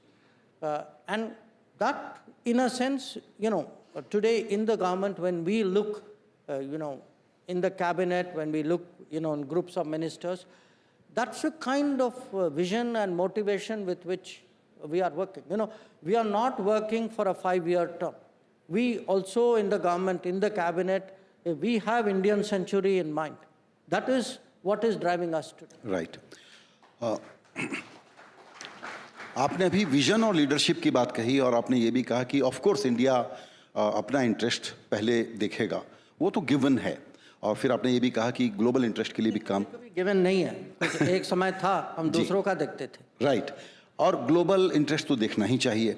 मेरा एक सवाल आपसे ये है कि जो prime minister Modi का diplomatic skill, जो डेफ्टनेस हमने देखा है, अब ग्लोबली बहुत सारे पॉलिसी एलिट्स ये कहने लग गए हैं कि एक्चुअली मोदी लेड इंडिया के लिए एक बड़ी अपॉर्चुनिटी है नए ग्लोबल ऑर्डर को शेप करने की.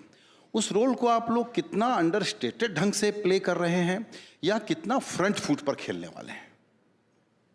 देखिए, हम दोनों कर रहे हैं क्योंकि कभी कभी समय, अवसर, मौका ऐसा होता है, you have to be front foot. जैसे हमें लगा कि ग्लोबल साउथ की आवाज़ जो है बिल्कुल दब गई है. सो लीडिंग इनटू G20, हमें लगा we have to get the global south together, we have to get back to their concerns which had got sidelined. That's occasion where you are, as you say, on front foot. But there are occasions where you have to be more deft.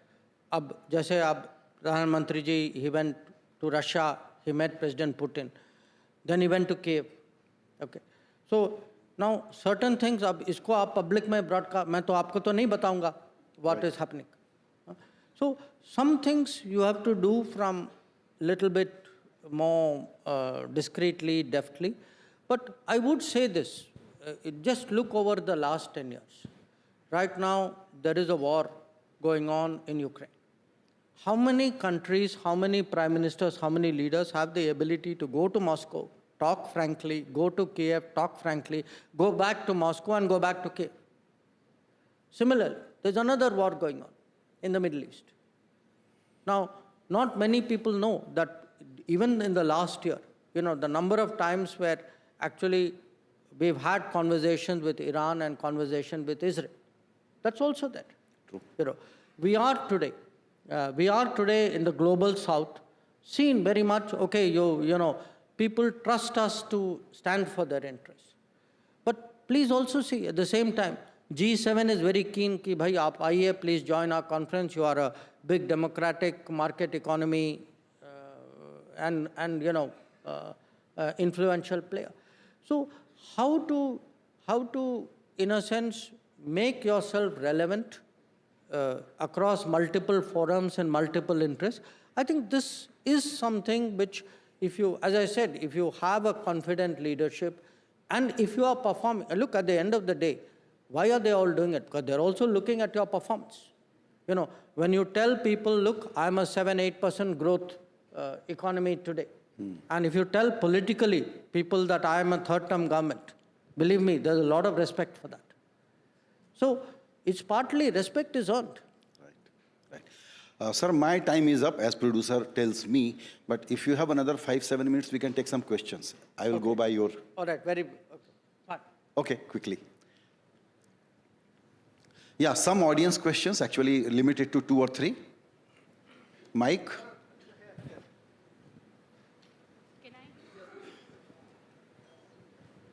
Hello? Hello.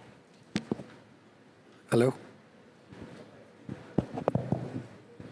Yeah, this. Yeah. Yes? No? Can you hear me, sir? Is it working? Yeah. Sir, hi. Today, there was a threat issued on the Air India by the terrorist group and the Canadian Mr. Pannu or whatever he's called. What is our take on that, and what is the government's plan? Because we see a lot of issues with Canada, and this morning this guy has typically asked all people to refrain from flying Air India. So I see, what is your take on that, sir? Ek saath, acha. Next question. Yeah, here, this side, sir. Yeah. So good evening. We are talking a lot about technology, everything. But at the same time, there are people who are smarter than us, that is scammers, or the people who are cyber frauds. What is our take on that, and how soon are we resolving it? Because I have been hit recently with a huge amount of scam, and now I'm really feeling that cyber security is the biggest concern. Right. Right, so this is my question. Okay. One more question, last. Yeah, good evening, Shankarji. We have family and friends living in Canada. So how all this is going to impact our families and friends living in Canada? Thank you. Okay. Okay. Let me start with that question. Look, I'm not aware of today exactly the specificities, but the broad point is we have seen, this would not be the first time, we have seen threats to our airlines, we have seen threats to our parliament, we have seen threats to our diplomats, we have seen threats to our High Commission, to our leaders. And that is a source of concern to us, because if these threats, because they are cleverly worded, are then said, they are okay with freedom of speech, I think there are very serious issues. And the point which we make to the country concerned, let us reverse roles. Suppose you were at the receiving end of this threat. Suppose it was your airline, your leaders, your diplomats, your parliament. Would you take it as lightly as that? So, no, you don't get a second chance. I get to answer.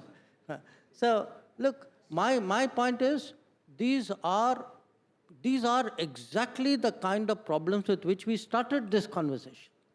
That there are countries which feel that, your concerns don't matter, that's okay, that's part of our politics.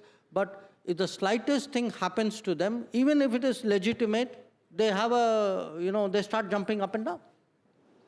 So, as I said, when I see today you're talking of something as egregious as the threat to the airline, I'm talking of something as simple as social. I mean, if a government can list out, 20, 25 Indian journalists, saying these journalists are today interfering in my country because they have made social media posts. And this is the same government which then tells you, a threat to airlines is part of freedom of speech. I think you ask yourself, whose credibility is taking a hit out here. On your question regarding, cybersecurity, absolutely. The more digital we become, the more cyber we become. It's a great enabler. It's a great efficiency. But with every change also comes the risk. Because, your data is on something. There are things you tell your phone, which you will not tell any living person.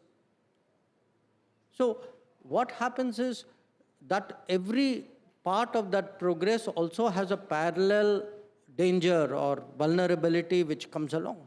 So that is why today, actually, governments invest so much on cyber security. So you're worried about your telecom, you're worried about your apps, you tell people, computer, do this. Well, if you look even at TV, why does, say, Reserve Bank of India or other banks put out these ads saying, please don't give your PIN number to somebody, don't do this, don't do that?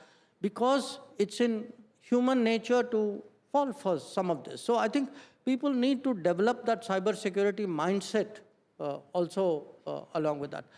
The third question the gentleman asked, look, I think we are having a problem with a segment of politics in Canada. I don't think, I would not take this into, about families being safe. I think, people-to-people relations, we would like to maintain it. I think we need to sort of narrow this down to and define this problem for what it is. So I would not be so anxious. Thank you very much, sir. आज सुबह prime minister ने ये बताया कि India century का उनका vision क्या है और आपने बहुत अच्छे तरीके से बताया कि वो कैसे इम्प्लीमेंट होगा. आपका बहुत बहुत शुक्रिया. Thank you.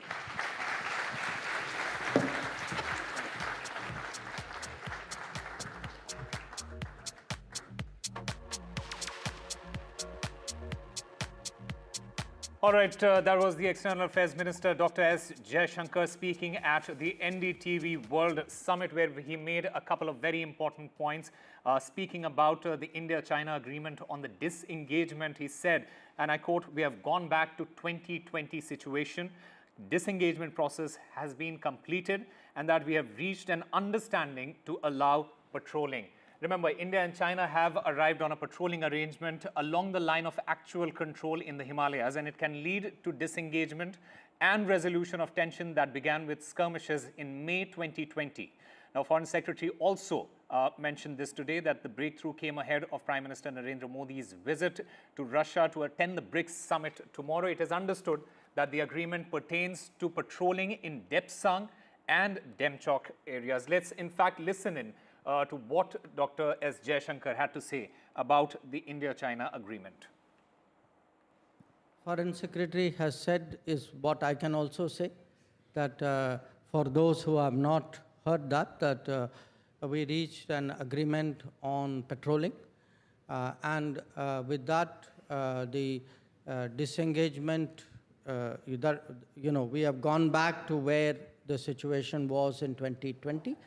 And we can say with that the disengagement process with China, you can say has been completed. So, so far I would say that's as much as I can share with you. I'm sure in due course, iske details वगैरह निकलेंगे. So, will now India be able to patrol in the areas of Galwan, Depsang? No, you see, there are areas which for various reasons after 2020, because they had blocked us, so we had blocked them. So dono tarfa tha, Bob. So what has happened is we have reached an understanding which will allow the patrolling. For example, you spoke about Depsang. That's not the only place. There are other places also. So I think the understanding, to my knowledge, is that we will be able to do the patrolling which we were doing in 2020. India, China, in a way, if you look at it, we are the only two countries with more than 1 billion people. We have a certain civilizational history, and all of that people know. And today we are on a track of, I would say, economic recovery or rejuvenation. And there is no question anybody who's predicting, if you are predicting developments of this century, definitely you cannot leave India and China out of that equation. We are very, very prominent, very key almost in a way, I would say. But here is the challenge for us, which is that we are neighbors. We have unresolved boundary issue. There are, they have been rising. We have also been rising. So if two neighboring countries, two large neighboring countries rise next to each other in the same time frame, it's not easy. There are very, very few historical parallels for that. So managing this double rise, you can say, that too in proximity. If one was in some other part of the world, it's a different issue. I think these will require a lot of skill and a lot of deftness and diplomacy. And the truth is, our capabilities will change, our influence will change, our ambitions will change. All right, my colleague Vishnu Shom joins us at the moment. Vishnu, just give us a sense of how big is this development, especially when you look at the last 4 years. And the External Affairs Minister there mentioned that we have gone back to the 2020 situation. Break it down for us.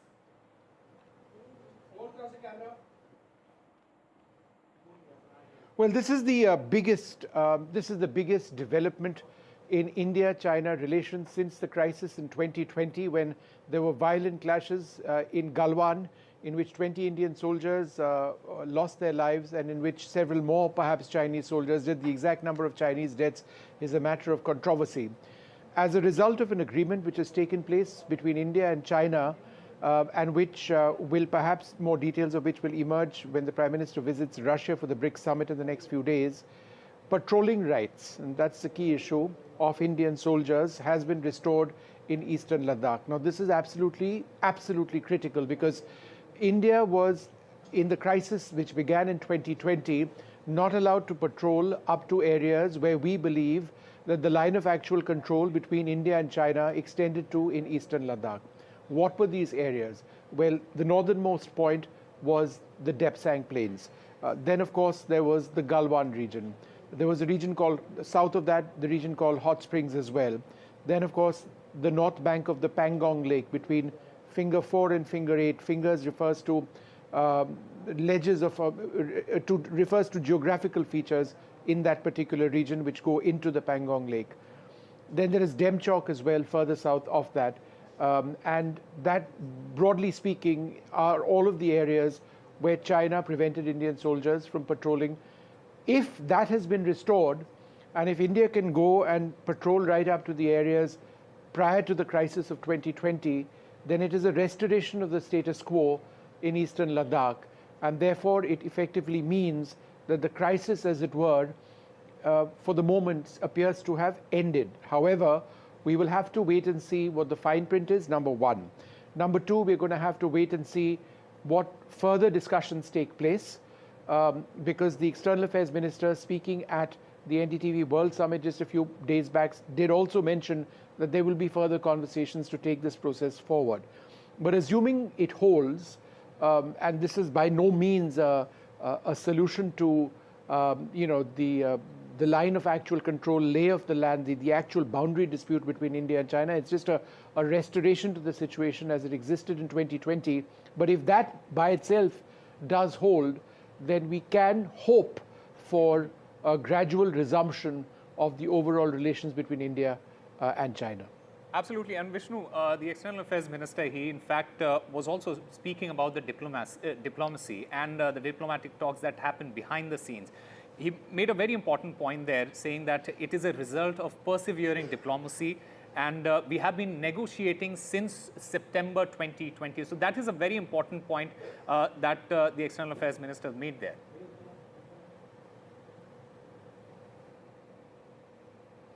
No, I think that's absolutely critical. And in as much as there have been military talks at the levels of, brigadiers, generals, which have taken place in Ladakh itself, on the south bank of Pangong, in the Chushul area, as far as India is concerned, by and large, and the Chinese equivalent just across the LAC, it's the diplomatic talks, in other words, the political level talks, which have been far more substantive, because military leaders ultimately carry forward a political order or directive, as it were, and they need to implement that on the ground, and obviously with their own perspectives, which the political leaders need to keep into mind.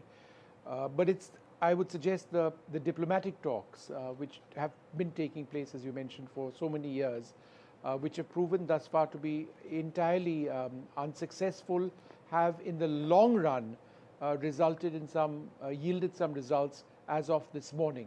So after the frustration of the last couple of years, when not very much progress was made, finally we've seen something which is, I would suggest, at first sight is fairly remarkable, almost difficult for me to believe in, as closely as I've followed the differences between India and China on the line of actual control, that they've actually agreed to restore patrolling rights for Indian soldiers.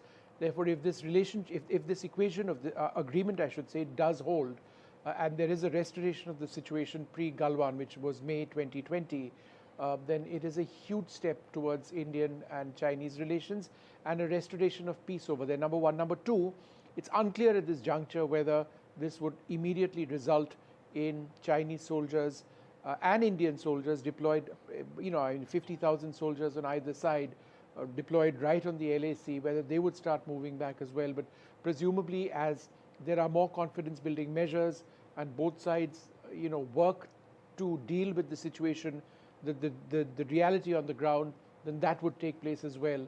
And that would then ultimately lead to a far more substantive trade and diplomatic relationship between India and China. This is fantastic news, because ultimately we need peace in the region.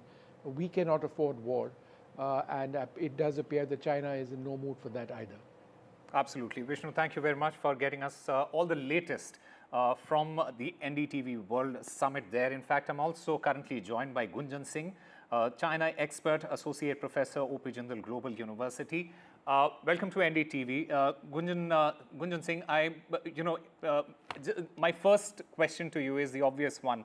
Dr. S. Jaishankar making those remarks and saying that, look, it's that the fact that we have gone back to 2020 situation, that is a very huge development as far as the disengagement is concerned between India and China there.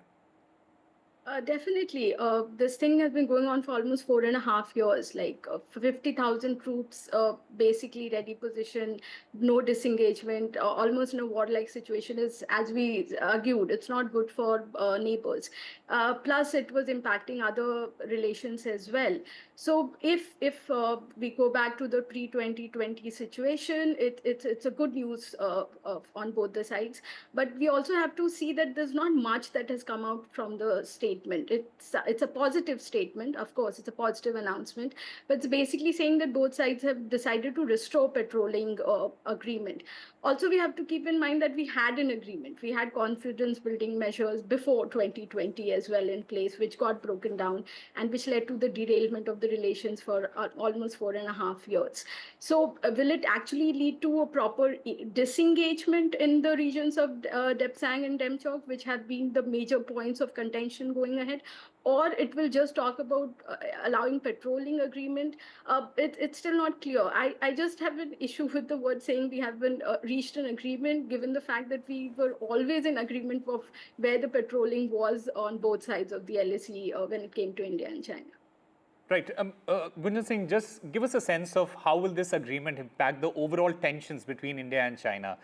Will it lead to a significant reduction of tension between the two countries right now? Can we speculate that? Definitely, because as we know, Prime Minister is leaving tomorrow for the BRICS summit.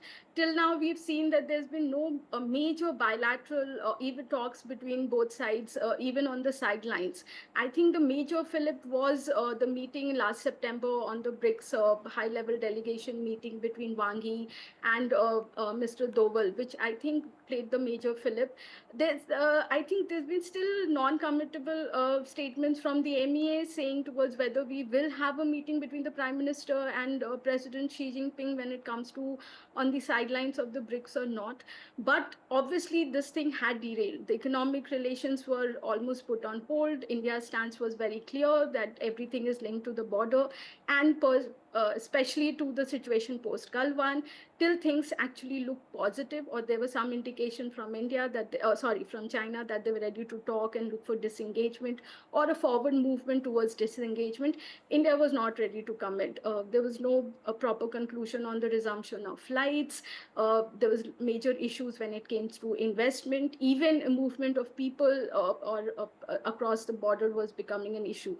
So I think this will definitely cool down the tension to a very large extent, but just given the fact that things have not gone well with China for a very long time, we should take it with a pinch of salt, and we have to actually wait and see what actually happens on the ground. If we have proper movement in the positive direction on the ground in concrete shape, then definitely things will move in the right direction.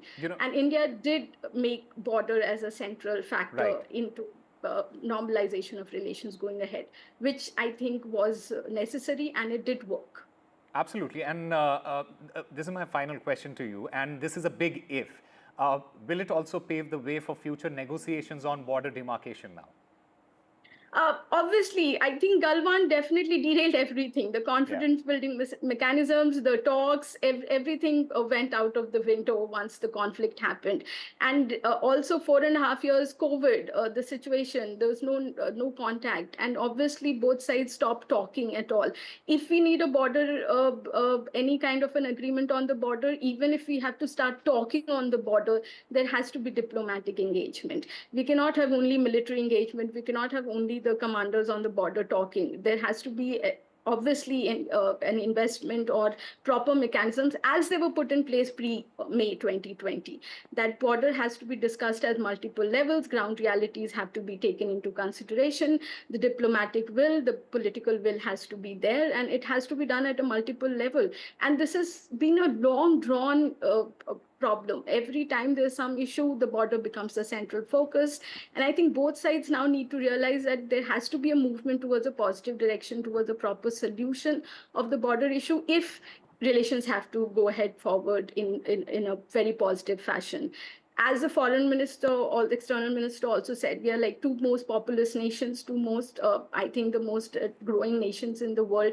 And if we have something like a border which is like a sore thumb or is an issue which can derail everything that we achieve at any given point of time over years of engagement, we need to give it a thought and figure out how to go about talking and how to come to a proper conclusion. Absolutely. But given the fact, also I'll say that the ball is in China's court in most of the time. They have to show the will or the right motivation and actually to show that they really want to resolve the issue. Till now, I feel Chinese have not been as committed to it as I think Indians have been. Well, the recent agreement on patrolling arrangement, it offers hope for reduced tensions and increased cooperation between the two nations. Gunjan Singh, thank you very much for speaking to NDTV.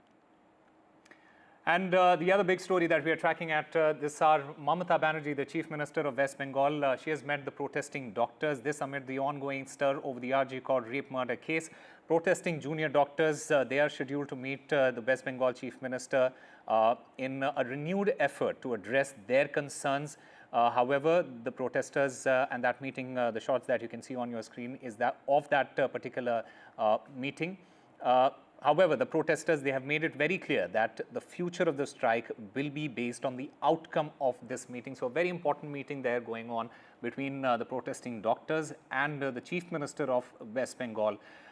Chief Minister Mamata Banerjee, she had in fact urged the striking junior doctors to call off their fast unto death and stating that most of their demands, they have been met with the exemption of the removal of the health secretary. And my colleague Saurabh Gupta joins us to get us more on this. Saurabh, a very, very important meeting in the context, in the larger context there, especially with the fact that the protesters, they have said that the future of the strike, it will be based on the outcome of this meeting.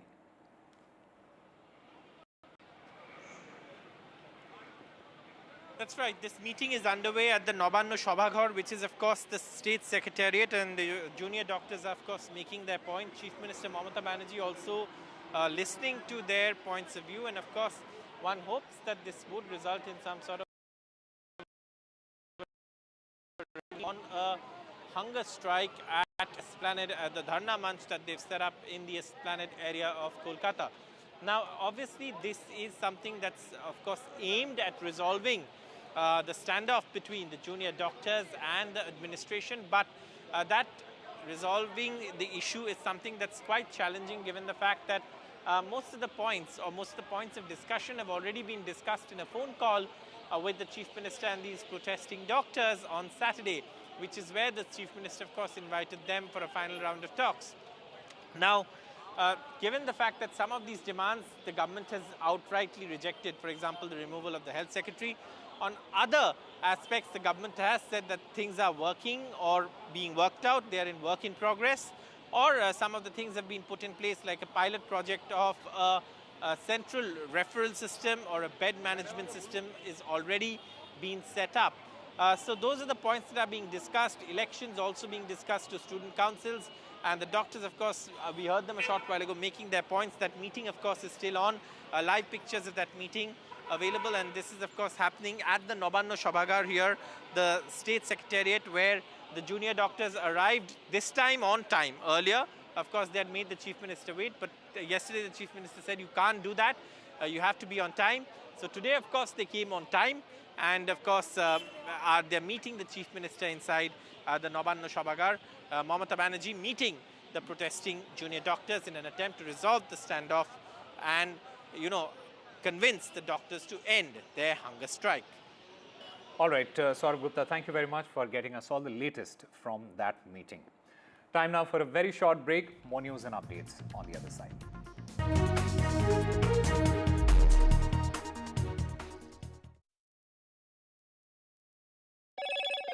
Hello, Moto. Motorola Edge 50. Tap it here and swipe it there. Pound rewards, मैं everywhere. कहीं से भी करूँ collect, spend करूँ direct. Download any single ID partner app, link your card, and earn reward with top brand. Get it free with single ID. Stay informed and entertained with the new and updated NDTV News app.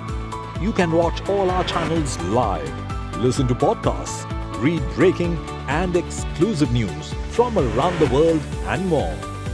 Download the NDTV app today and get access to the best journalism and storytelling on your smartphone or tablet. The NDTV app. News that matters to you. I've been reporting on all issues, big and small, from Andhra Pradesh, Telangana, rest of South India, bringing you all the action, all that you need to know, all that you want to know. The energy of Maximum City is infectious. I bring in that energy in our news coverage from financial capital Mumbai. India's IT capital is always buzz. It's literally a city that never sleeps. And I keep you ahead on all the Bengaluru buzz. Covering from the southernmost part of India over the last 23 years, I bring in-depth and 360-degree coverage from the Dravidian heartland. The land of Mishti is also known for its bitter politics. I have seen much water flow under the Howrah Bridge, covering Bengal in all its vivid colors.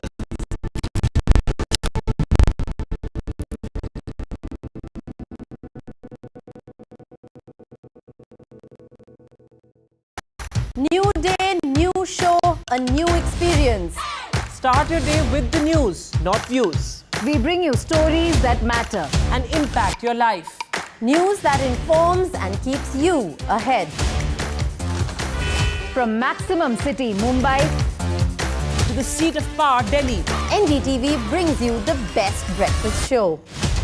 Breakfast news on NDTV, 8 a.m. every day. तालियों के साथ हम स्वागत करेंगे आदरणीय मोदी जी का। छत्रपति शिवाजी महाराज की।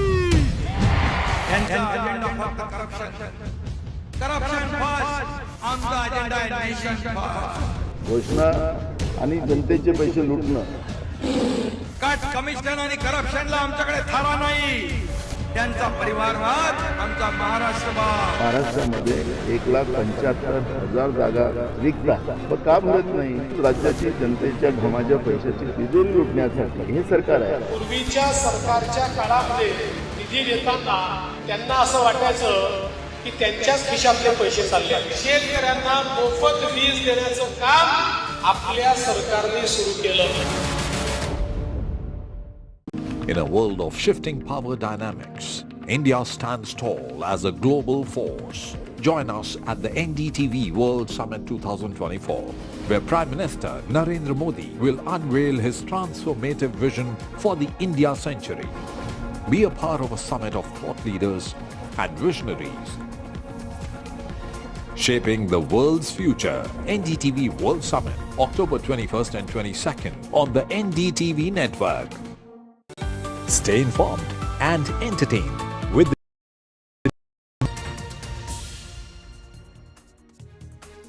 Welcome back. The battle for Maharashtra is heating up, and after the BJP came out with a list of 99 candidates in their the first list that came out yesterday. Now the Mahavikas Aghadi, it is in a huddle, and there is a tussle that is going on over the seat sharing within the Mahavikas Aghadi. Uddhav Balasaheb Thackeray, Shiv Sena and Congress, they are holding separate meetings. One of the meeting is taking place in Delhi. That is the CEC meeting that was supposed to take place at 5:30, and the other meeting, the Uddhav Balasaheb Thackeray meeting, that is happening at Matoshri in Mumbai. So there is a rift in Mahavikas Aghadi on seat sharing agreement. There is friction over 12 Vidarbha, Mumbai, Nashik seats. The Congress MLAs, they have spoken to the Congress chief, Mallikarjun Kharge, and said that they are not ready to concede. In the meanwhile, the Uddhav Balasaheb Thackeray Shiv Sena, it hopes that seats will be finalized by today. देखो, हमने 96 सीटों पे अभी discussion किया है और हम लोगों ने निर्णय ले लिया है कि जो हमारी जगह अभी भी डिस्कशन में है उस पर हमने कोई चर्चा नहीं की है. और कल हम लोग दिल्ली बम्बई जाकर वहाँ पर हम लोग शरद पवार जी हो, उद्धव जी से हो, इनसे बात करेंगे. जो कुछ 30-40 जगह का हमारा शेयरिंग प्रॉब्लम हो गया है उसमें बैठ के हम लोग रास्ता निकालेंगे. जो पार्टी का अधिकार बनता है वही पार्टी वो सीट लड़ेगी. All right, I'm currently joined by my colleagues Sunil Prabhu and Radhika Ramaswamy. Sunil, to you first. Give us the details of this meeting that is taking place in Delhi, the CEC meeting that is taking place in Delhi. And how do you look at what will be the outcome of that particular meeting, and especially with respect to the seat sharing talks that are taking place? Well, firstly, these are screening committee meetings that had already started at Himachal Bhavan, where there have been, discussions for the last 3-4 days, actually, to, try to iron out the differences within the various factions within the Congress party to identify what Nana Patole has said, those 96 seats.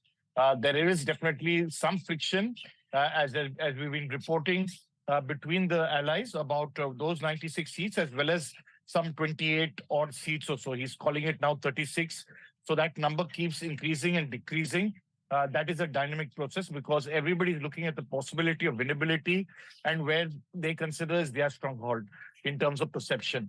The Congress Election Committee meeting is meeting today, but they're expected to take up Jharkhand, not Maharashtra, so as to leave some room for talks between the top leaderships because what was decided was that when they have these coordination committee meetings, they'll be able to, iron out most of their differences, and where it is not possible, as has been pointed out in around 30-40 seats, the top leaders will discuss either online or whatever to find a way forward and try to resolve it. But the basic idea being winnability and ensuring that the alliance is intact, because they have learned their lessons. The idea of maneuverability or, big brothership from the Congress cannot continue in the backdrop of what has happened in Haryana. And it's in this backdrop that we will have to wait and see in the next few days, especially the next few hours, how things proceed, because the next 24 hours to 36 hours is extremely critical for all three of them in finding out a resolution to the seat sharing in Ganderbal. Absolutely. And in fact, when you look at Mumbai and the situation that is there in Maharashtra, Radhika, after the entire disagreement between the Uddhav Balasaheb Thackeray Sena and the Congress chief there, how do you see this meeting panning out now? Well, there are multiple meetings at the moment taking place. In fact, one is, of course, the Congress meeting in Delhi. But besides that, Matoshri meeting of Uddhav Thackeray with several leaders, and also a meeting being held by Sharad Pawar as well. So, multiple meetings, separate meetings happening as far as the opposition MVA camp is concerned. And this whole dispute and conundrum is over 12 Vidarbha seats, especially over these 12 Vidarbha seats, which the Congress and Sena are eyeing. If I were to talk about these seats, it includes Gadchiroli, Ramtek, Bhandara, Chimur. These are very important constituencies currently being held by BJP, and both the Sena and Congress feel they are strong, in these constituencies. Apart from that, even Nagpur and Nasik, a few constituencies in Nagpur and Nasik also under contention. So these are the seats which are under discussion at this point. They say they have come to a consensus as far as 260 seats are concerned.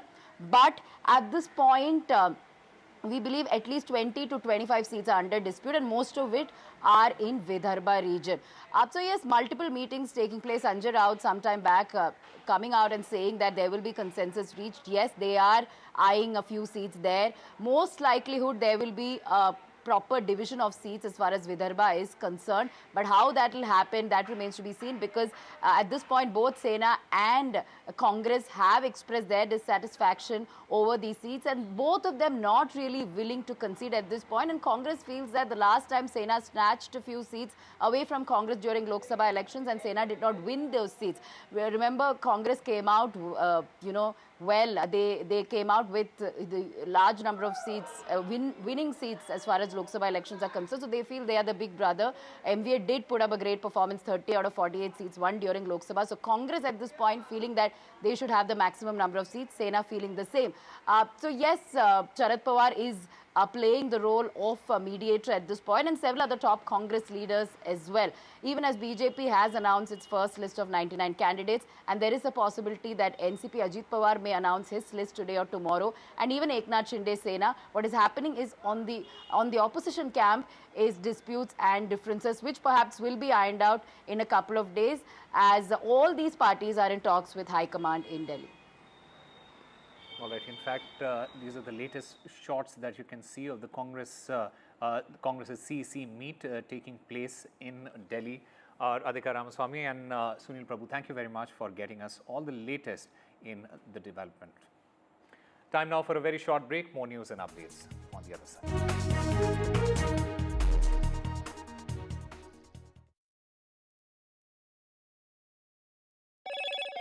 Hello, Moto. I've been reporting on all